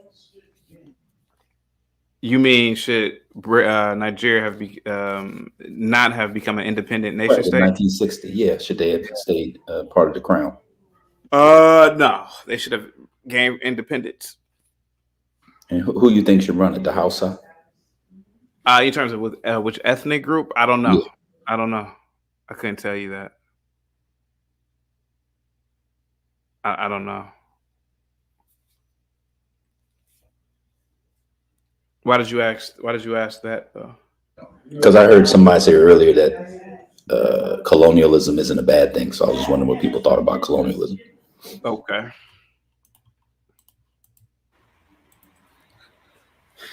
What's up, Gway? Hey, how you guys doing? Pretty good. No, I was the one that said colonialism wasn't a bad thing. I think it was probably the thing that made the new world. Because without that, there'd be no new world. And I noticed nearly every country that leave that colonial, like their whether England, France, or whatever one of these countries, they all go to shit after they leave. Duale with the $2, €2. Gary, stop it. Jamaica is better now than it was in the past. Well, no, now the crime rate's just up 300%. That's better, right? Now people can't go to the beach. Now you have to live like a prisoner in your house with grills or somebody coming in to rob you. That's better? Gary, would you rather be enslaved and have less crime, or be free and have more crime? Crime is the price of freedom, bro. No, it's not. Of course it Because first of all, since I lived through this, I remember when England was in charge of Jamaica, everything was at a decent rate. People could eat. That's why I said we didn't even know we were poor because we ate, had no problem every day. The violence, there was no violence or nothing like that. Because I don't know what it is with black people. They need to be ruled by white people, else they have no control. Sorry about to say that, because I notice you tell me the black country that is running smoothly anywhere around the world where black people are in charge, or is it chaos? There's lots of them. Name me one. South Africa. They kicked out all their white farmers, and now they're worrying about food. Oh, that's being run properly? You listen to, you believe the white. No, I have friends in South Africa. Of course you have South, friends. South Africa's not running smoothly whatsoever. Of course it is. No, they're not making any new infrastructure. They can barely maintain the infrastructure that they have. No, they're not. Well, no. I mean, yeah, it's a relative, right? So the black people came to power in what, 1993? So that's been about 30 some odd years. Hold on, sir. So that's been about what, 30 years? Yeah, what 30 was some odd America years. About like 30. 30 years after 1780, bro? I mean, that's Listen, but this isn't 1780, and the quality of technology is greater. I'm not talking about technology. We're talking about political. You don't have to listen. You don't have to wait on a ship 2 months to get you goods and services. But America, that happens in America all the time. You ever seen supply chain? No, it doesn't. You can America. If push came, supply chain back. No. But see, now you're moving the goalpost. The point being is, technology didn't regress; it's only progressed. So America isn't the only place that South Africa could have achieved its ends. They could have dealt with Russia. They could have dealt with. Let's throw Singapore out there. There were plenty of places. Okay, so first of all, they haven't managed their problem is mismanagement. That's the problem. So because they didn't have the resources. They just don't. They have a management issue. So again, South Africa is the Gary and I were talking about political stability and then you talked about technology. Let me go back to political stability. No. Relax. It's part and parcel. Because Hello? what Can I finish up?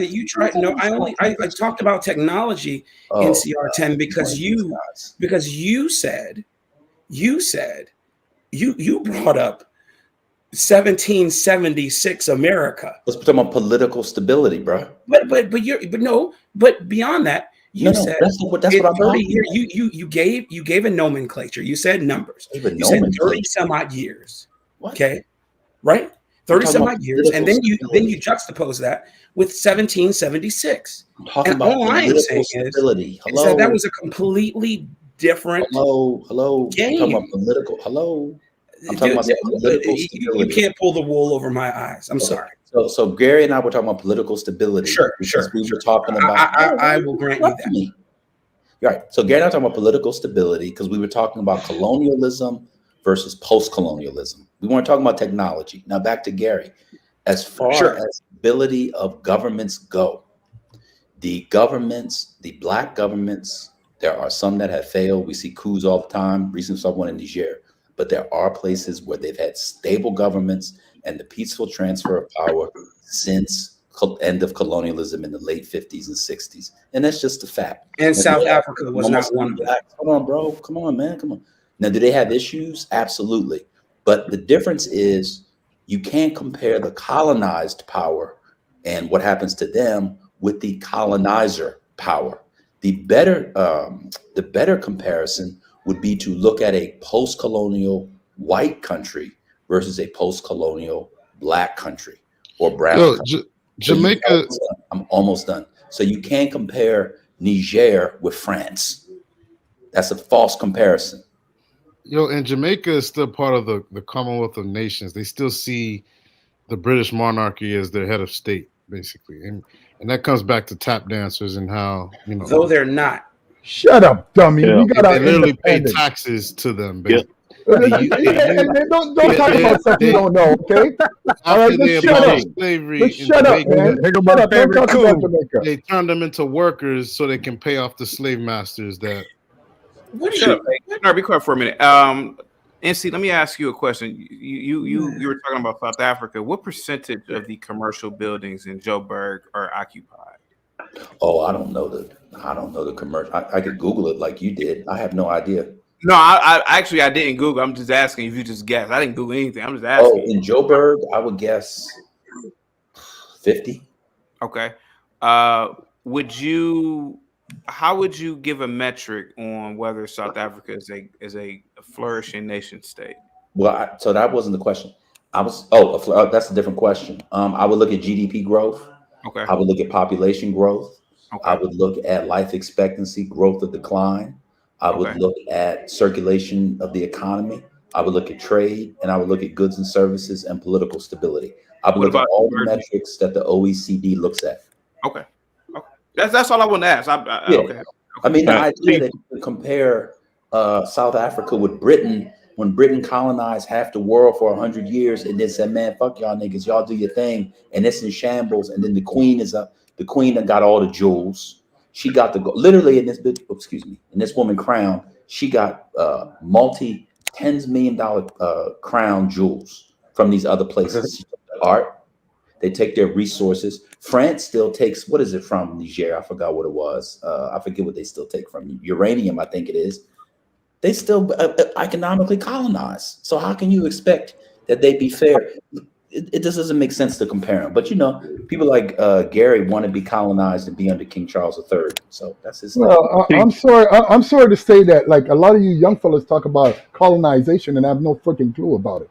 Number one, Jamaica was in a way better situation when they were under the British rule. Nobody can tell me different. They're actually still under the British rule, dummy. Just shut up, goofy. My bad for calling you dummy because I don't like it. All right, just shut up, man. Don't interrupt. Okay. First of all, when people up today talk about colonization, before these people went like England and France and Portugal, where do you think what infrastructure were in any of these countries? These people in Africa are walking on gold, silver, diamond, and didn't even know what it was. Had no metrics of taking it out. Had no way of using it up to today. They can't even refine their own oil. Again, This is all true. most of the former British colonies, except for America, are still under British indirect rule. You know, just because they're their own, you know, they're just under a different name. They're still colonies. If in the you know, just in a theoretical sense, they're still colonies. Hey, In Shinar, can reality, somebody's mind they're be seen as colonized? independent countries, but they're really not. Can somebody's mind be colonized, Shinar? Yeah. I think yours is colonized. No. Hey guys, give me a second, real quick. I gotta say something to somebody real quick. I gotta say something to somebody. I'm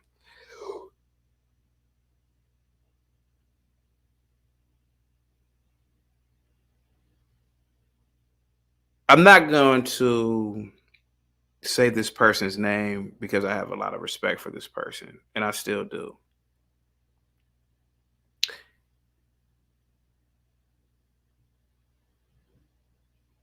All of the vulgarity that takes place on many YouTube panels, sexual vulgarity, death threats, etc. Recently, and not just the individual that I'm speaking about, but people get offended by me, which I don't know how. But I've seen people disrespect you, say sexually egregious things to you. I've seen it. And to the other person, I got the message, but this is an ongoing thing. Certain people are getting upset with me. I haven't done anything to you.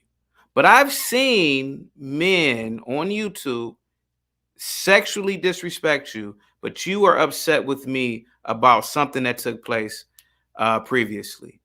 And to the other person, use me as a punching bag. That's fine, but I'm going to call it out. I'm going to call it out because, you know, this is something that I've noticed even in my personal life.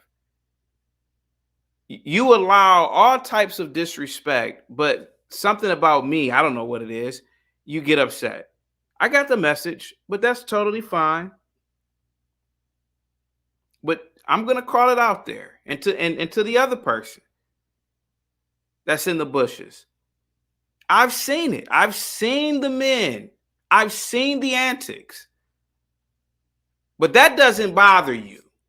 That doesn't bother you. It's just like when people get upset with me about some of the things that I say about black people, but you will sit up there and you will allow all of these horrific things to take place in the black community.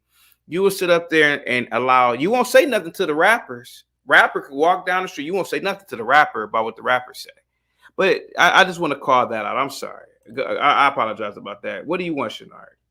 What do you want, man? Go ahead. I'm not calling out any names, but go ahead. Go ahead. Yeah, but then why did you mention it? You might as well just mention the names. Hey, look, man, you little maggot. I can do what I want to do. It's my Shenard, what do you want, man? Yeah, I was having a discussion with Geotron. You just cut everything off. So why do you feel as? Let me ask you a question. I gotta do some spring cleaning. Why do you feel as though that you can, you don't give anybody smoke like whites? Angel called you a nigger. I told you I was lagging. You really weren't was. lagging, little coward.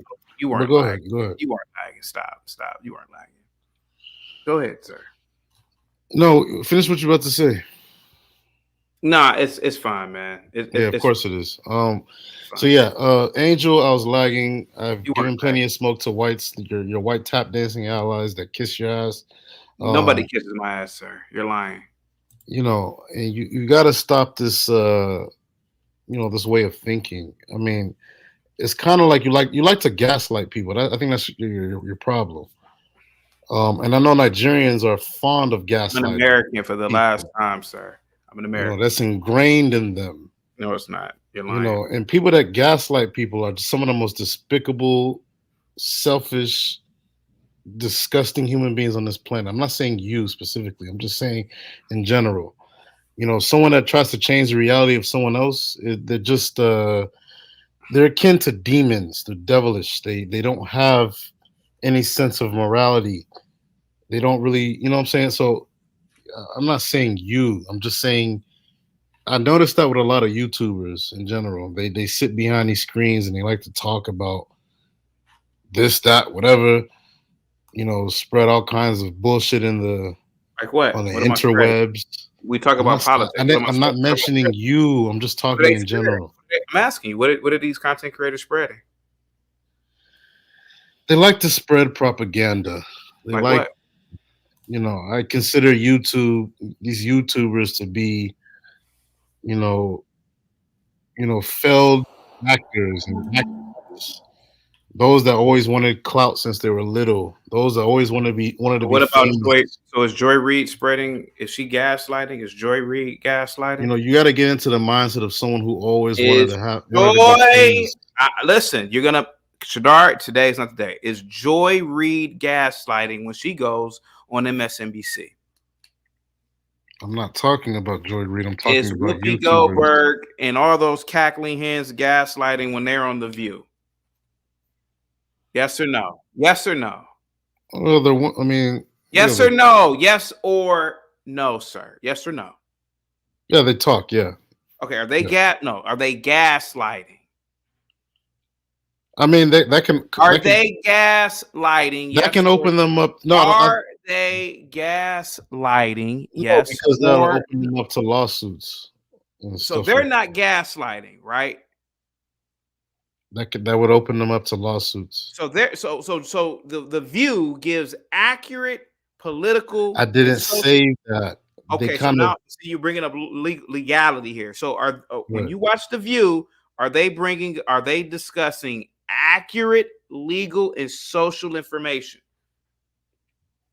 I don't watch The View, so I don't know what that's about. Okay, what do you watch other than me? I tune into you because you do motherfucker. What do you watch other than me then, you cocksucker? Because now you're pissing me off. The nerve. I don't watch you. I watch the people on the panels every goddamn day. You son. I watch the people on the panels. I watch the people on the panels. Bitch, you're up here talking about I'm gaslighting. You're talking about you're doing something that you want to do since childhood. Well, what the fuck do you think Joy Reid is doing? Do you think she didn't want to be a journalist when she was younger? Weren't you in the music video? Didn't you say you were an extra in the movie? I was in a music video when I was 19 years old, sir. Did you say you were an extra? You try to get into the I was industry. An extra. So what? What the you fuck? Failed. What the? Okay. So and now you're on YouTube. That's what I mean. Like people on these YouTubers, they always. So what, Shenard? Hold on. I don't mind you talking. But what does that have to do with you, you little motherfucker? What does that have to do with you, you little weasel? It has nothing to do with me. Bastard? I'm just saying that most of these YouTubers have this grandiose sense of self. What the fuck does me being on YouTube, talking about politics, talking about social issues, talking about race, what does it have to do with you? Sir, you can't talk to Candace Owens, you bastard. You can't talk to Ben Shapiro, you bastard. You can't talk to Anthony Brian Logan. You can't talk to anybody. And that's the problem. You help these people in higher esteem. Shut the hell up, dude. I'm talking. I'm the host. Every day you call in, you troll. I don't mind it. But I'll be damned if I sit up here and let you continuously disrespect content creators, sir. Who are you? We are gaslighting? What the hell do you think CNN does 24 hours a day, you moron? What the hell do you think MSNBC does every day? What do you think NPR does every day?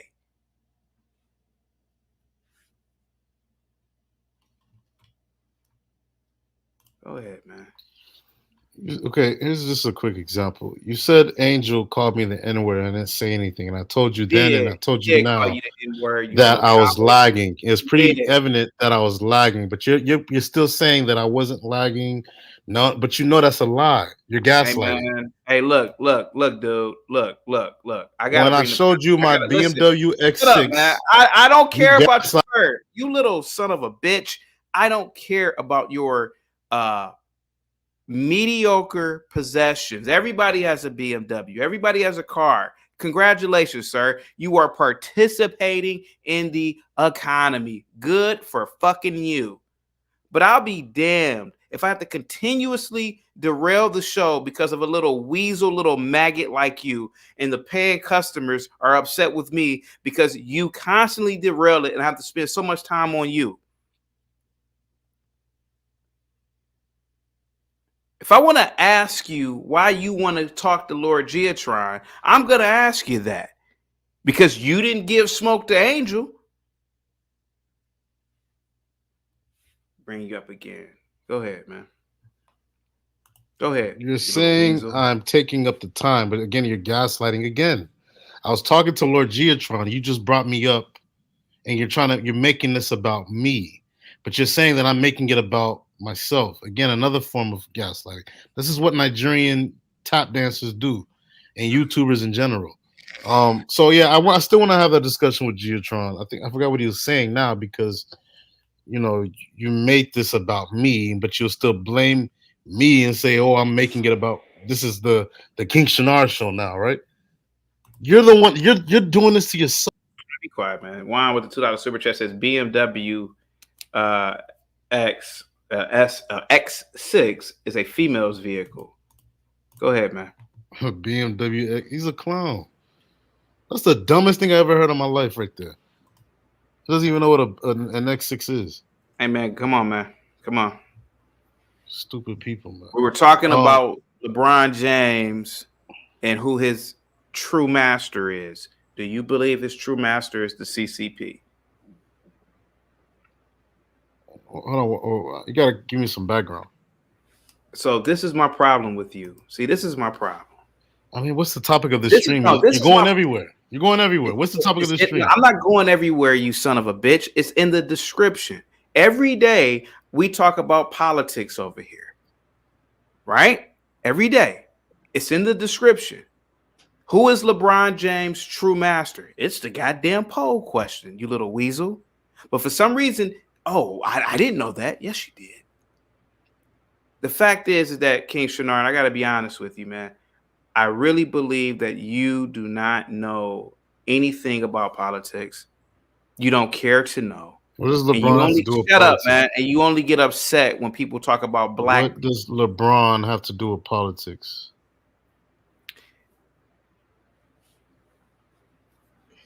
Why are you speechless? LeBron goes overseas, sir, and plays basketball in China over the summer. Does he not? Yes. Does he not?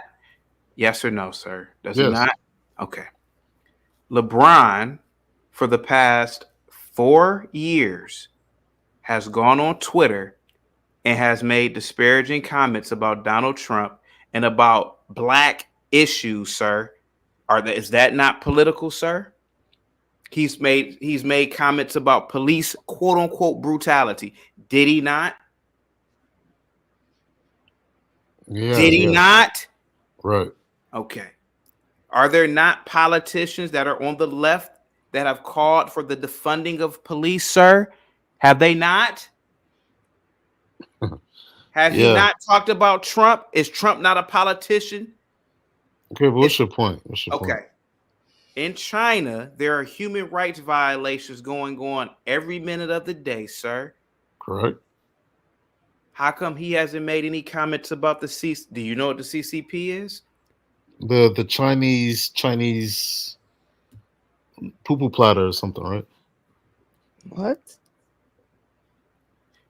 You know what? Has he made any comments about Xi Jinping, who's the chairman of the CCP? Okay. I don't. But LeBron is a basketball player.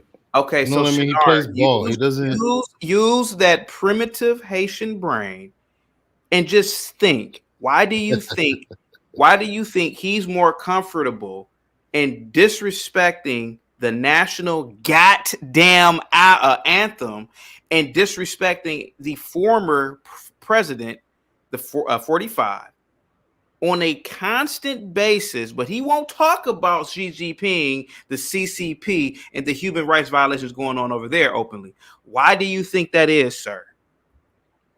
It's all about money. Okay, now we're talking. Come on.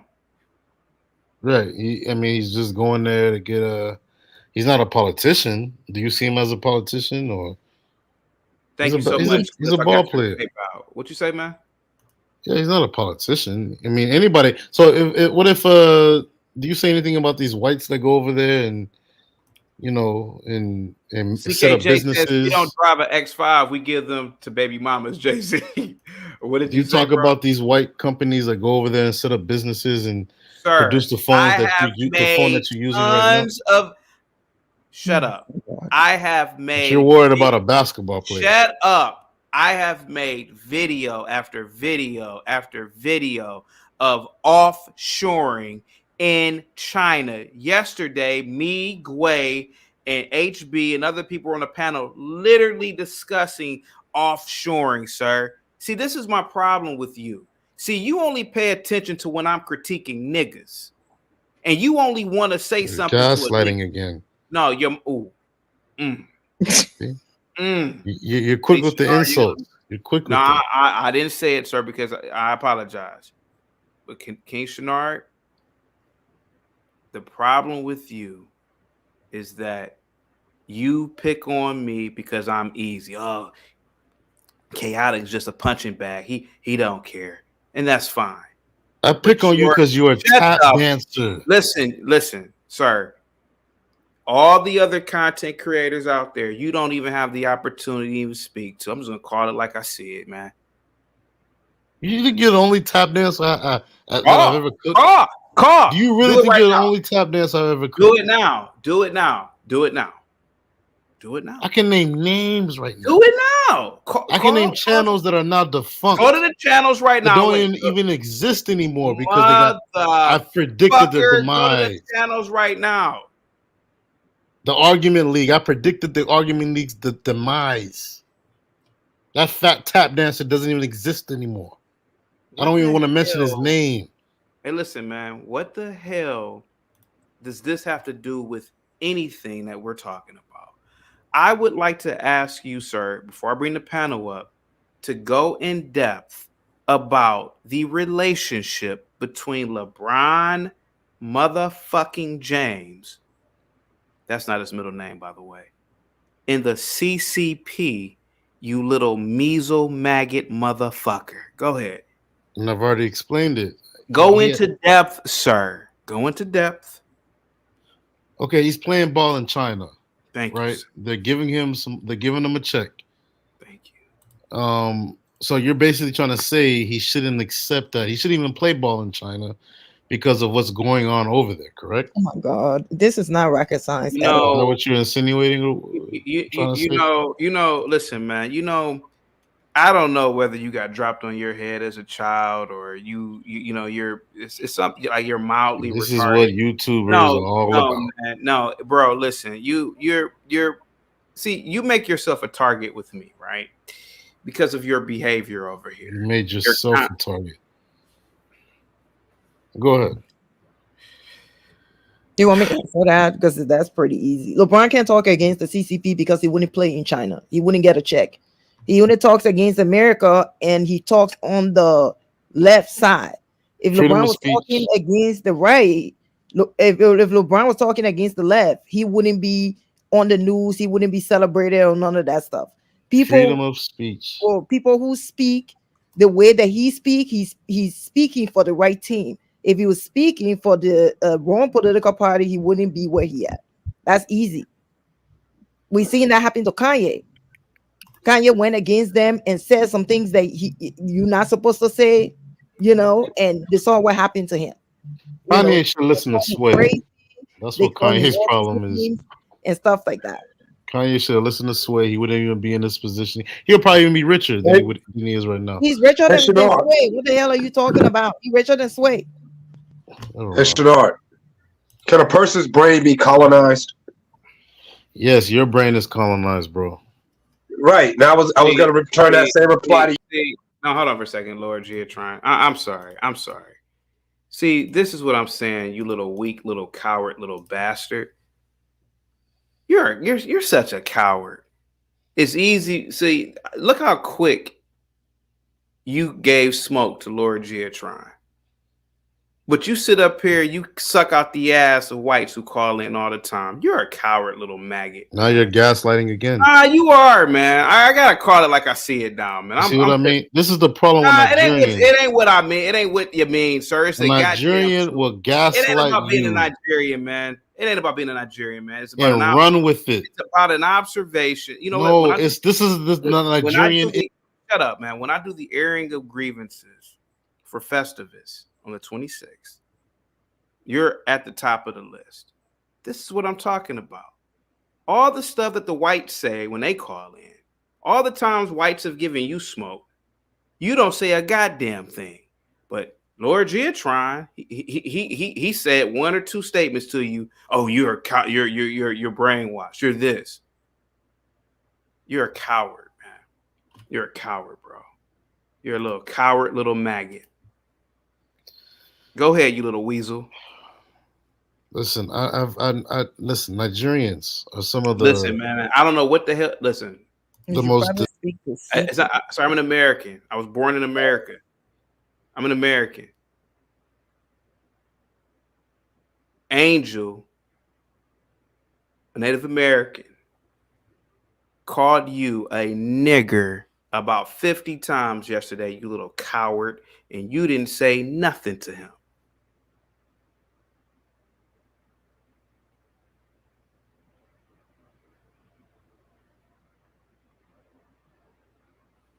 Nothing. But all of a sudden, you want to say something to Lord Giatron. I'm going to bring everybody back in a minute. Go ahead, man. You keep going on with that lie, man.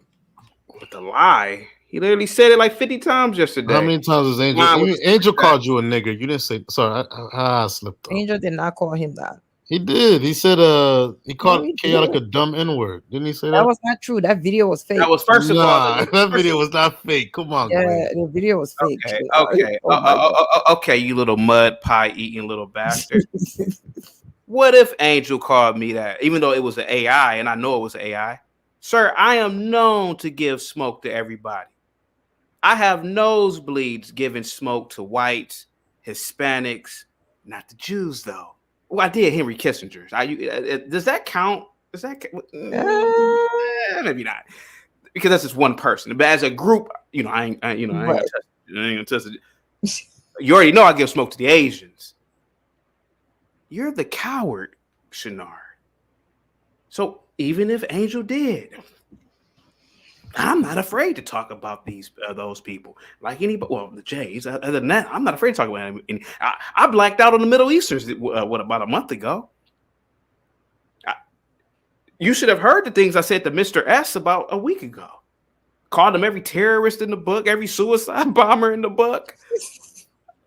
I'm not afraid. You think this is a YouTube? No. This is how I really am. I'm gonna bring this little coward, little maggot back up. Go ahead, man.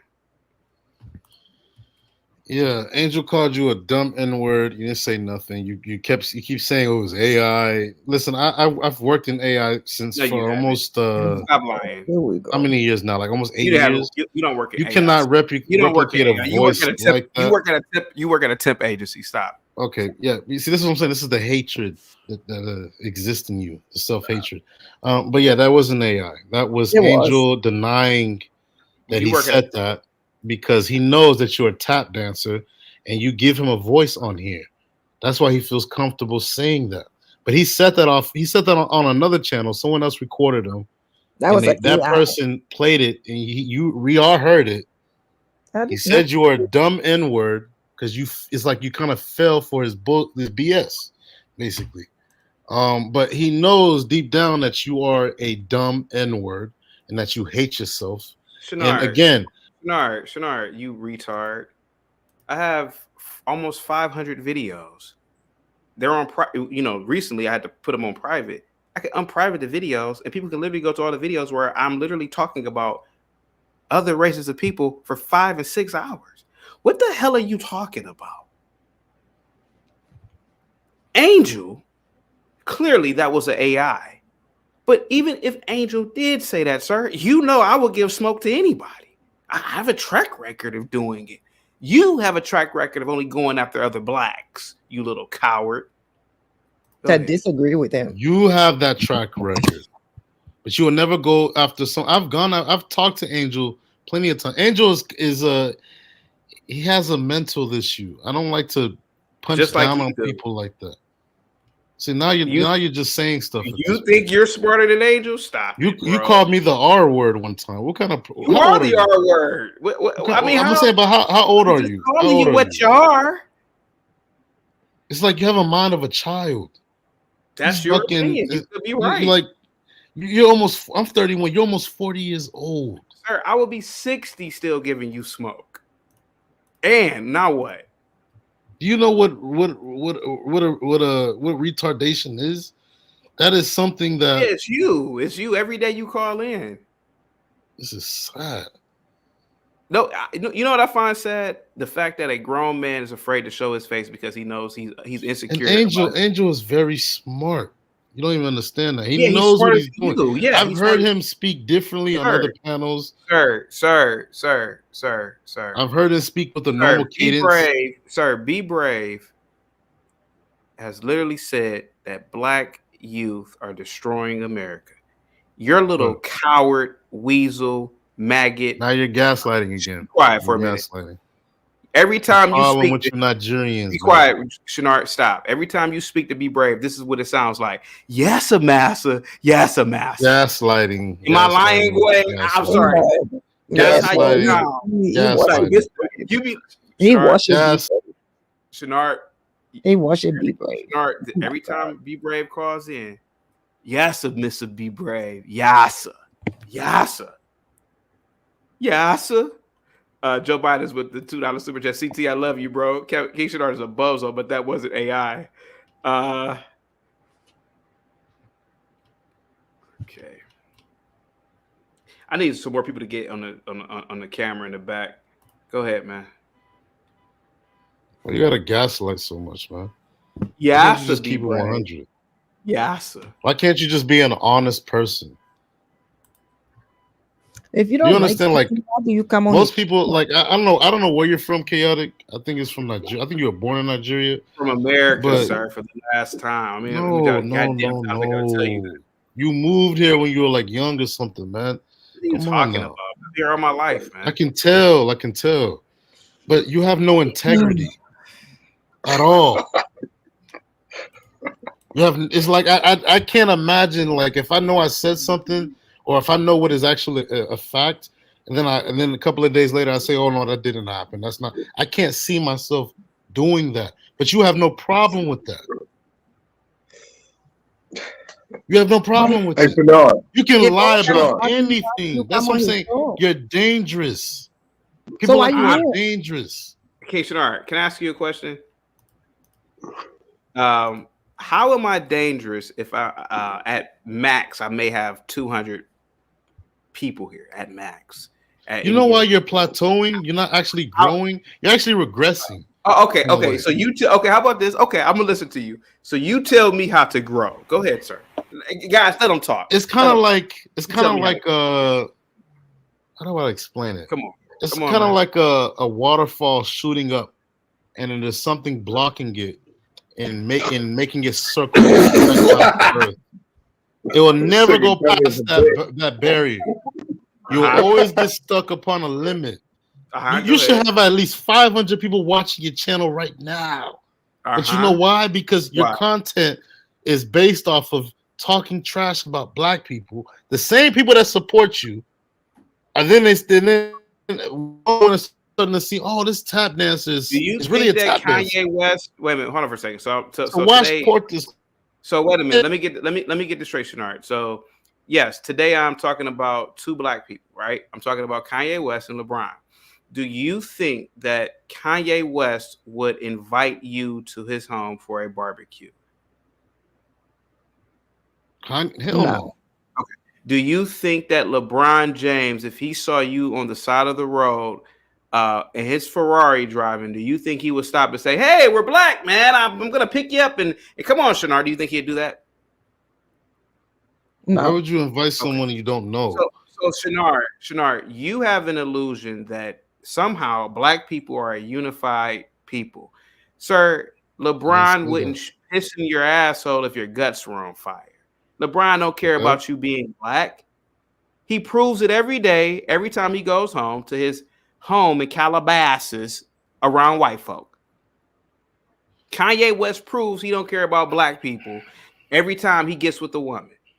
He don't care about you or black people, sir. Stop it, Shinar. Okay, but what's your point? So why do you have so much loyalty for somebody just because their skin is dark? He don't care about you or your. Hey, Shinar, Now you know you're gaslighting again. I said I don't fuck with Kanye. Shinar, when you're in the library, Kanye is another tap. Kanye is reaching his tap dancing. When you are in the library, level. when you are in the library, charging your phone up, waiting for the bus. Let me ask you a question. Gaslighting again.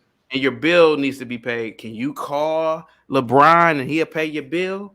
Because he black, right? Gaslighting again. Okay. Shinar, you live in an imaginary world, man. And for you to say that I'm gaslighting, but you sit up there and let four mammies cackle every damn day on The View and pretend like you ain't never watched it. I don't watch The View. It's indicative. It's indicative of our dynamic between me and you. You view me as a punching bag, and that's fine.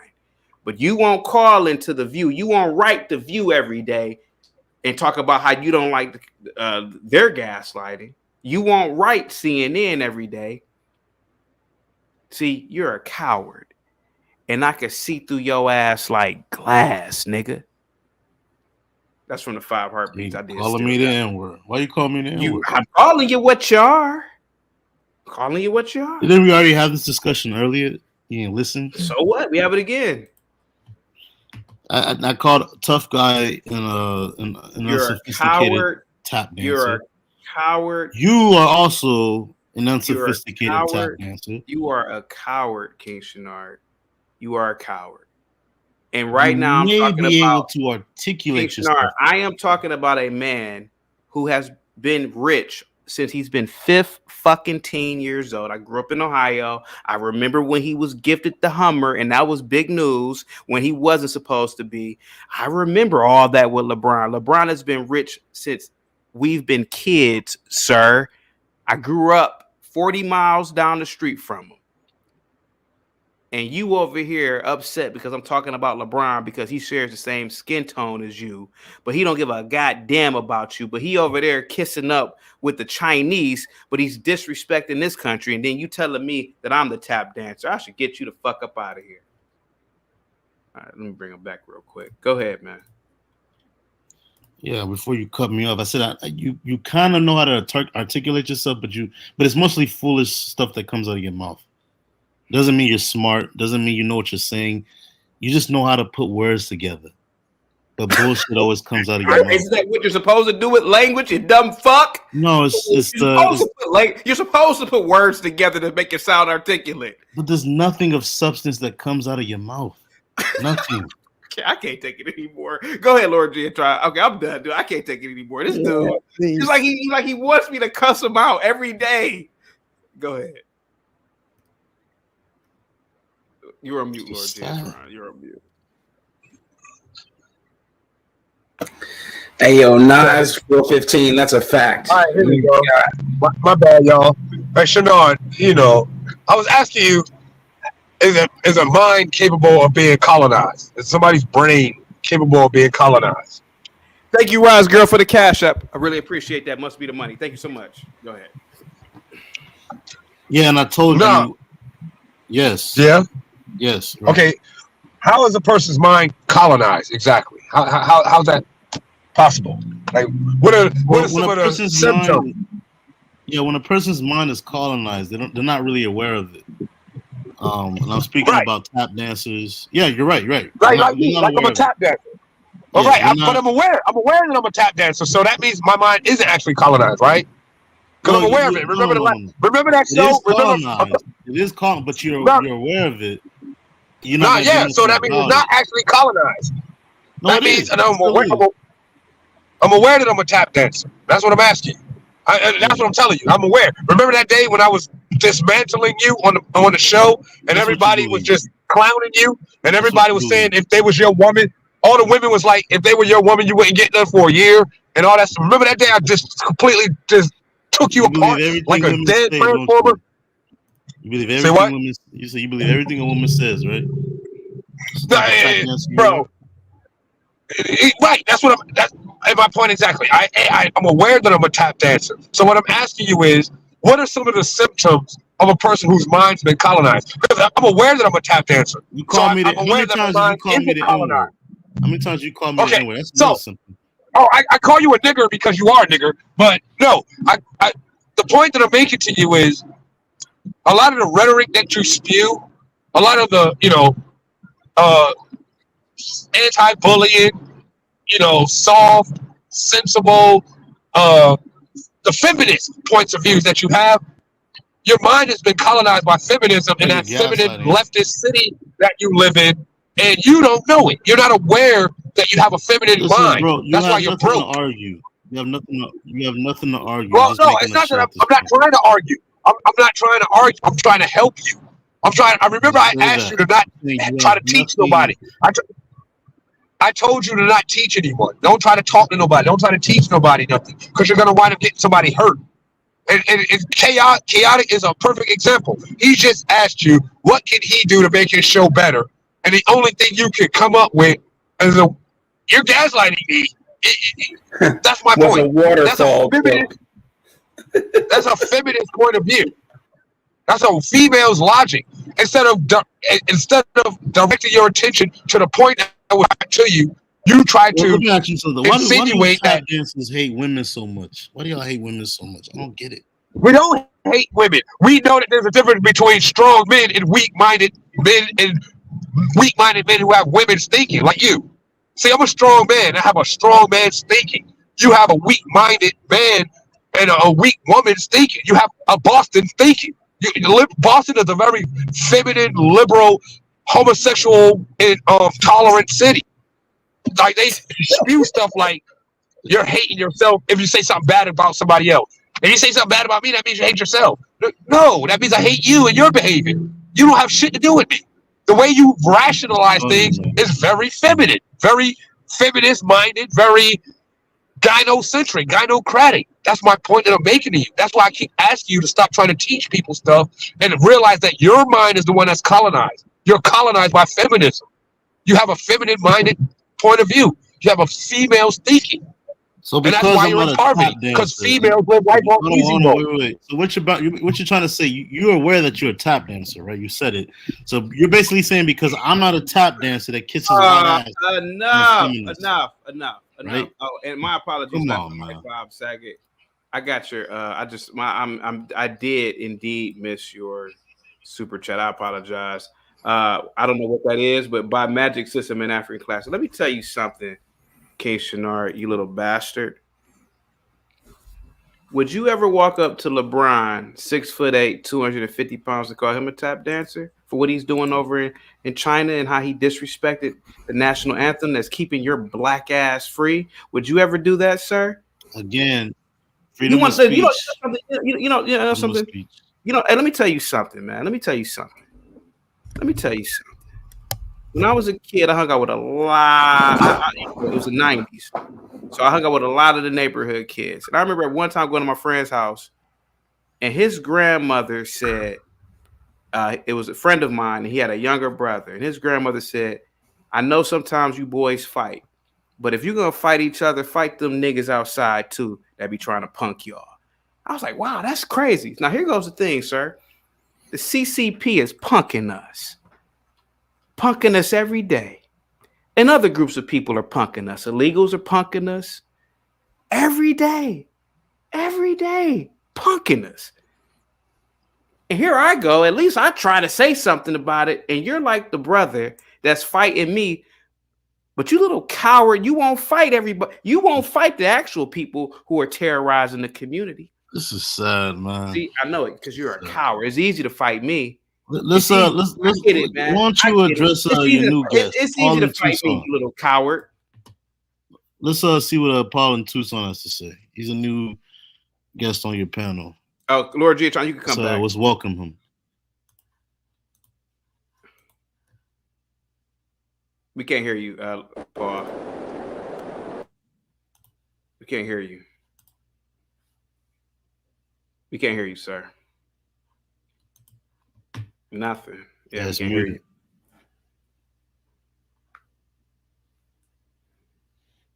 you. Yeah, laughing like Saggy. I heard you talking trash in the chat. What do you want to say, man? Hey, listen, man. Hey, look, bro. Look. You don't donate any. You don't hit the super chat, man. So I can't let you keep talking to people the way you're doing. Hell no. Oh my God! To be honest with you, I don't even know where to start. Can y'all hear me? Yeah, go ahead, sir. Okay. Yeah, what up? Jesus Christ. Okay, I mean, I will talk, as long as you don't interrupt me, because I know, y'all up north niggas, y'all just love to hear yourselves talk. I just think y'all the illest niggas on the planet. But where to start? Hold on. Attack King Shinar. Don't attack everybody from the north, bro. Don't do that. Don't do that. I was actually born in New York. So I got love for New York. But why you call me the N-word?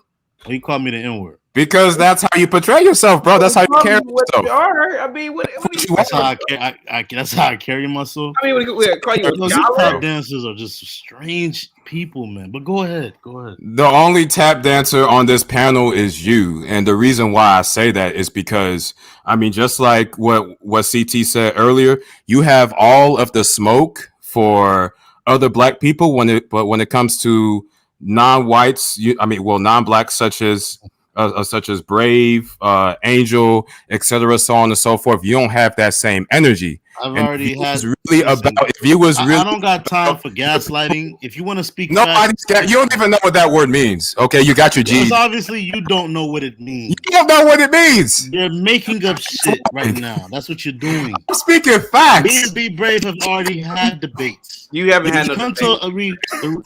Sir, you come to an understanding. Sir, stop. You saying yes, a master to Be Brave ain't a debate, nigga. Now stop it, bro. Stop. Thank you so much. His debates with Have I ever said choking? Yes, a master verbatim. I've ever said that. No, you just choke on Be Brave. See, that's what I'm saying. You have no integrity. Dick. You can't even be honest, chaotic. You can't. See the way you phrase that. You're making it seem like I said yes, a master. Sir, I just said no. Verbatim, you have never said yasa, massa. You've never said it to Be Brave. I'll agree with you on that. So yes, I would over exaggerate. Okay, yeah, I didn't mean to talk over you, so but what do you think you're doing? You're gaslighting. He doesn't have that same energy for all of the people who are not black. And if he did, crazy. Then how many times have I insulted Savage? You insult. That's the only white guy you insult. I'm talking about all of the non-black people. Like Mr. S, for example. Mike from Boston. Talking crazy. Mike from Boston got it dirty. I've insulted that clown plenty of times. Mike from Boston slapped you in the mouth. Who else?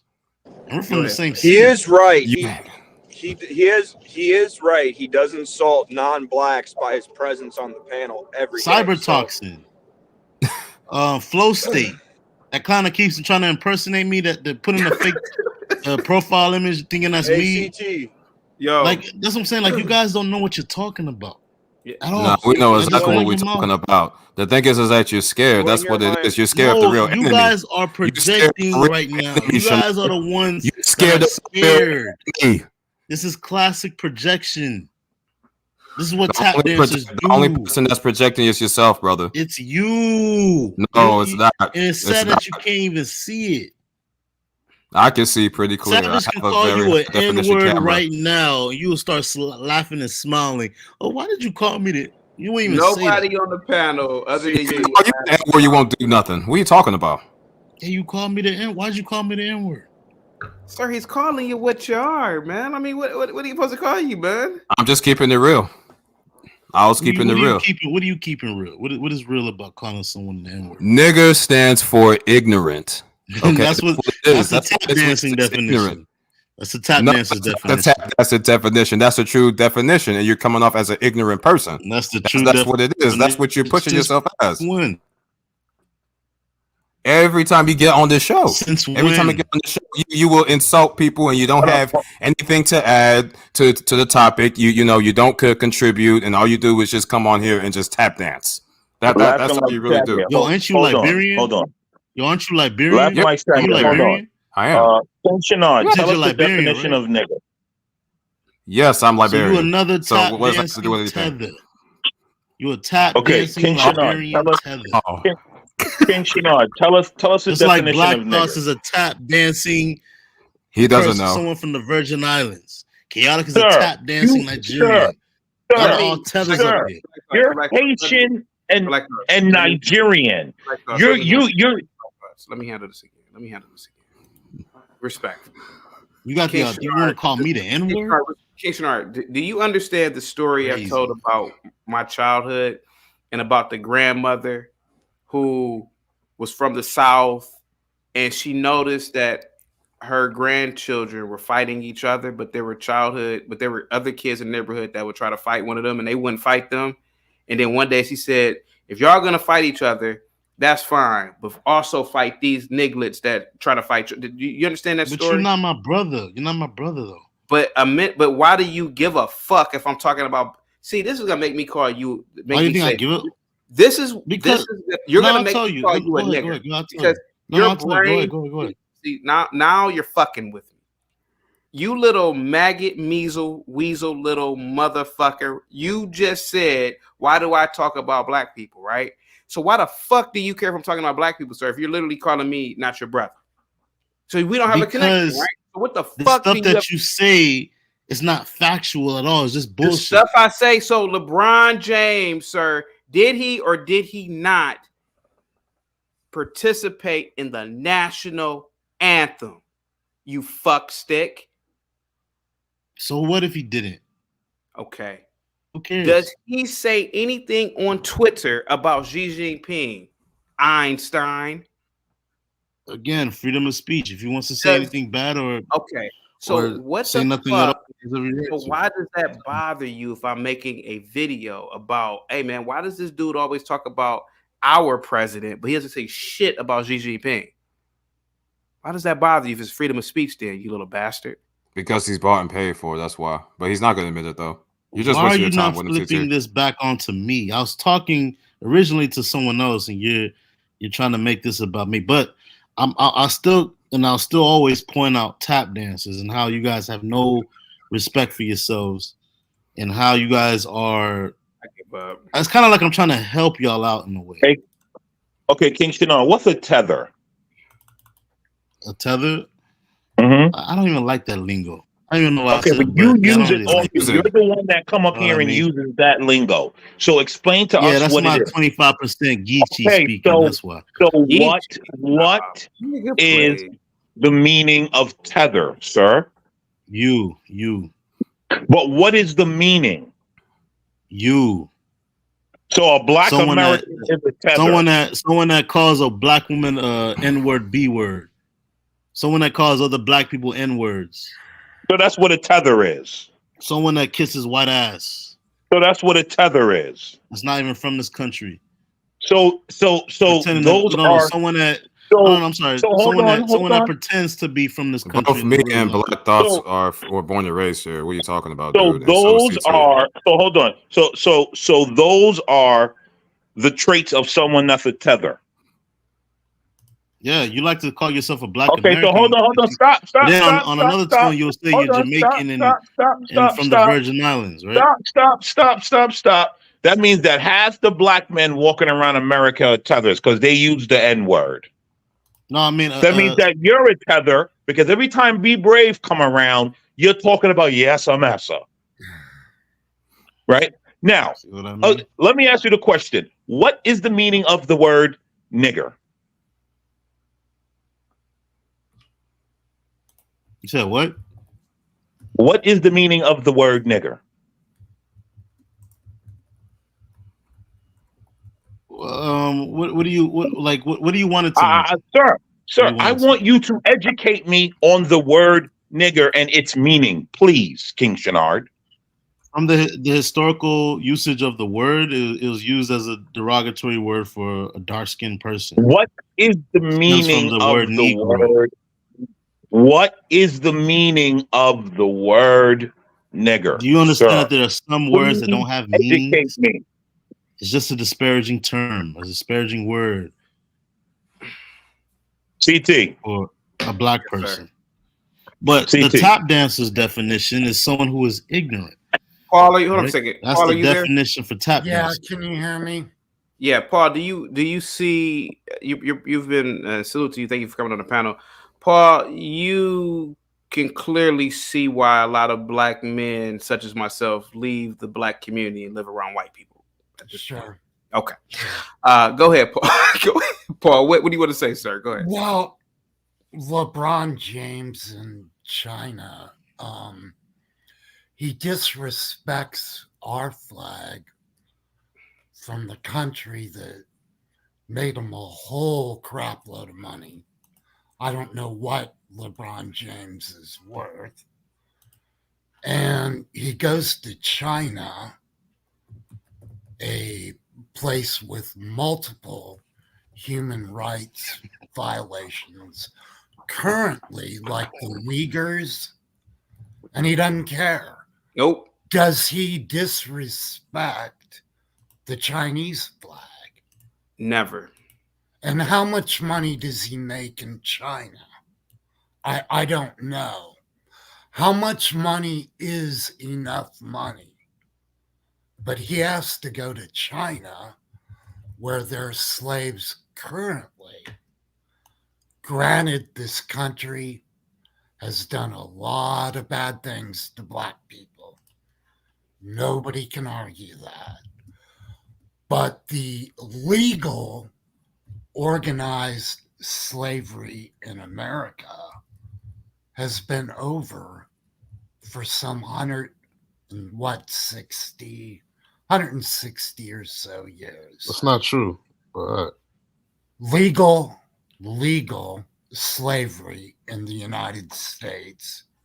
well, if you're arrested for a crime back in those days, I mean, you're technically a slave, and sharecropping is another form of slavery. Anyways, there are. I would have arrested you every time I seen your goofy ass, King Shenard. I wish I There could. are I wish I slaves could. in China right now.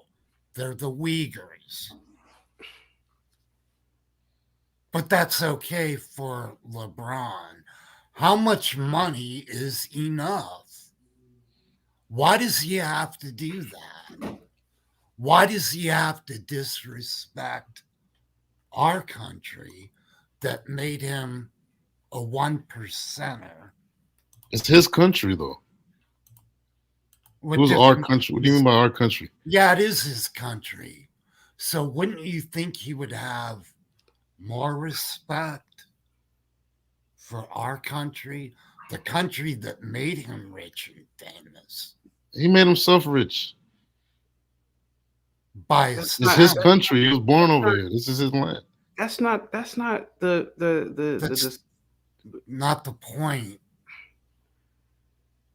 If he was born and raised in China and had the same skills, the CCP wouldn't be paying him squat, and he wouldn't have the freedoms that he has.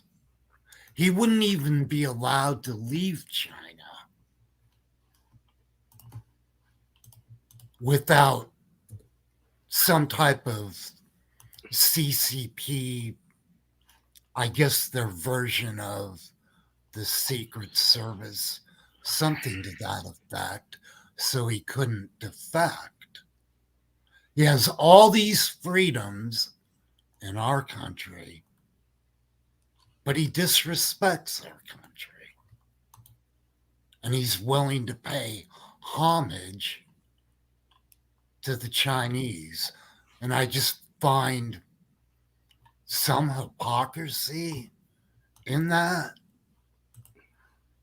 I think he's made enough money here. Why does he have to do that? Because he has every right to do that. He can go anywhere he He wants to in the has the world. right to do He that. can say whatever he want to say. He's a human being. And he can't he's not controlled by anybody. He has every right to do whatever he wants to do. Just like how Apple has the right to do business in China. Sort of like how I have a right to analyze and critique LeBron, right? Because I have a right to do that, right? Going by your logic, right, King Shinar? Yeah, you have every right, but okay. So just like how you have a right to come on the panel and critique what I'm doing, right? You're saying you have a right to critique someone who has a right to go wherever. So what's your point of view? Yeah, and you have a right to critique me for critiquing him, right? See, my point. It kind of cancels itself out. King Shinar, I'm going by your logic, right? It cancels itself out. I'm going by your logic, right? I have a right to get on here and critique LeBron James for disrespecting America, the country that made him wealthy, because you have a right. Shouldn't have. You should, because you don't. I don't see the same energy for the company that produced your cell phone. I mean, I think you sound like you got dumb motherfucker. For 2 hours, me and Gway yesterday talked 2 hours about offshoring in China. We talked about supply chain. We talked about Apple. We talked about almost every metric of the supply chain up to the finished goddamn product and how it's built yesterday, you motherfucker. See, Shinar, why do you have to swear so much? Why do you gotta use? You have a way of bringing out my inner nigga. Because you're losing right now. That's not about me. That's your opinion. You're getting frustrated and emotional. I am, but this is the problem. Go ahead, Paul. I'm sorry. Go ahead, guys. Anyways, if he was born and raised in China, he wouldn't have the freedom to disrespect the Chinese flag. And he moans and bitches about how bad this country is. And he goes to a country where there's virtually no freedoms. So and that's my point. Yeah, but he has every right to do that, man. I'm not saying he doesn't have rights to do that. That's not my point. The point is he bitches about the United States and how bad we are. And he goes to a country that's worse. Does he disrespect their flag?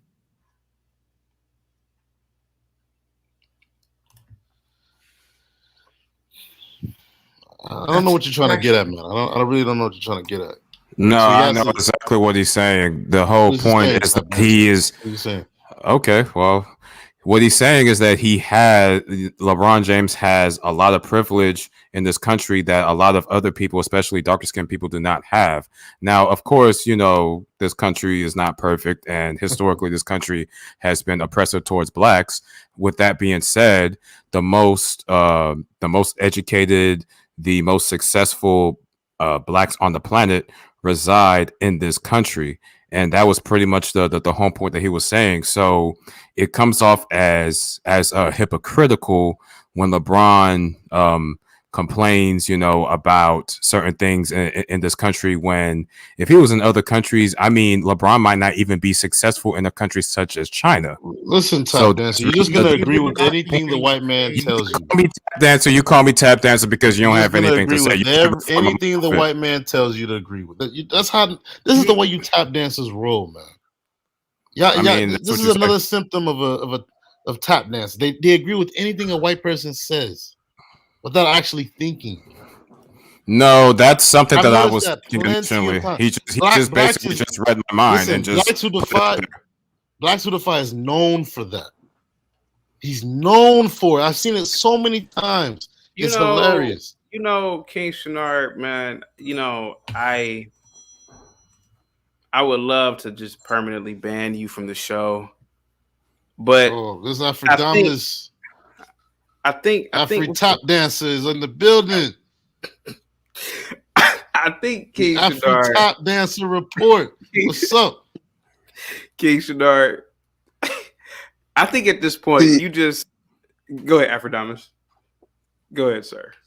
Thank you for me. I'm speaking straight from Africa, and I'll tell you, I'm here in the nigger factory here. Look, these Negroes. Let me tell you, you Negroes better be thankful the white man came and bought your ass and taking you there, sitting Damn. about This you is complaining crazy. about the white man. You see, right Tap now I'm over dancing. here. I'm here in the nigger factory. You know what they are doing to me? They think I'm black, like black American. They keep Uh-oh. they keep jacking the price on me. You Negroes are not wanted here, okay? You are seen as walking ATM. I'm over here doing the undercover job for you. Every white man you see, Queen Shinard, you better start kissing their ass and thank them for bringing your great great grandfather into grandma into slavery instead of sitting here talking about freedom of speech. Why don't you come here and See this type express of some freedom of despicable human being. huh? Why don't you come over here and express some freedom of speech? Let's see how that's gonna go. You see? First of all that blackety black stuff is not gonna work. You know, you are not seen as one of the black factory people, just so you know.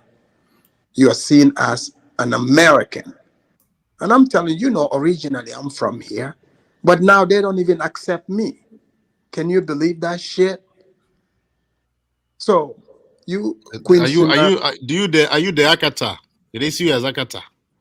Eh? yeah, I guess I'm an Akata now, Okay. and He's Idiot. Gambian. yeah, That's Prince so, Nigerian. look, so what you're saying, it doesn't make sense. LeBron James doesn't make sense unless he's been paid by the Chinese. He doesn't love China. This has to be money. He can't stay in China. It's not possible, and I still stick by it. I said America is the best country in the world, and you know, Queen Sinad and other sellouts, buck dancers, they need to be buck breaking. Bring them here to Africa with me. Let them learn their lesson a little bit so they can Sad, appreciate, man. the white man.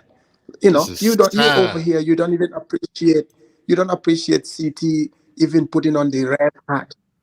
Putting on the red hat. Over here, I'm not seeing this. You see? I'm not seeing this.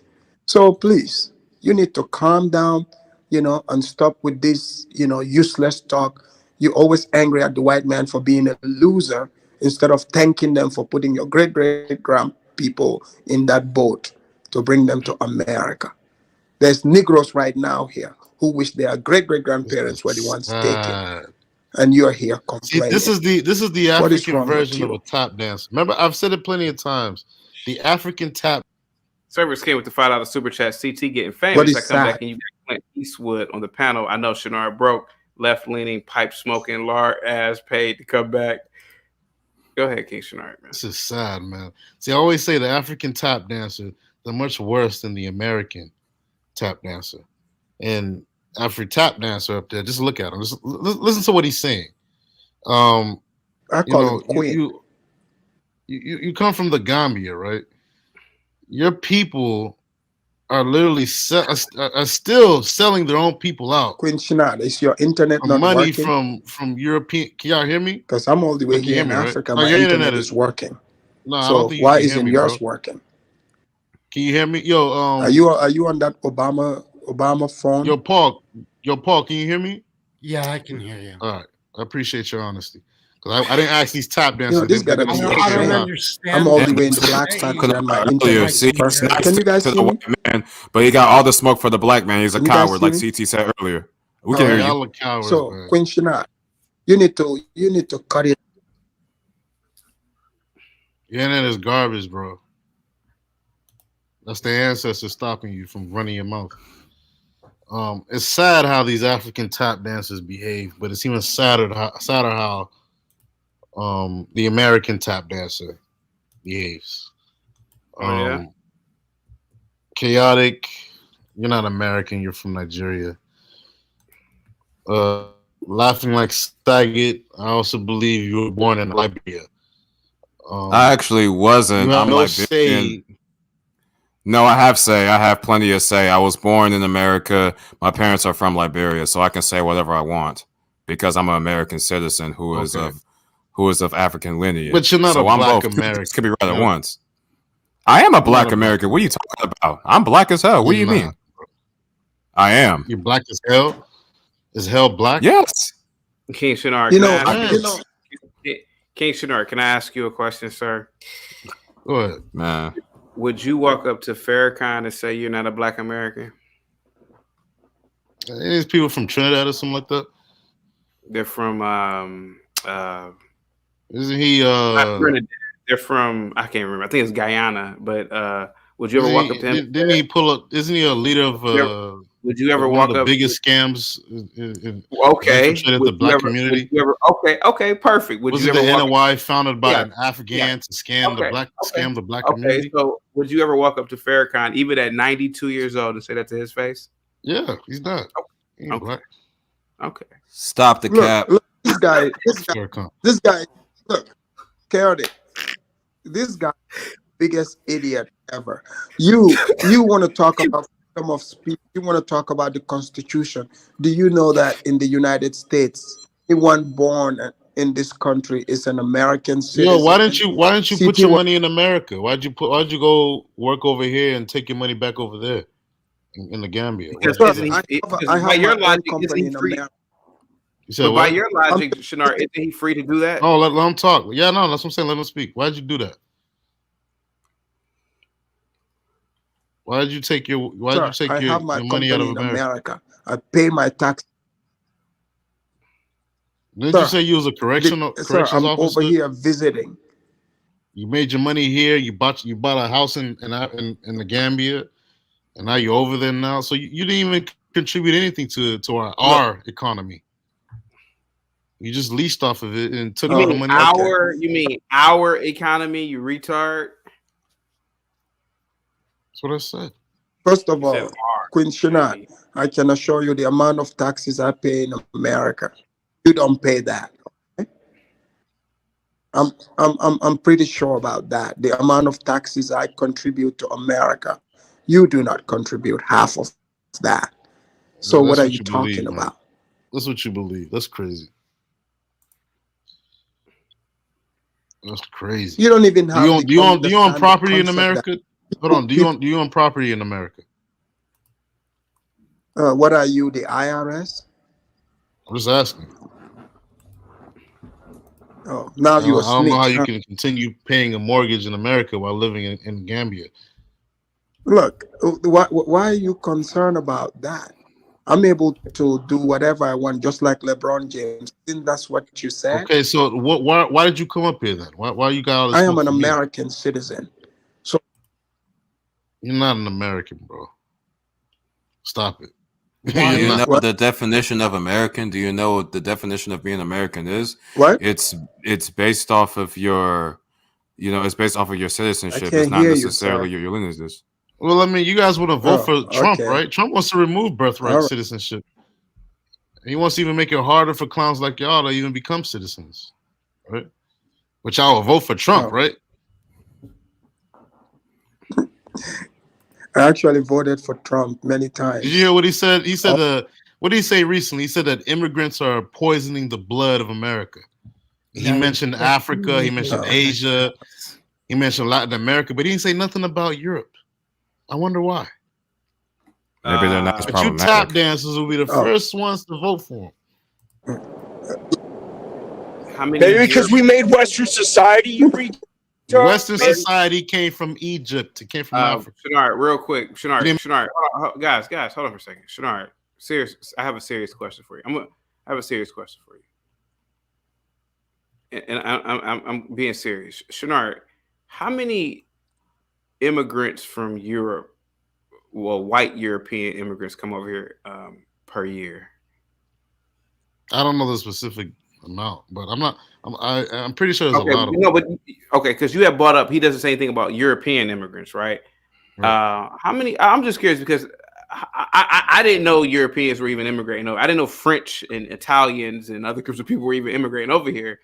Yeah, But- they have an easier time. They have, I mean, I think Really? they have Really? they can travel without visas, and then they can easily apply for a visa once they get here, and then yeah. Shadar, listen to me. That's man. why you don't really hear Shadar, too much Shadar, about listen it. to me, You know bro. what I Listen mean? to me, brother. How's Shadar, I that know bullshit you- though? How's that Shadar, bullshit? I No. know you- I want to address it. How's that bullshit if it's Shadar, actually true? I normally wouldn't say this. Hold on, How do you say stuff and you don't know nothing Shinard, about?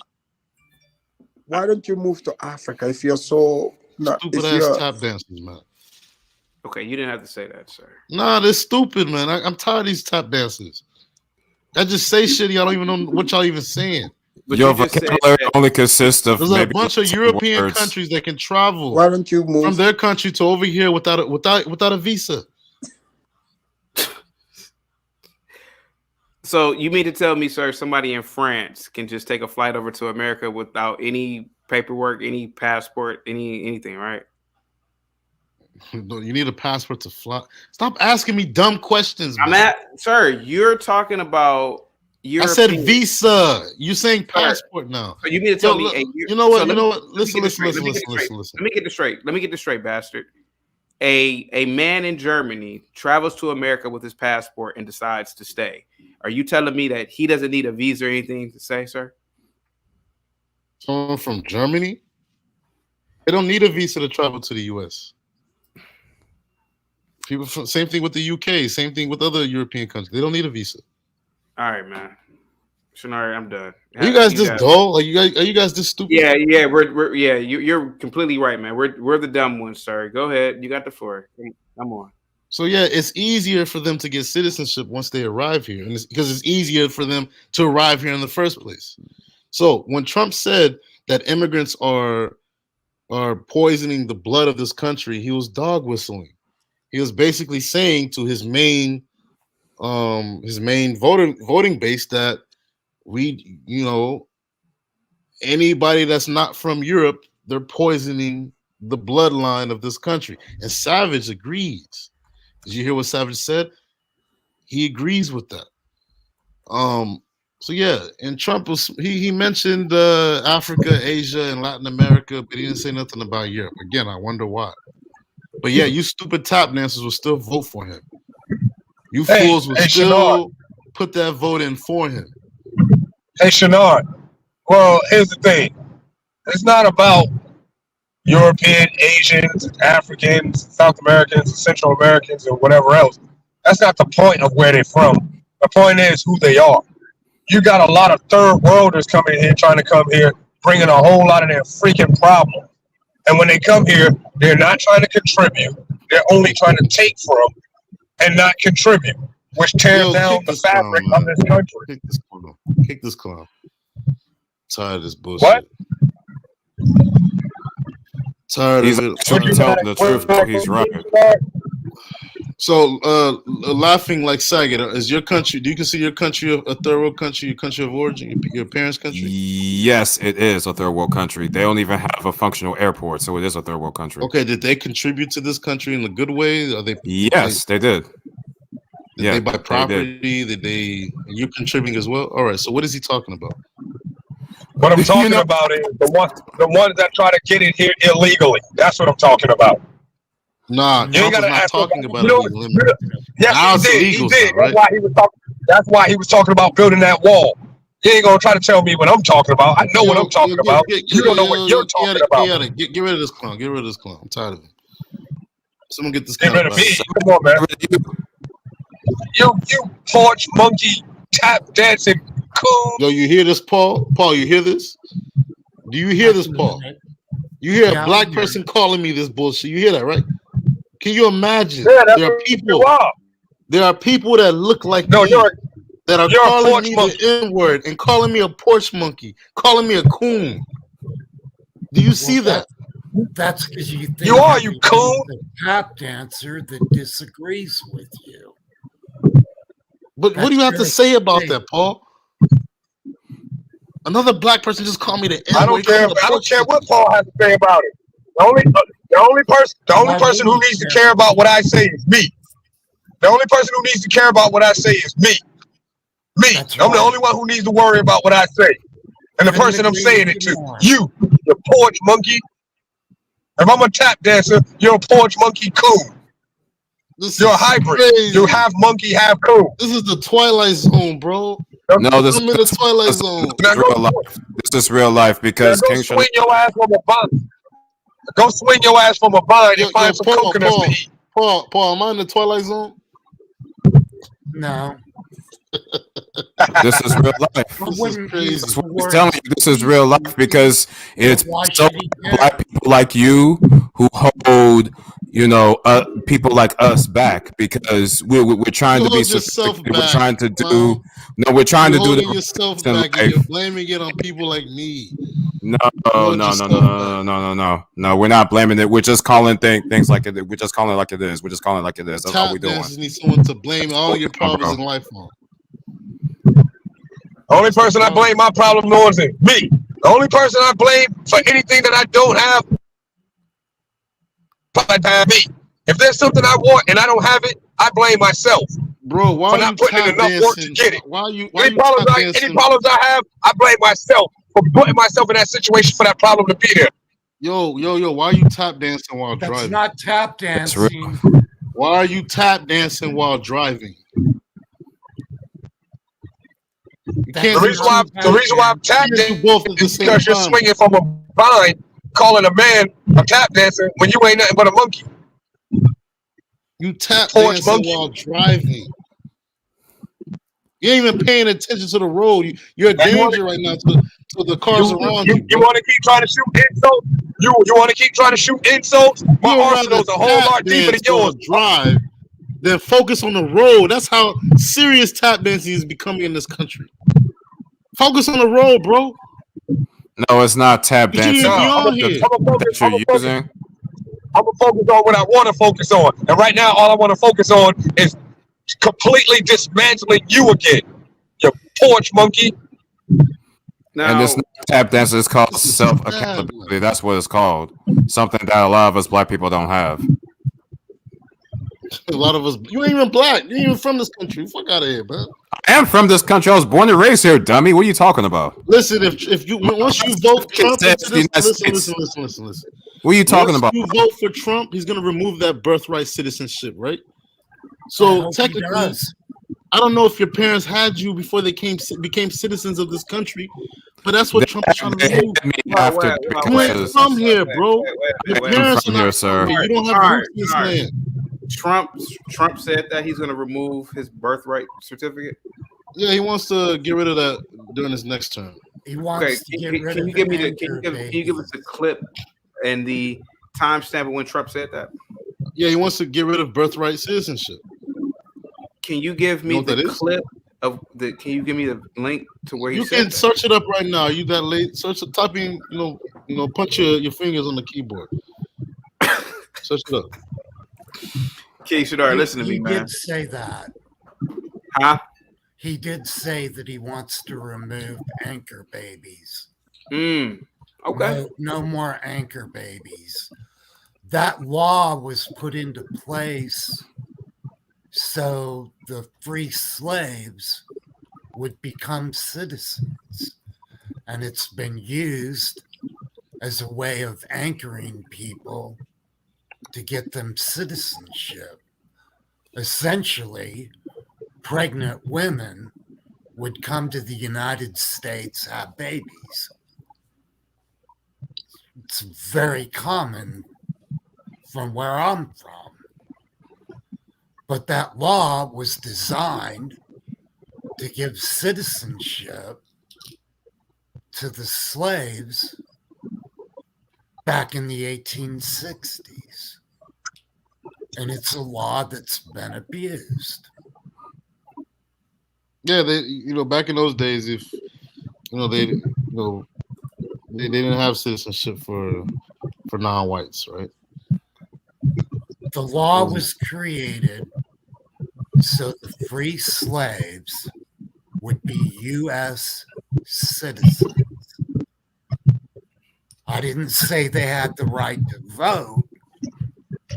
but they would be U.S. citizens. So what you got to say about that, Saget? Well, I mean, that's his right. I mean, if he wants to do that, fine. But, you know, what he needs to realize is that a whole lot of people in this country is going to experience a serious population drain if he does that. He can do that if he wants to. You're going to vote for Trump? You're going to vote for him, right? I mean, if he's the best candidate. What about you, Giatron? You going to vote for Trump? Absolutely. This time around, 2024, I didn't vote in the last election. But yeah, damn right, I'll vote for Trump. The whole thing in a nutshell is this, Shenard. The whole thing in a nutshell is this. The whole thing in a nutshell is this. This is why everybody gets down on you. Other than the fact that you're just a fucking porch monkey, coon-ass troll. The real reason why everybody gets down on you is because you're always criticizing people, trying to tell them how they're bad and how they're wrong and how they're tap dancers. But you ain't coming up with no fucking solutions. You're doing exactly what I told you on that dismantle. I told you that you're a fucking liberal.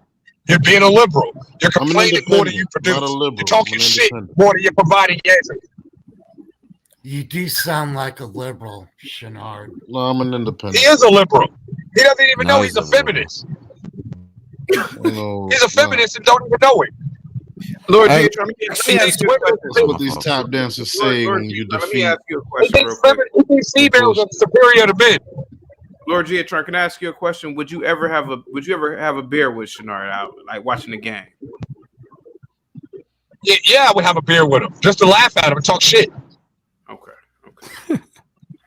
It's Can too I ask easy. another question? Absolutely, I'll have a beer with him.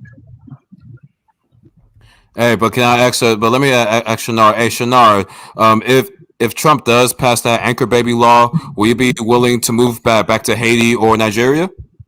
Serious question. Doesn't the anchor baby law apply to if your parents were illegal or something like that? Yeah, if your parents came here illegally. Illegal. That's what I thought. It's talking about first generation illegals. Yeah, illegal. Yeah. Okay. Well, that doesn't apply to me then because my parents came here legally. They filled out the paperwork and everything. Right. So I'm good. The whole thing was he wasn't talking about. I think it applies to those that are not. He wasn't talking about. He wasn't talking about taking away a birthright citizenship. What he was saying was denying birthright citizenship until they earn their citizenship. That's what he was saying. That makes sense. Until we get the actual information, because I'm not necessarily sure. This was back in 2017, 2018. So Shenard, it's a possibility that Trump was speaking about illegals. Because technically, and I learned this in school. Technically, if you are born here and your parents were illegal, I learned this in like second grade. Technically, you are an American now. So maybe Trump meant that legality will cease. King Shenard, you ready? Right.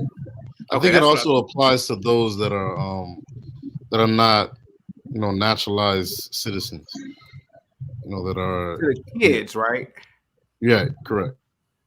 Okay. So, like, look, chaotic. I know this for like I can just assume. Do you have like extended family members in the U.S.? Yes, sir. Okay, I'm pretty sure that there's at least one uncle. That had like a sham marriage. You probably went to some Black American woman, paid her a couple of thousands of dollars, your family, and they got that. They had a sham marriage, and they got grasping for a lot of straws. Nigerians did that though. They still do it. You know what I mean? And But what do you do with him? No, because I know how Nigerians get down. I know how they get down.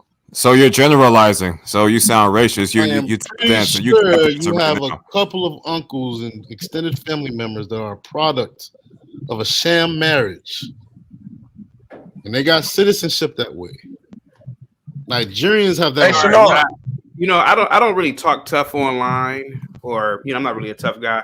But you have a very punchable avatar, man. Sometimes very. Like a lot of you, like it's like you bring the nigga out of me, man. Jesus what I'm Christ, saying is the truth, bro. You know what I'm saying? He just was on here to troll. That's all. He's just a troll. That's all it is. I just want to punch my computer screen so bad, like. Hey, Porch Monkey. Hey, Porch Monkey. I got a question for you. Did you go to the Jamaican Festival in Franklin Park this year? Huh? You talking about Shanard, the West Indian Day did you go to the Parade? Jamaican Festival in Franklin Park this year? Yeah, man. Did you go? Nah, Service King. I wasn't in Boston, but I know I got shot up. It was like a mass shooting over there. Real quick, hold on for a second. Service King with the $2 super chat says, "Ask Shanard what is gerrymandering." Real quick, the other thing I wanted to talk about today before I end the show, about the 1990s. Shanard, what was your favorite moment or any like memory from the 90s? Yeah, listening to the radio. You remember those standalone radios with the antennas and stuff like that? Yeah, recording music on the radio with the cassette. I remember those days. Yep, I forgot about that. Yep, I forgot all about that. Yeah. I remember that. Pokemon cards. Yeah. What else? Yeah. I was born in 92, but I was still a kid in the 90s. Yeah. You're talking about like shows on Nickelodeon, like all of that. Shit, Simpsons also. Man, there's a lot of good stuff from I remember the Simpsons came out when I was 5, like 89. Lord Giatron, what about you, man? The 90s. Okay. Mine has a caveat to it. I'm a big time diehard Lakers fan, so it crossed over into 2000, but the 99-2000 NBA basketball season for the Lakers, when Kobe made the play and threw that lob up to Shaq, and Shaq caught the alley-oop from Kobe. Yeah. And it happened in 2000, but it was the 99-2000 season. To me, that's still the greatest and happiest sports moment in my entire life as a big-time sports fan and a diehard Lakers fan. Lord Giatron, let me ask you a question real quick. You are a sports fan, I could tell. Do you consider centers a part of conversations of greatest basketball players ever? Yeah, it's just that because of political interference and outside influences to the game, how they've video games and businesses outside of the game of basketball itself, they've diminished and essentially abolished the center position for what it was and what it should be, and they've pretty much made it small ball and soft, weak, out of shape, player type. Yeah, because I always thought like, all right, so for example, like when Kareem Abdul-Jabbar, with that, with this scoring title, like I always thought it was like, I was like, okay, dude, he's 7'1", he had that sky hook. I mean, other than that, what skill did he have? But go ahead though, sir. Yeah, but no, there was a point in the 90s. This is no joke. There was a point in the 90s where outside of Michael Jordan and I think it was Karl Malone, outside of Michael Jordan and Karl Malone, the top 10 scoring leaders in the NBA, 8 of them were centers. Outside of Michael Jordan and Karl Malone, 8 of the top 10 scoring leaders, they're like the top 10 scorers, Michael Jordan, Karl Malone, but the next 8 were all centers. You had Shaq, Olajuwon, David Robinson, Patrick Ewing. You had Brad Daugherty out there. You had Alonzo Mourning. I mean, you Brad had centers. Daugherty, yep, Cleveland Cavs, yeah. But yeah, okay, yeah. It's just like I've always thought it was like a center as like a trust fund kid. It's like they were just given the gift of height, and they were just But okay, you okay.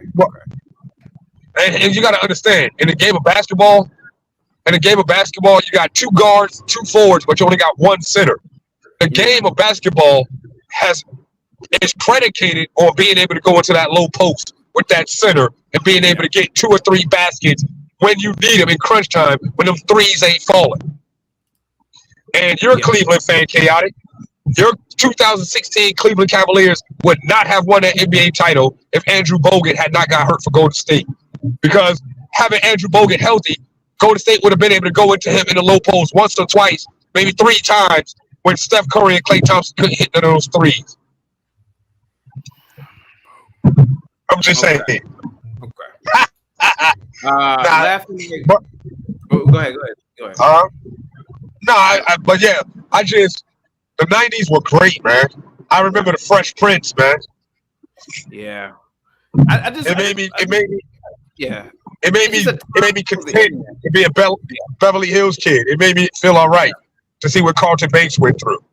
Yeah. it's just a time before the 90s and all the silly shit that we like did as kids.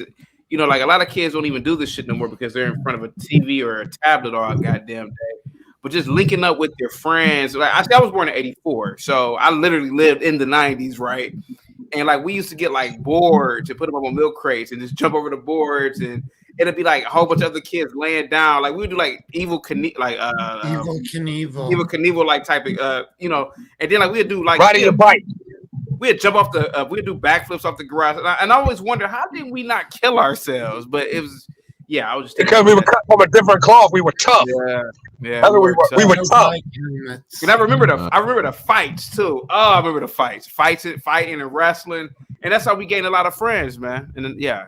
But see now, kids, because you had to fight a kid and then turn around and be in the same classroom with them, or in the same locker room with them, or on the same bus with them to and from school and stuff like that. Yeah. King Shenard, did you ever get beat up by a girl in school? Keep it real. In the 90s. King Shenard, no, he didn't get beat up by girls. He wasn't around any girls. Laughing like Bob. The girls stayed away from him. He didn't get a chance to get any altercations or differences with women. That's why he's the square he is now.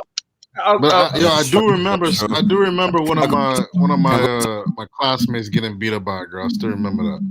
Laughing like Bob Saget. You're how old again, sir? I'm 34. I was born in 1989. Oh, yeah. And I do remember in the 90s pretty much, but I do remember the childhood memories that I had. I do remember beepers. As far as the music, of course, Jay-Z, Reasonable Doubt. In my lifetime, I got an older sister who was a huge fan, who was a huge Jay-Z fan, big Nas fan, and I mean, like East Coast rap was on top.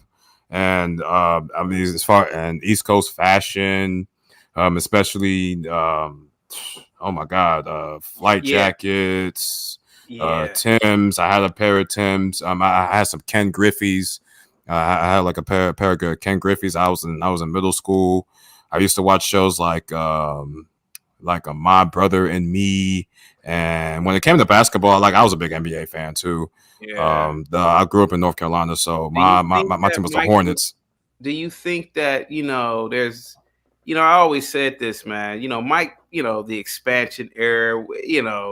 Was he better than Brian? Was he better than Brian? Not in my. Well, yeah, he was. I would say he was because of his killer instinct. LeBron is the more versatile. He's a more versatile prospect because he could play 1 through 5. But when you look at Jordan, he just had this viciousness that was not matched by like anybody. And I always say, like, even though I didn't grow up a Lakers fan, I would say that the closest thing we had to Jordan was Kobe. As far as like just player profile and just his work ethic and killer instinct. Not to say LeBron was lazy, and LeBron is going to go down as a Hall of Famer. Though he already is. A Hall of Famer. That's automatic. I mean, yeah, definitely. But I feel like they should build a. I mean, even though he's even though he's disrespected the flag, I still believe they should build a actual wing for him. And truth be told, Mike in the Hall of Fame, they should build like a wing for them, like their own area. Yeah. Oh yeah. Did you slap box in the 90s? They should definitely have it. I mean, would you say, sir? All the time. Yeah. Yeah, I used to slap box all the time. Cation, are you a little bit younger than us, man? Did you slap 2000. Slap box? Oh yeah. That was fun. Yeah, that was my, yeah. It was having. I don't know if I was like over 500 or even at 500 in terms of my percentage wins, because like a lot of my friends were always taller than me, so they had to reach, so they had slapped the shit out of me, and I would get pissed off and just wrestle them because I'm like, all right, fuck that. But yeah, man, that was one of our favorite pastimes, slap boxing, slapping the shit out of each other, and then some of those will turn into real fights too.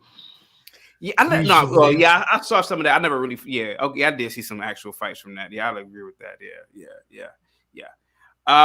Paul, you're a little bit older than us, man, but you were a teenager in the 70s? In the 70s, graduated high school in 80. Oh yeah, okay. Yeah. I don't know anything about the 70s, man. The Or the 80s. 70s were headbanging rock and roll. Yeah. A little bit of pop.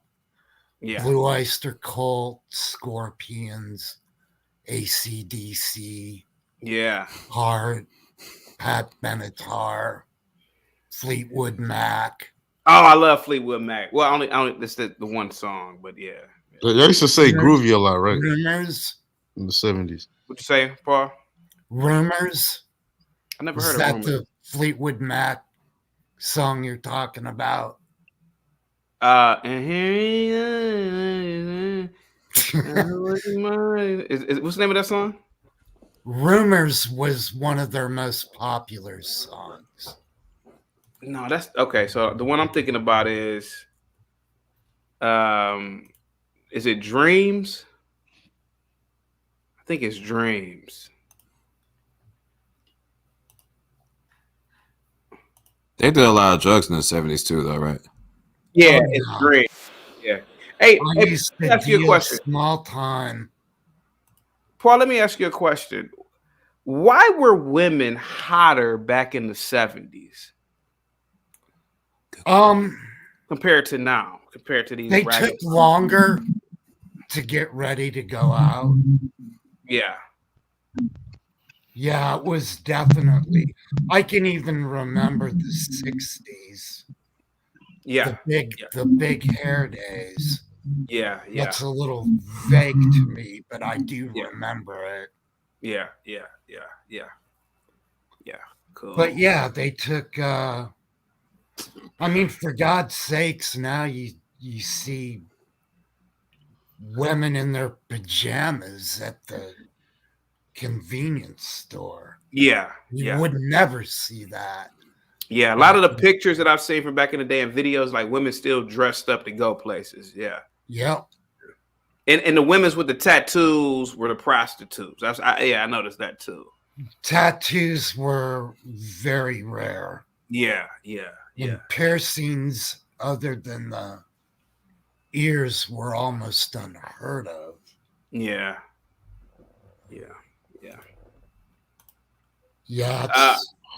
It's kind of hard for me to handle some of these people that look like they fell face first into a tackle box. I mean, it's their right to do it. I don't dislike them or anything, but it's odd to me. Yeah. I don't know why anybody would do that.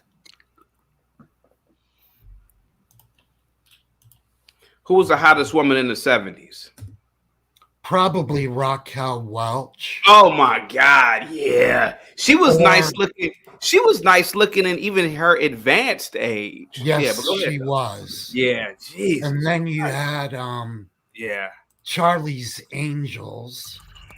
Yeah. Jacqueline Smith was the one I always liked the most. Did you like any black chicks? Did you like any black chicks, sir? Oh man, in the 70s. I can't think of her name right now. And actually, I think she was early 80s.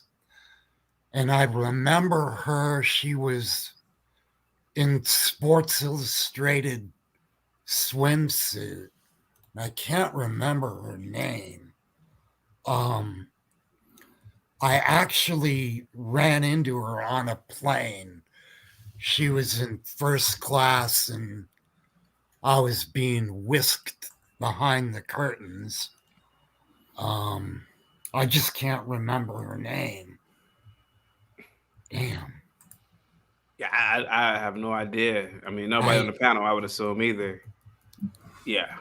Okay. Jane Kennedy. Yeah, she was good looking. She was good looking. Yeah. Yeah. Jane Kennedy was that it. Yeah, I think I don't know what it is about the 60s, 70s, and 80s. Like, it just women were hotter back then for some reason. Like, their bodies. I don't know, man. Like, I saw a lot of car. Remember the calendars with the car calendars and the models. Like, women would just, or at least they attractive women for every goddamn media. Yeah. What about Pam Grier? Beg your pardon? I'm talking about Pam Grier. You asking me or you asking the panel? I don't know. Paul. Yeah, what? You know who Pam Grier is? No, I don't. Pam Grier had nothing on Jane Kennedy, man. Yeah, Pam Grier was cute, but to me, she's like too thick to me. You know, even don't get me. Yeah, but she was super hot in the 70s, though. That's the only person I can really think of from the 70s. Yeah. Jane Kennedy, man. I think Naomi Campbell was 80s. She was 90s. She's 90s. 90s, man, with Tyra Banks. Tyra Banks, the original supermodel. Tyra was my baby. Yeah. America First 2027 says Pam Grier was actually average. Okay. Let me see. Corny says beautiful body, not too thin, not too fat. Talking about Jane Kennedy. Okay. Let me see. Jane Kennedy. Let me look her up. Jane Kennedy. And it's true. Look up Jane Kennedy. Yeah, look her up. Yeah, she's pretty hot. Yeah, she's pretty hot. Okay, I see your type. Lord G. I see your type. Okay. Yeah. Yeah, Lucky Marie. Yeah. All right, go ahead, go ahead, Paul. What you about to say? I was just saying Americans are getting larger. Yeah. And that's probably one of the reasons why perhaps you think women in the 70s and 80s were hotter. I don't know. Yeah.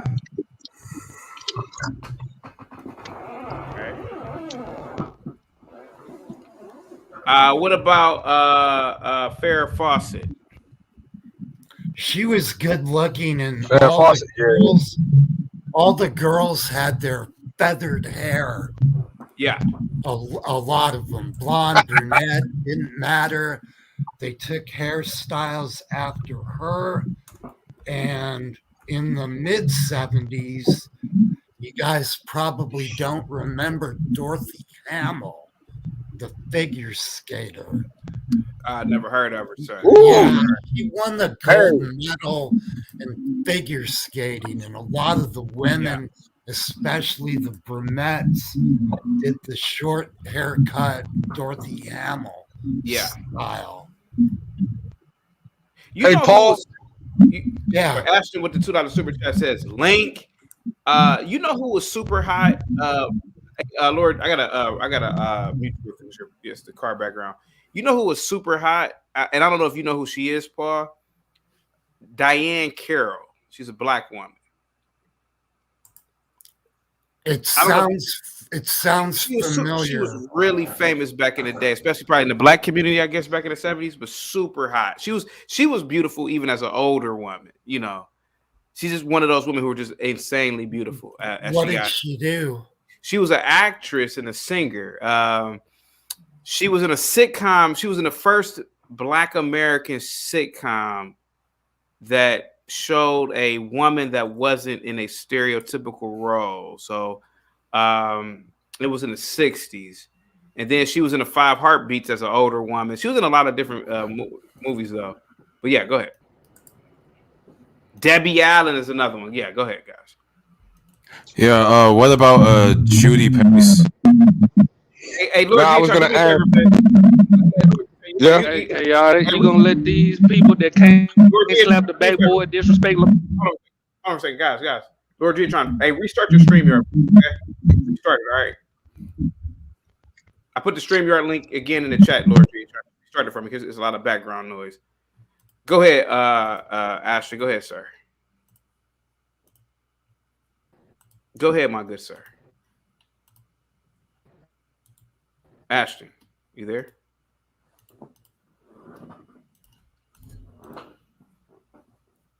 Ashton, you there?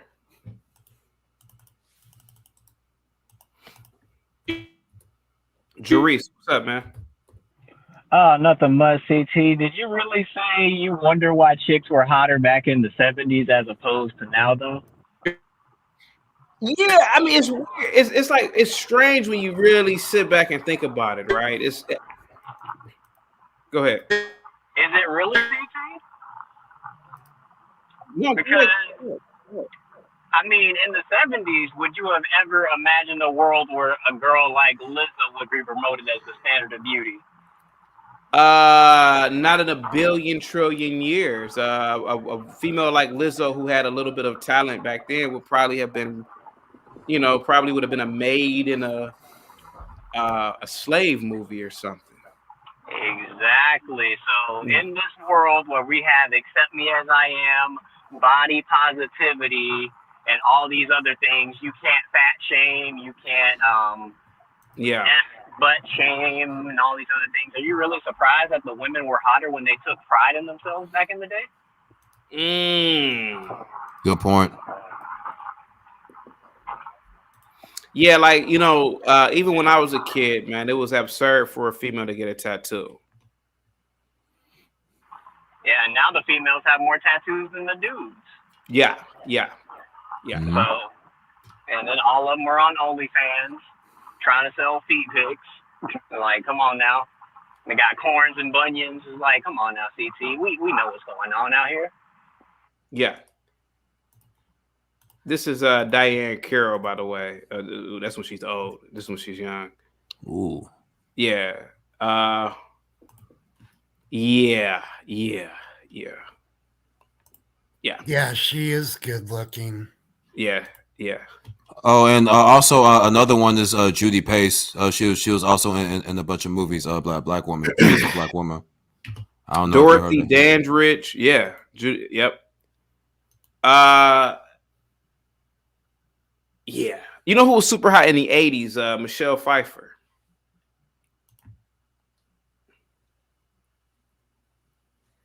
Yeah, I liked her in Scarface. Yeah, she was super hot in Scarface. Other than playing the part of a junkie, she was super hot. She was a junkie in Scarface, but hey, man, she was nice looking. Yeah, very nice looking. Jerice, what say you about any of the topics we were talking about tonight, sir, before I get up out of here? Kanye West. I think Kanye West is, I think he was normal at one point. I think he snapped when his mom died because he was a son husband. Okay. And then when his mom passed away, I think it just broke him, man. I think he just lost it and hasn't recovered. And now he's just doing whatever he can to grasp for attention to recover from his Kardashian stint. Okay. Because look at what all the men who date the Kardashians, look what they go through. Lamar Odom, drug addict. Yeah. We're not even going to talk about Bruce Jenner. Go ahead. And then Scott, I'm pretty sure he's on drugs. Well, he has to be. And so Kanye West, I mean, his mom and his sister died back-to-back, CT. I think that would break any man down mentally. And I think Kanye West just didn't know how to react to it and didn't seek the help that he needed at the time. I think he gets a lot of flack for no reason. Okay. I couldn't decipher anything he was saying. What did I not come in clear? Yeah, it's kind of shaky. No, not you. I was talking about Kanye. Oh, yeah. I couldn't decide. I mean, to see his daughter had to cut the couch. Yeah, he's cuckoo for Cocoa Puffs. Don't get it twisted. He's gone now. It's over for Kanye. It was like someone cut his cocaine with speed. And I'm not trying to be mean. I think he needs help. He's needed help for years now, sir. Like, I don't think you understand, like, the way black boys are raised to have this over dependence on their moms and be son husbands. And then when his mom passed away suddenly, like, the most important person in his life just literally passed away at the snap of a finger. And then his sister right after that. And the way we are raised in general as black boys to be worshiping black women, it was just like those two back to back just broke him mentally. It's a cultural thing. It's understandable. And then when you got a baby mama like Kim, Oh, that's gonna mess with you too. But he chose her, so that's his problem too. yeah, he kept adding on to the problems by trying to date Kim and having a kid with Kim. Like he kept inflicting more wounds on himself. Like, yeah, I'm crazy. Yeah, and I'm But gonna he get had with more this than one crazy. kid with her. He got what, 2 or 3 kids with her, don't he? Yep. It's like, come on, Kanye. He's like, bro, you know you crazy. Other than him voting for Trump, I really don't know a lot about him. Like, there's nothing to know about Kanye. He was an entertainer, put out in front of the masses. He was I decent knew at one that, point. but I mean, like his personal life. Oh, you didn't know about his mom and his sister dying? No, I had no idea, and I can understand, why he would flip out. Yeah, he just never got the help. And it's too late now. It's been decades at this point, I think. But he mixes good information with his hurt. That's the thing about Kanye West.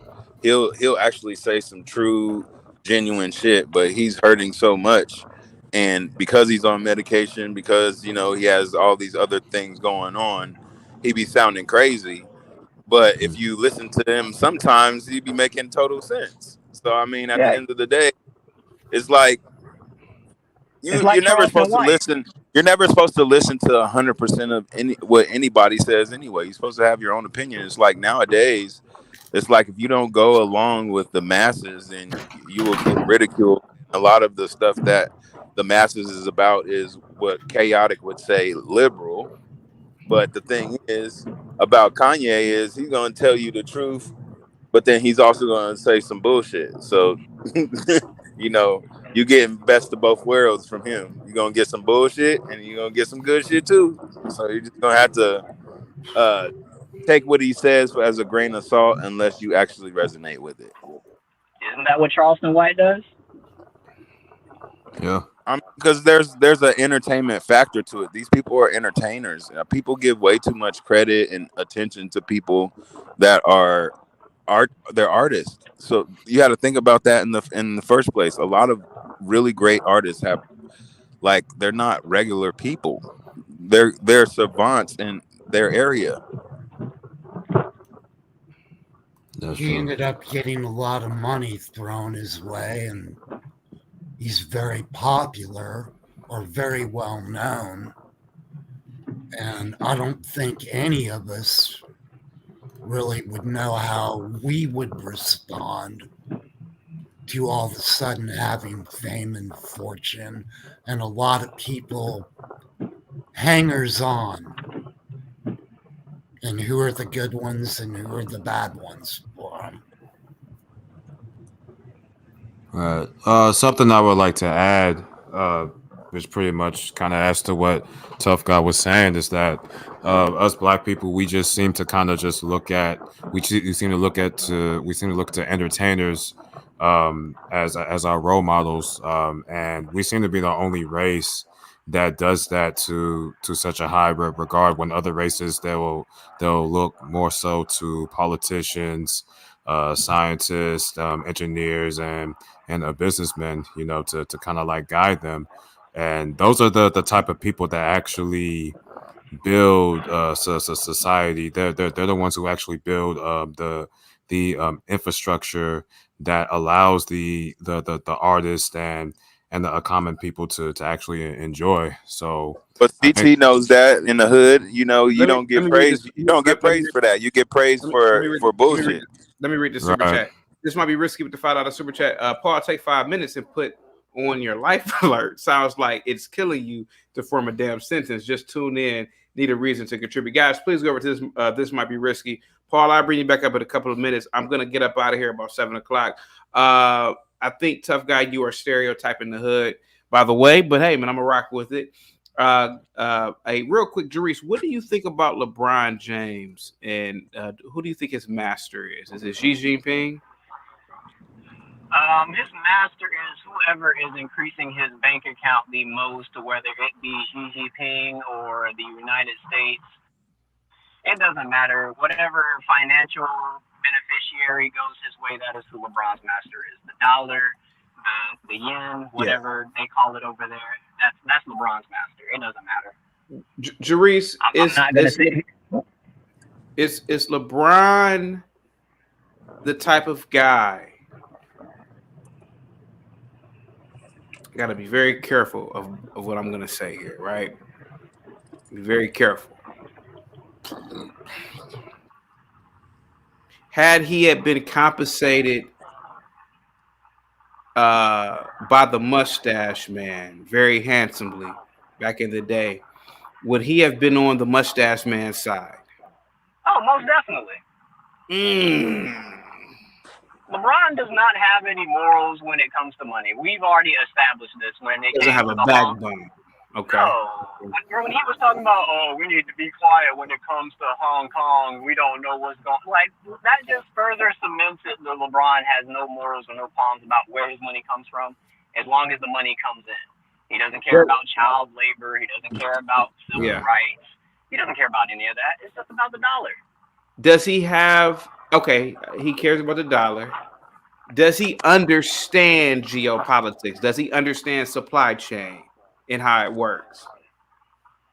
I think he understands. I think he just doesn't care. I think LeBron is perfectly cognizant of what is going on around the world. I think he has smart people around him that informs him of what's going on to the point to where he doesn't have to research it himself. And I think he doesn't care. I think he's complacent.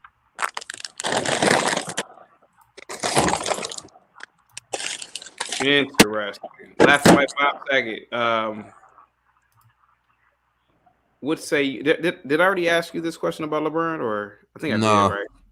No. What LeBron had, and I'm going to be very careful here. Matter of fact, I'll put it in the private chat. I don't know if I can say it, but I'll put it in the private chat. All right. I'm looking. Okay, hold on. Give me a second.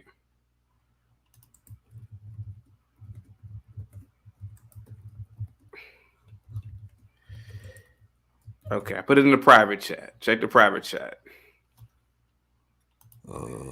Okay. You see it? Yeah, you see it in the private chat. Is anybody going live? Oh my God. Yeah, Portia's going live at 8:00 on CT Reacts. Okay, Jarice, do you see the private chat? Hold on, give me a sec. Don't say it out loud. Easy. I'm scared to answer that question. Nah, CT, I got you. I'm a content creator. I got you. So, just yes or no, laughing like Bob Saget, would LeBron had done that? Would he had opened those doors? No, CT, no. I don't think so. I don't think he's that evil. I just think he's a capitalist, but I don't think he's that evil. If he was paid handsomely by that guy, would he have opened those doors? No, CT, no. You're being a little extreme now. So he's not evil, you're saying? No, he's not evil. Okay. No, like I said earlier, he's just bought and paid for. Okay. But I think he has some type of morale. It's just at the end of the day, he's more so of a capitalist, which is why he hopped on the BLM bandwagon, because that was just a cash cow at the time. So I just think it's very 1000%. opportunistic. Okay. He is a true capitalist to the utmost definition, CT. And that's why he used the Chinese to make money. It's ridiculous. Because it ain't no way that LeBron can get on social media and tell us that he's afraid to go jogging in his neighborhood when he stays in $1 million home, and I can go jogging in my neighborhood and I stay in an apartment complex. Like, it ain't no way. $1 million home? Come on, CT. You know they have cameras on every street corner in that neighborhood. In addition to everybody got a Ring doorbell camera. And he's talking about somebody spray painted the N-word on his garage, CT. Come on now. We know that was a hoax, yeah. Like, nobody gets in that neighborhood without without their GPS being dinged every 30 seconds. Come on, CT. Speaking of women of the past, real quick, Paul, Audrey Hepburn. She was before my time. Yeah. We're talking 40s and 50s. Yeah, yeah, she was super she hot. was way before, but she Yeah. was good looking in her Yeah, time. yeah, super hot. Yeah, yeah, yeah. You know who was real cute, but this is this is like in the 50s though, 40s, 50s. Excuse me. Leave It to Beaver's mom? No, Betty White. Betty White. Yes, yes. Betty White was very attractive when she was younger. Yeah, yeah, yeah, yeah. Betty White. Laughing like Bob said, you know who Betty White is? I heard of her. Golden Girl. Okay, yes, Yeah. yes. When she Very was beautiful. younger, she was very beautiful. Very Mary beautiful. Tyler Moore was very good looking. The other one on the Golden Girls was my speed, the Southern Belle kind of one. Oh man. Oh, yeah, Blanche, whatever her name is, right? Yeah. Oh man. Yeah. Other than that, I'm gonna get up out of here, guys. Portia's going live on CTRX. Any last words, Laughing Like Bob Saget, man? Well, I appreciate you having me once again. I hope you get that Spotify deal. You remind me of a young Tory Terrain. You know, I know you're a student of his. It's just the way. We know who that is. We know who that is. Yeah. Thanks, man. Thank you so much, Laughing Like Bob Saget. Thank you so much for your support. Thank you for the super chats, man. Coming over the panel. And thank you for getting on camera too, by the way. I don't know why people don't get on camera. Well, I don't get on camera when I'm at work, but when I'm at home at my desk. He ugly as hell. That's Yeah, why. Snark's Nigga, I be ugly. smoking hella weed. You know that, and you don't want. Yeah, I don't like smoking. weed on You the ever camera. think about smoking weed like out of is it possible to do it like out of a cigar, maybe? Like Yeah. a big, to make it like a cigar? That's what I do. I smoke blunts, nigga. If I can smoke blunts, then we good. I'll get on camera, nigga. No, sir. A blunt is not a cigar. That's it, kinda. Kind of, but it's a He certain. means a pipe cigar. You know what he means. Yeah, a cigar looks refined. It looks masculine. Yeah, I got a big fat blunt like that too. No, a blunt looks primitive. It looks ghetto. It looks No, it uneven. don't. You ain't seen how fat my blunt is, nigga. Let me see it then. Go ahead. Let me see it. That's it. Oh, yeah. Okay, that kind of looks like a cigar. Yeah, you can call it. Yeah, you can. But it probably the. Okay, all right, man. That could pass for slack on my Nigga, you know I rock with it. Do you smoke all day, tough guy? Nigga, yeah.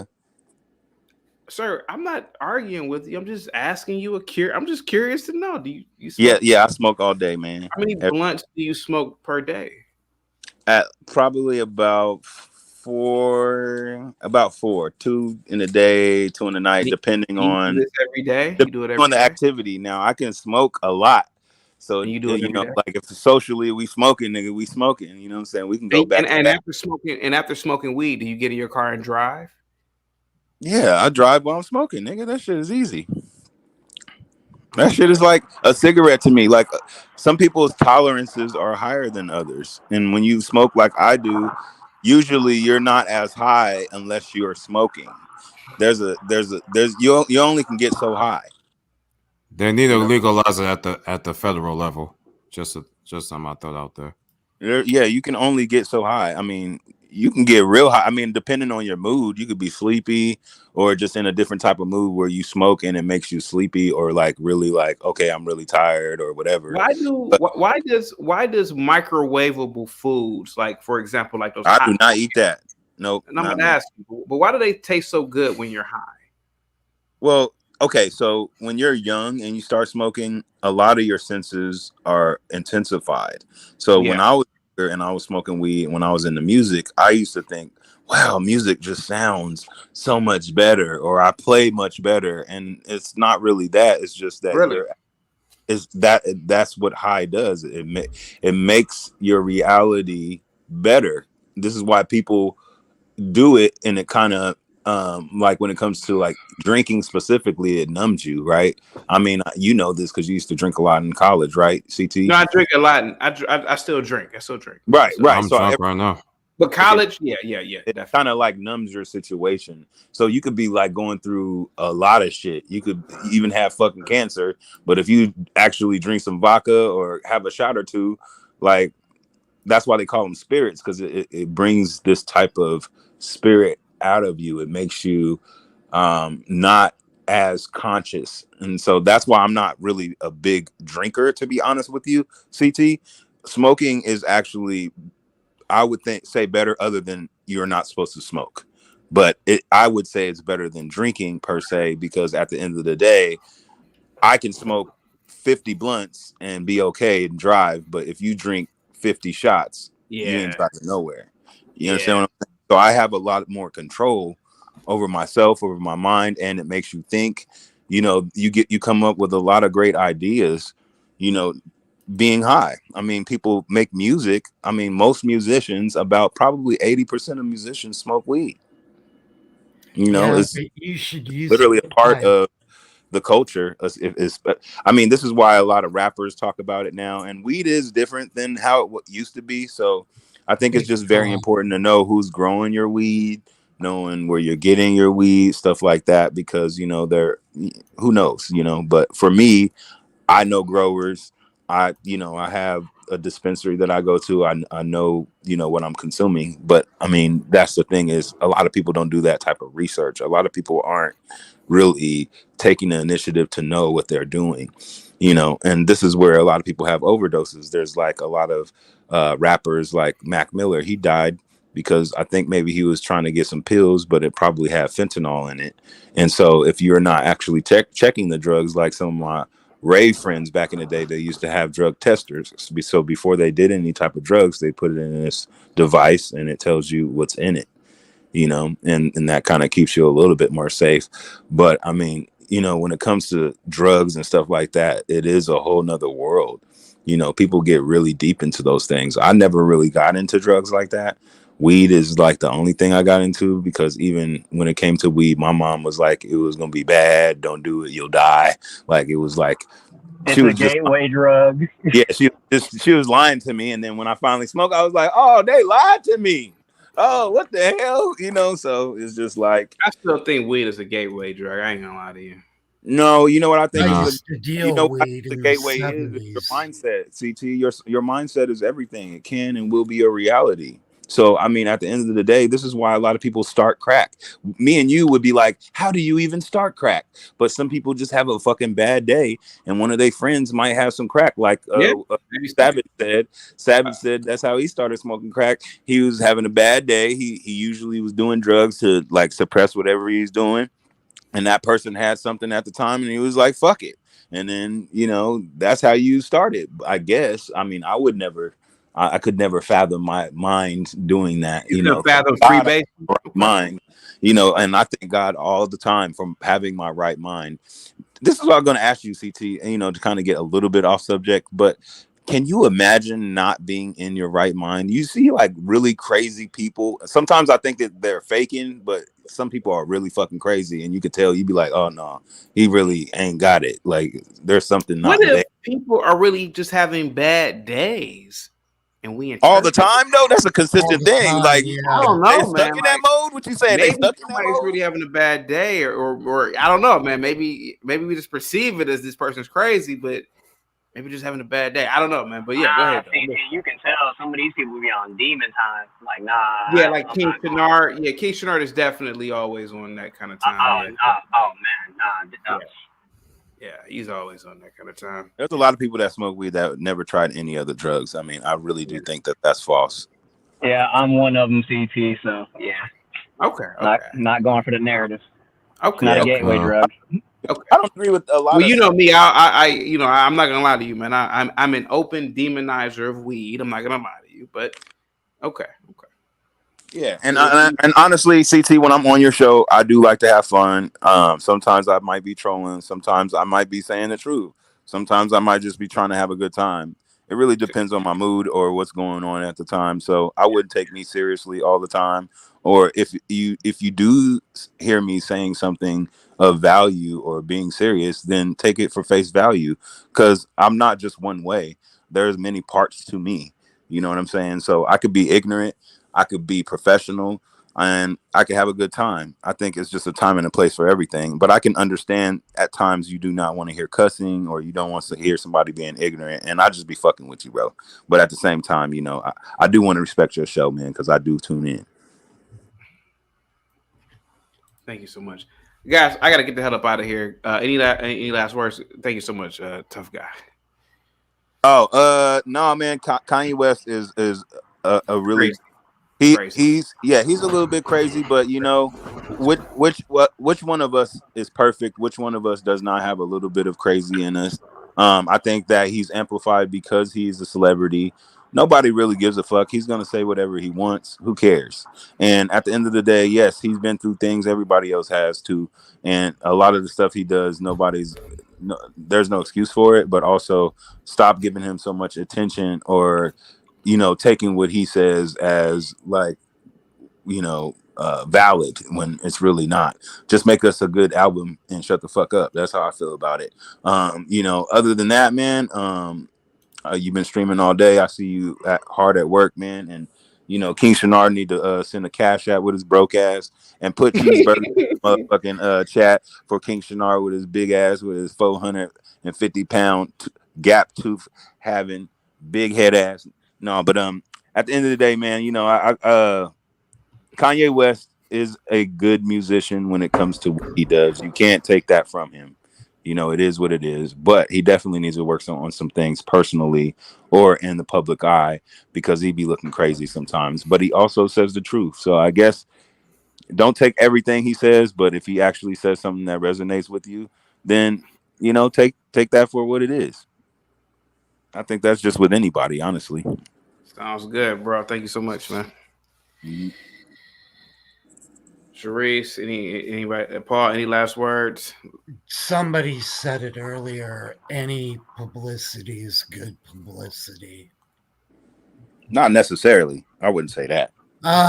In this case, look at P. Diddy. He gets a lot of publicity right now. Even TD Jakes. Hey, you gonna do a show on TD Jakes? They saying TD Jakes was at P. Diddy's party, taking it. Easy. That's what they said. I'm just going off of what they said. I believe it. Now that's an allegation. Easy. Yeah, easy. I'm just Go saying. ahead. Okay. That's what they said. I mean, look it up. And at whose party? At P. Diddy's party, TD Jakes is a power bottom. That's what they're saying.